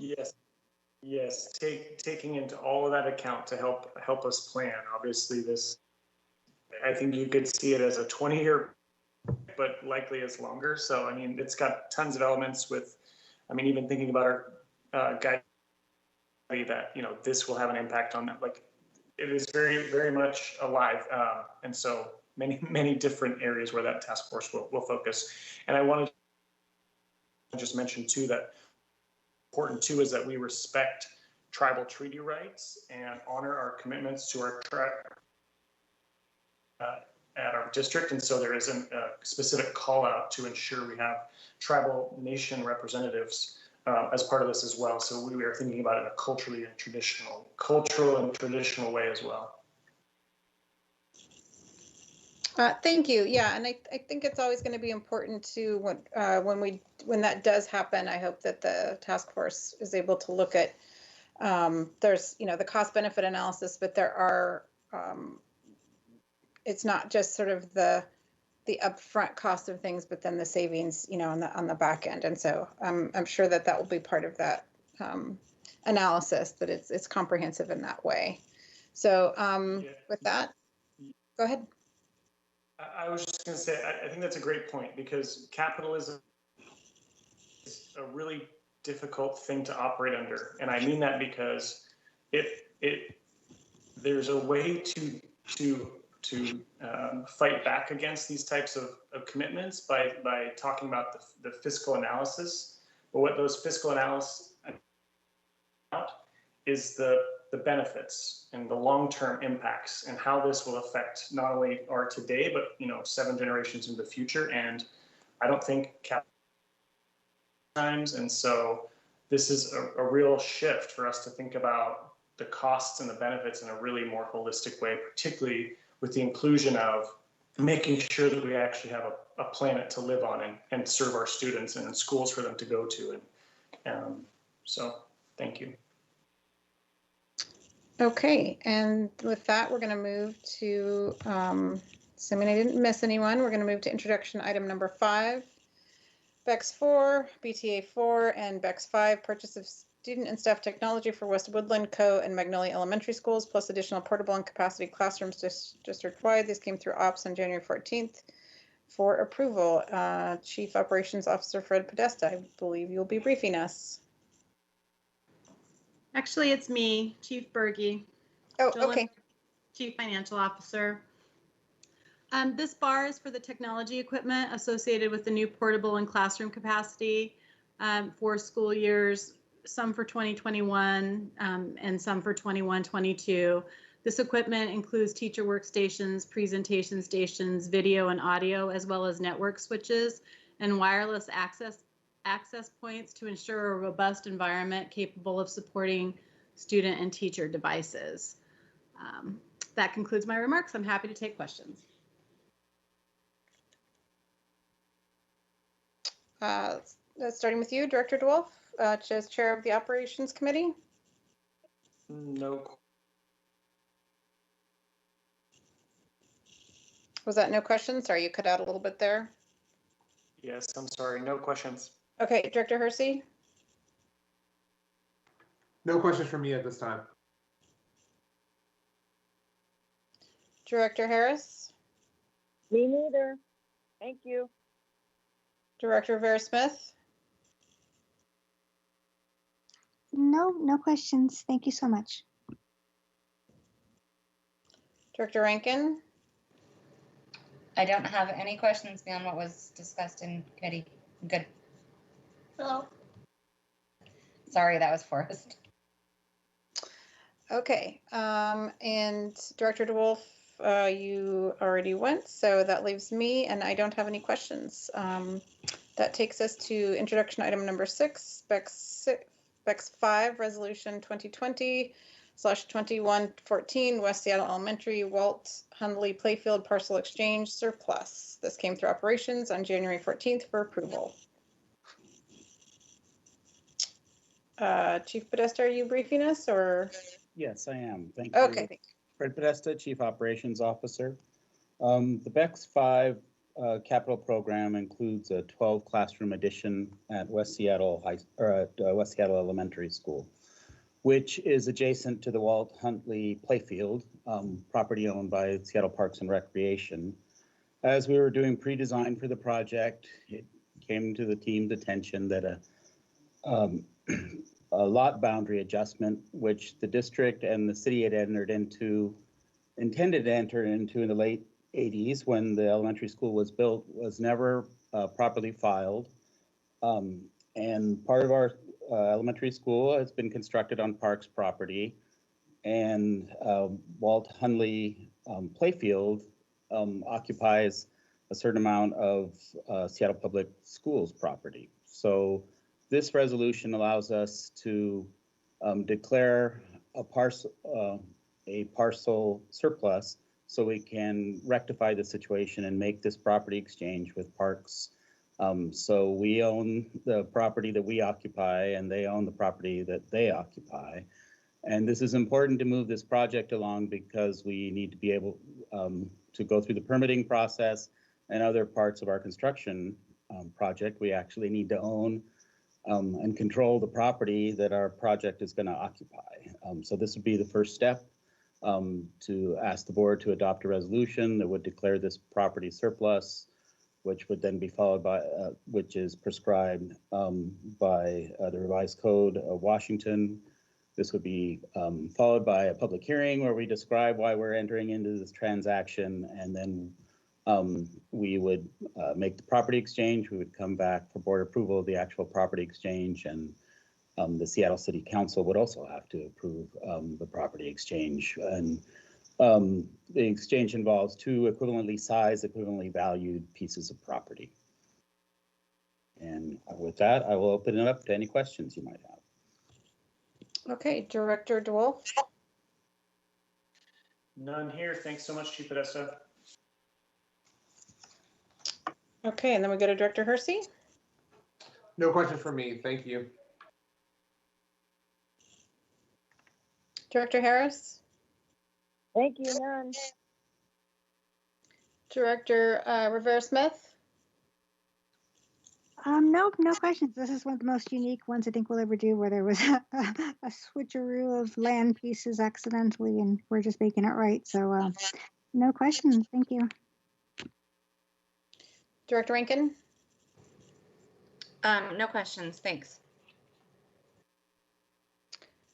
And Director, you already went. I was just no downside of any kind to this. It would appear. No, and you know, this is something that both agencies thought had been accomplished decades ago. Okay. It was just uncovered in research as we were doing the pre-design for our construction project. Okay, great. Thank you so much. With that, we'll move now to introduction item number 7. This is BEX 5, and let's see,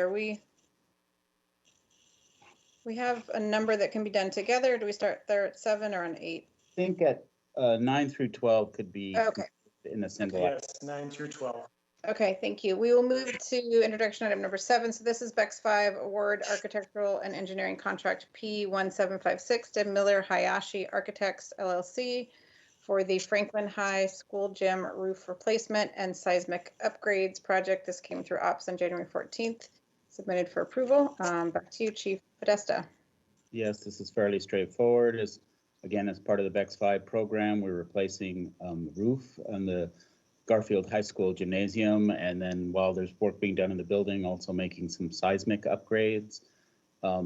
This allows us to proceed with contracting with an architectural and engineering firm to design the work on our behalf, and then the construction project will proceed after that. Okay, and over to you, Committee Chair DeWolf. Nothing here. Thank you. Director Hersey. None for me. Thank you. Director Harris. None, thanks. Director Rivera-Smith. Nope, no questions. Thank you. Director Rankin. I'm good. Thanks. Okay, and no questions from me. So let's move to introduction item number 8, BEX 5, Resolution 2020-2116, Racial Imbalance Analysis for Lincoln High School, Phase 2. This came through Phase 2 project. This came through operations on January 14th for approval. Chief Podesta, you'll be briefing us. Thank you. As directors are aware, we reopened Lincoln High School in the fall 2019, and that project reopened the high school really focused on the buildings on the west side of campus. There's a Phase 2 project which creates improvements on the east side buildings, the theater and the CTE classrooms and the gymnasium. As both phases of the project included state funding, and the state funding requirements require the district to consider whether the project will create any kind of racial imbalance, which parameters are specifically spelled out in the Washington Administrative Code. We did that analysis for the phase 1 of the project, which in fact was important because we were creating new boundaries, and students that might have gone to Roosevelt or Ballard High School were put into an attendance area for Lincoln High School. That analysis showed that opening the high school did not create or exacerbate racial imbalance. And so we will recycle that same analysis because this project has no effect on enrollment policies or attendance areas, as it's just improvements to existing buildings. It's not opening up extra capacity on the campus. And so, but again, to secure the state funding, we need the board to adopt a resolution certifying the analysis that we had approved in 2018. Okay. Any questions? Director DeWolf? None here. Thanks, Chief Podesta. Director Hersey? None for me. Thank you. Director Harris? Nope. Nope. Thank you. Director Rivera Smith? No questions, thank you. Director Rankin? Nope. And no questions from me, but I just want to emphasize that I do appreciate that this is part of our process. And I'm grateful to all those that made sure that it was, and thank you for making sure that you work through it, because it's critical. Okay, so then that takes us to items 9 through 12, which are final acceptances. Yes, these are final acceptances for 4 separate projects. The final acceptance is the stage where we get board authorization to release any project retainage or bonds that might be, or any claims against the project, and close it out once and for all. The projects were to replace the first project under consideration, item 9, is acceptance of improvements to the Cleveland athletic fields. We replaced a natural turf field with a cork infill and synthetic turf field. We installed a rubberized surface for the track and field events, and installed batting cages and resurfaced tennis courts, and installed field lighting. The work's been completed and approved by our architectural team with reasonable changes as needed for unforeseen conditions.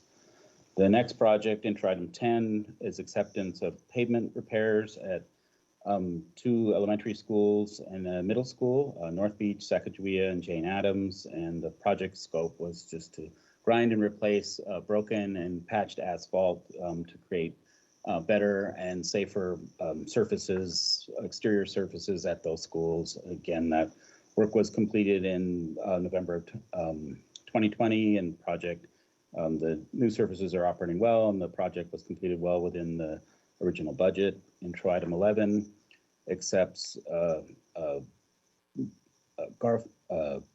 field lighting at Garfield High School.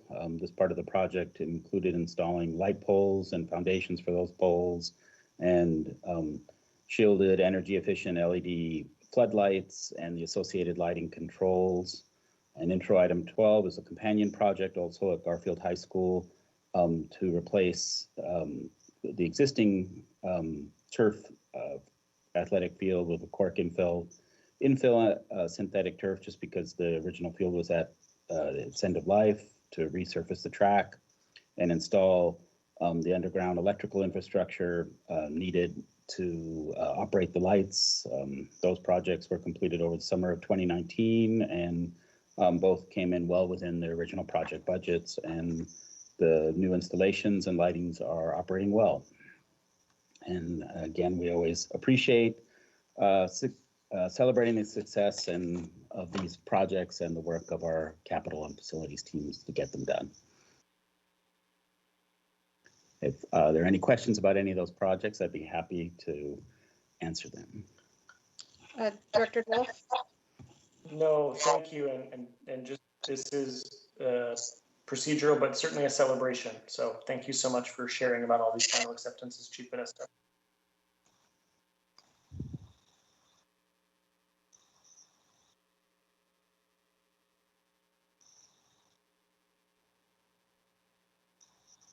I'm sorry, I was on mute. Director Hersey? No questions from me. Thank you. Director Harris? No questions for me. Director Rivera-Smith? Thank you. I just had one follow-up question because in committee, Richard Best mentioned that there was going to be an update to the BTA 3 for final acceptance of contracts for the athletic fields at Garfield. There was a update regarding the funding sources, I think. Has that been updated in this document now? I will have to confirm. Okay, he says that there's one, and maybe I'm mistaken. Maybe it was going to be separately, but that was my only question. So, okay, and I guess he's not here. So I recall that conversation, but I don't remember the specific facts, so I can't tell by looking at the document, but I'll confirm before this comes back for approval. that's great. Thank you so much. No more questions. Director Rankin? No questions. Thank you. And I have no questions either. Thank you, Chief Podesta. Thank you. Okay, we've now come to the board comments section of the agenda, and we start with Director Hersey. If you're prepared. I am prepared. I just want to say thank you to all of the families that have been engaging with us in multiple ways throughout this pandemic. And tonight is really one of those moments where you arrive and you have competing interests and conflict, right? Especially for our district and especially in District 7, where many families feel as though we oftentimes are forgotten, marginalized, and really left without much choice.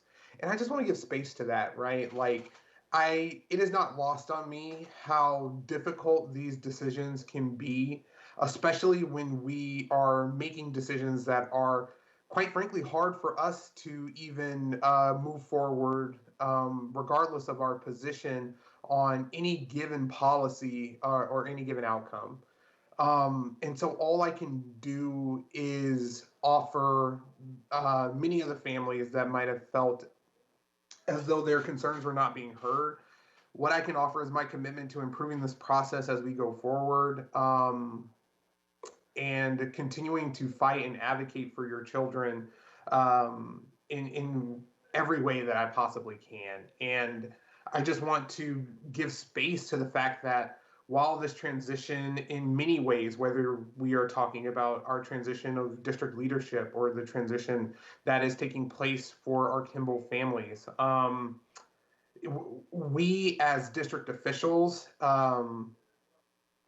need to be in a place of understanding, of looking for opportunities to continue to serve and continue to provide solutions that, while might not necessarily work for everyone, that we can be proud of, and always looking back on our processes and asking ourselves, how could we improve this process for next time?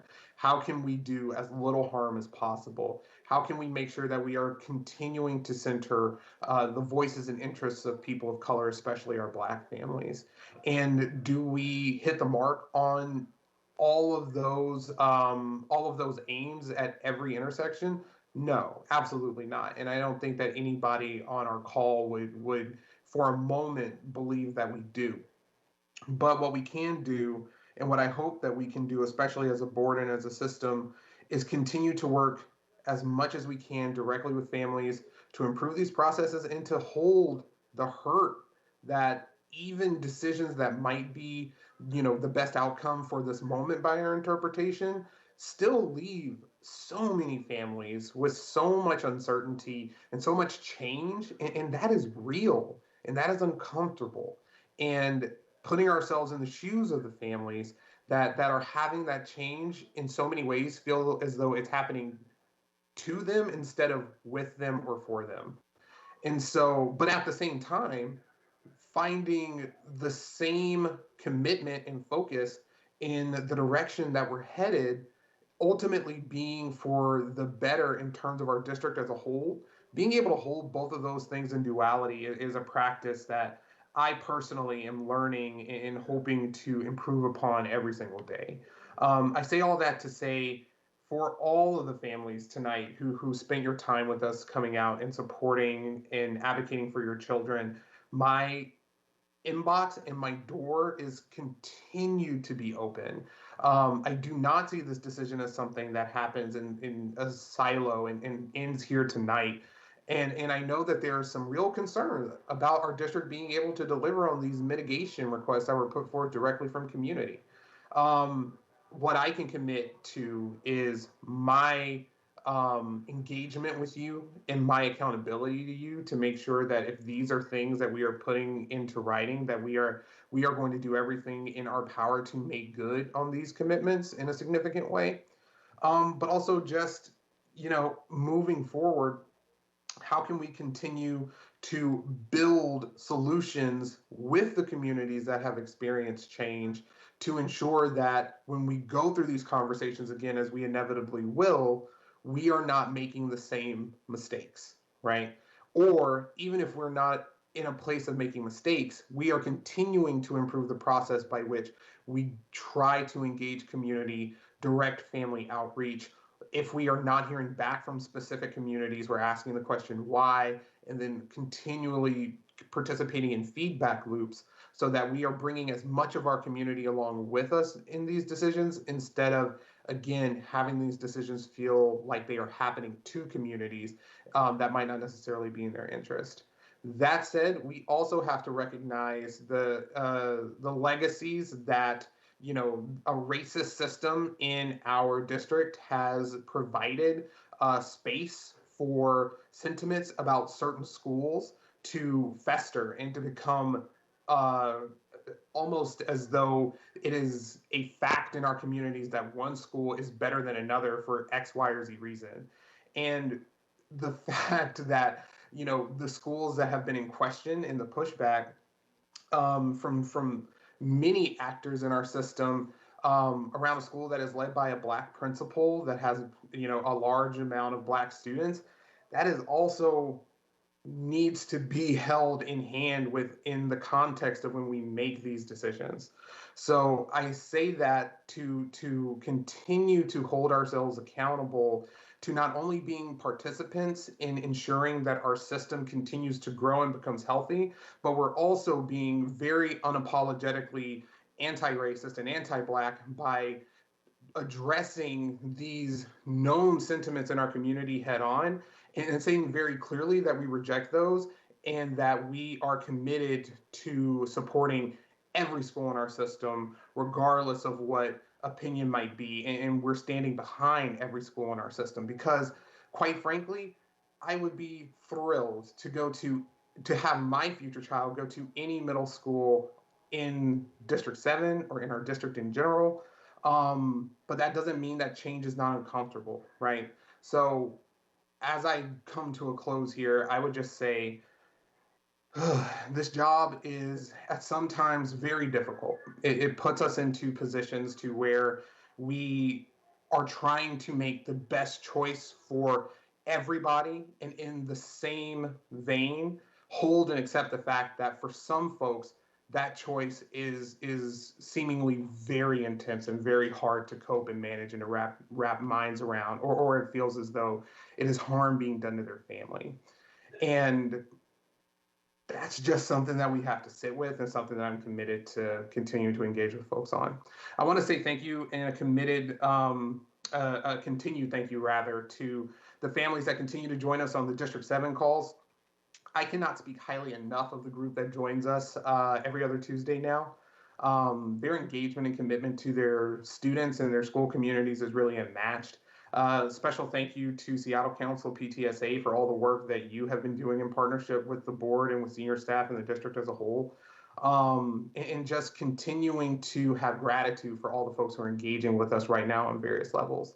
It really does feel as though we are moving in a direction where we are building some really solid partnerships and building upon already existing partnerships, but in a way, hopefully, that can put us not only into better communication, but also in a way that we can have some shared visioning about where our district needs to head in this season of change. So I'll leave it at that. Thank you, everyone, for your time tonight and listening to me spill my heart out. I really appreciate you, and I will pass it on to the next director. Thank you, Director Harris. Thank you. Several quick thoughts, because I appreciate very well that the hour is late. Mr. Jackins testified during public testimony and via written testimony to the board today that Washington Middle School is run by a private company. Frankly, I resent that remark greatly. The Technology Access Foundation is part of a memorandum of understanding that was negotiated between Seattle Public Schools and Technology Access Foundation. It is absolutely not run by a private company. And with all due respect to history, many of the things that we have tried in the past were not working. So we had the courage and the commitment to do something new. And I think a great many of the families at Washington Middle School are very happy that we had the courage and the foresight to try something new. So let me put a pin in that and let's correct the record, because that's just not the case. And it's incredibly disrespectful to extraordinary Seattle Public School staff and extraordinary Technology Access Foundation staff. I'm going to say thank you to our teachers. I think our teachers are just being beat the heck out of on social media and in the media about their fears for safety. And I know they're working very, very, very hard on behalf of our students. And I know that they've also got their own students in the same house. And I know that those fears and anxiety are real. And I wish the heck our state superintendent and our governor would move teachers and school staff and bus drivers to the top of the list for vaccinations, so we can get our arms around this and we can all get back to school where amazing and wonderful things happen. And I have to say, as a school board director, I'm used to being beat the heck out of, but I wish that on no one. No one, no one, no one. It's inappropriate and it's not nice, and we're all supposed to be on the same team. And how in the heck does that help our students? I am beyond frustrated that we are talking about removing bus services from our option schools when we are less than a week away for school signups. And all schools are holding open houses so that they can show off the great things that they do. But that adds an extraordinary level of anxiety and not having the elements to make their decisions.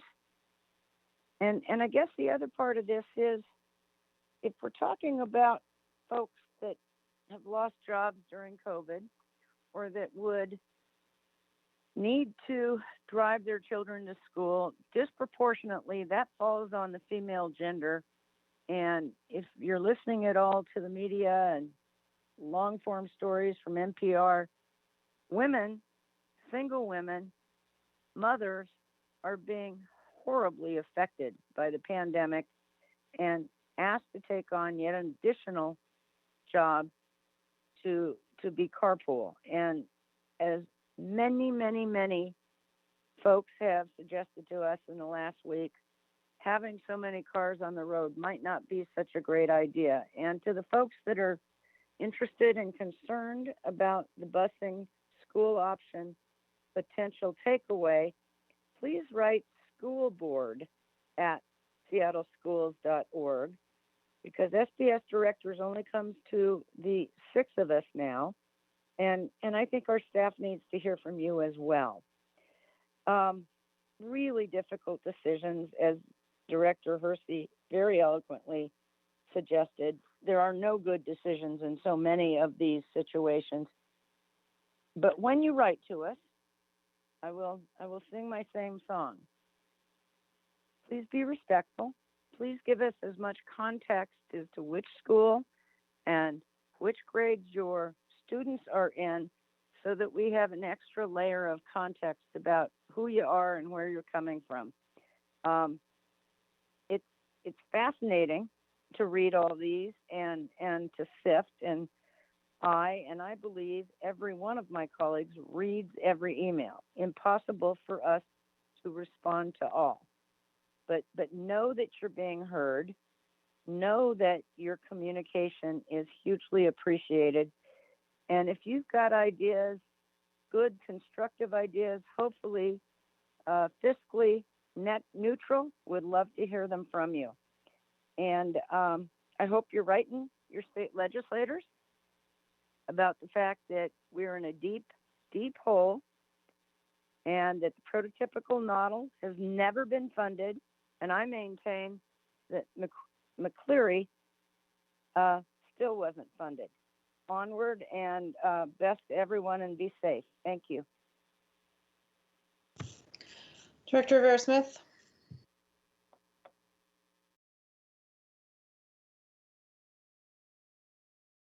I'm sorry, can you circle back to me? Director Rankin.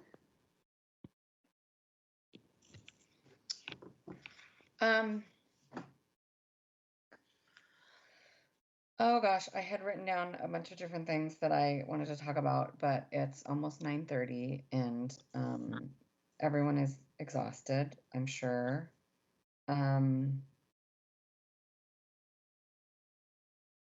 This is the last day of first semester, and I actually want to share a tiny small victory from my home, which is today, I think, was the first day since school has started this year that both of my children were logged in, participating, and I heard them both actually speak during class. For some people, that might seem like, yeah, that's what kids should have been doing this whole time. My kids haven't. And so that's my little victory for today. For my younger son, it was in a one-on-one with his teacher, who has been incredible in understanding that he will not engage with the rest of the class. Participation is hard, and so he has a once a week check-in with her, and to hear him talking to her and laughing hysterically and just be excited for that connection with his teacher. I'm gonna get emotional. On the same day that my middle schooler, who has such intense anxiety, he doesn't know who's in his team's room, and he has not, we kind of discovered he has not been keeping up with stuff because he doesn't want to speak, because he doesn't know who's in his class. I heard him talk to his teacher today. And so this is incredibly hard, even for people who have, by comparison, easy lives. I have a lot to be grateful for. and a lot that I feel really fortunate about. And this is hard. So I just want to say thank you to my kids' teachers and to all the teachers out there who are scared and tired, just like the rest of us, and are still showing up for our kids. And you know what? I think I'm just gonna leave it at that for now. Thank you. Director Rivera-Smith. Can you hear me? Yep. Thank you. So, okay, sorry about that. Yeah, it's super late, I know, and thank you for everybody who's still listening, to staff, especially who probably have to be here. So, thank you for that. It's been a big day, a long day, and I think so much has already been beautifully covered by my fellow directors. I'm just going to take us back, rewind a bit to, we began tonight by talking about equitable access to programs and services, and but all morning, many of us we were fielding dozens and dozens of emails from concerned parents about, what feels like equitable access to their school buildings. The loss of the option school busing is hitting a lot of families and schools really hard and very quickly. This was very sudden. I think it's safe to say, I don't know that you can argue that there were lots of processes that we didn't go through for this decision. This decision, I guess, for lack of a better term, because it wasn't actually anything we voted on, but there was somewhat of a consensus at the last budget meeting, supporting of some potential cuts, and I think many of us saw that as potential cuts. I know I did, and I even in my comments that night specified that, okay, I'm going to approve, or I'm going to give a green light to these, with the acknowledgement that and the understanding that there was still room for discussions and explorations. And I hope I was very clear about that. I believe I was, and I think, but I own that, completely own that.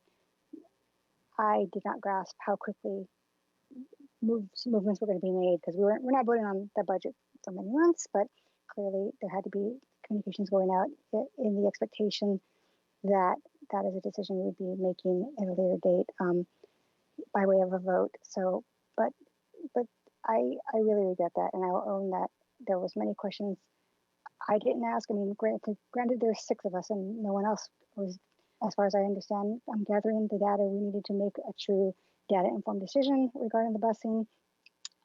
Had we done that, we might have come to the same conclusion. I really don't know, but I know I would feel better, and I think a lot of families would feel better that we went through the processes that we claim are important, such as even doing, a racial equity analysis of the decision, right there on the tool, the front page. It says this is to be used for budget decisions. So definitely something I hope we can still go back and do.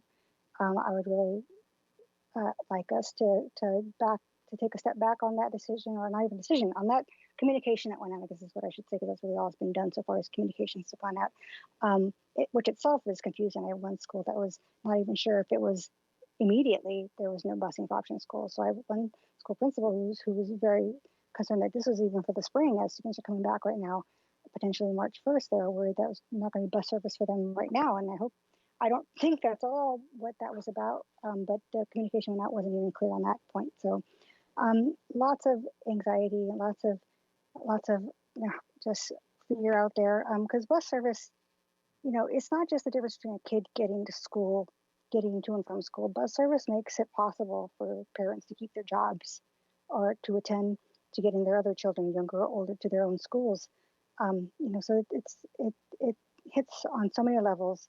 And as I shared at the work session, that the loss of school busing at any school, not just option schools, it greatly impacts the very students. Taking away that busing impacts the students that we look to be prioritizing.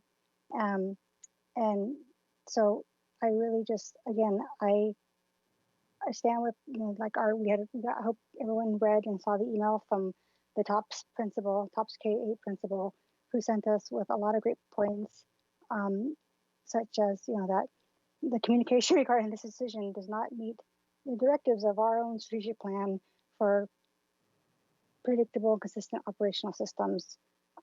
because many option schools are hosting their tours this week.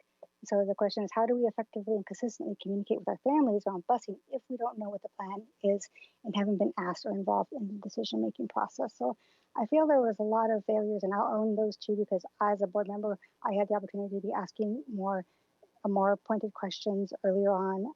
All of us did. We had that opportunity, and unfortunately, that didn't get done.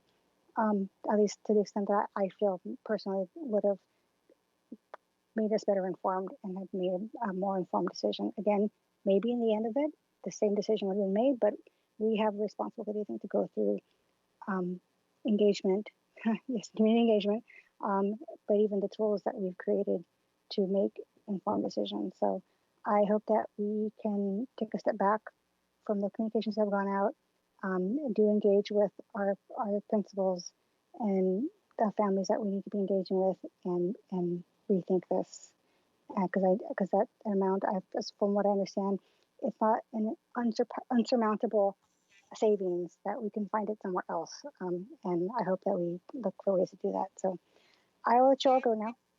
Thank you so much for hearing me out, and back to you, President Hampson. Thank you. Director DeWolf, are you still with us, or you have? Yep, I'm here. I just share something really quick. I want to just thank Chief Podesta for all of his help with the climate resolution, and Director Rivera-Smith, and again, just thank our community, and thank Sierra Club and Bruce Sawyer. We have in the midst of making some and more to come very difficult, challenging decisions that are very hard, and they're very distressing. And it really sucks to be on this side of this work in public education. But we have a real important responsibility that sometimes we have to make really difficult decisions. And so I'm so grateful to everyone for being here and speaking your truth. And I'm so grateful to you for spending your time with us. And, I'm looking forward to the year ahead, and we've got a lot of hard work. Just so grateful. So thank you. Thank you.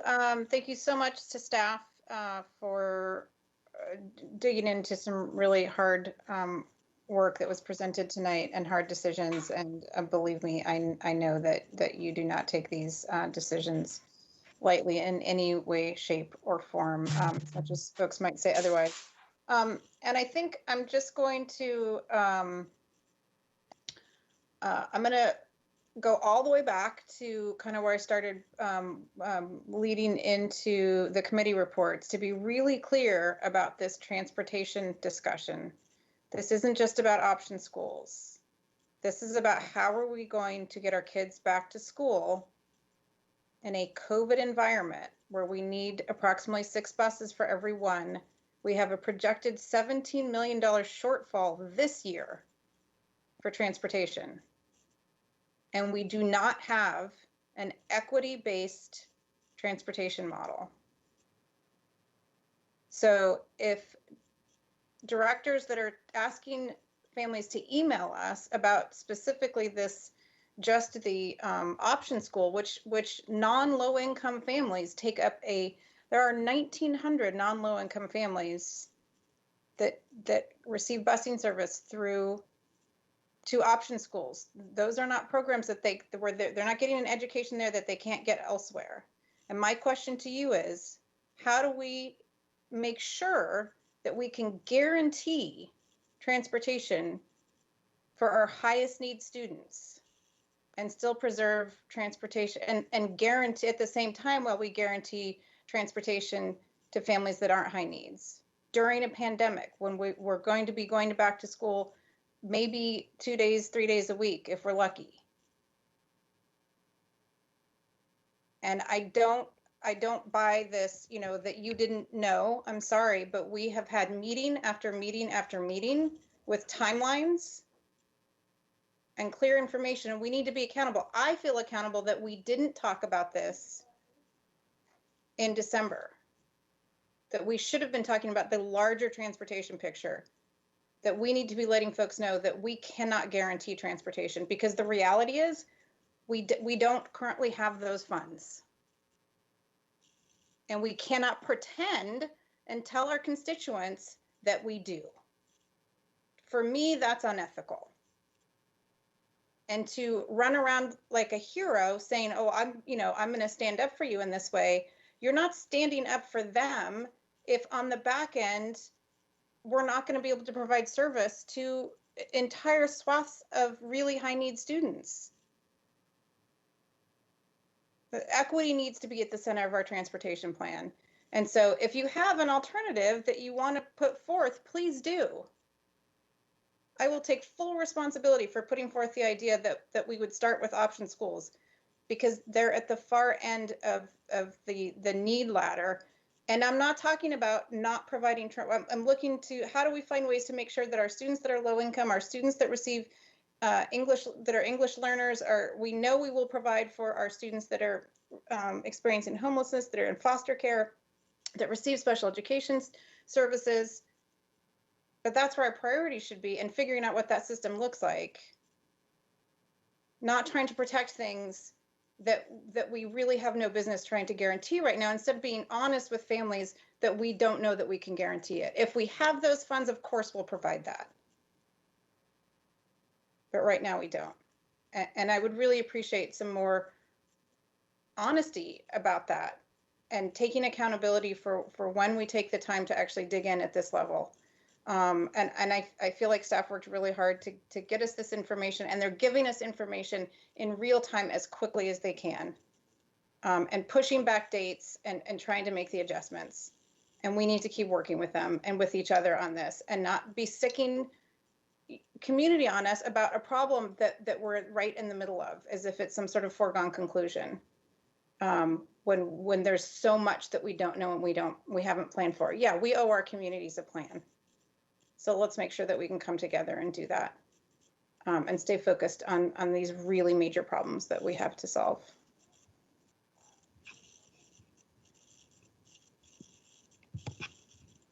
And there being no further business on the agenda, this meeting is adjourned at 9:41 p.m.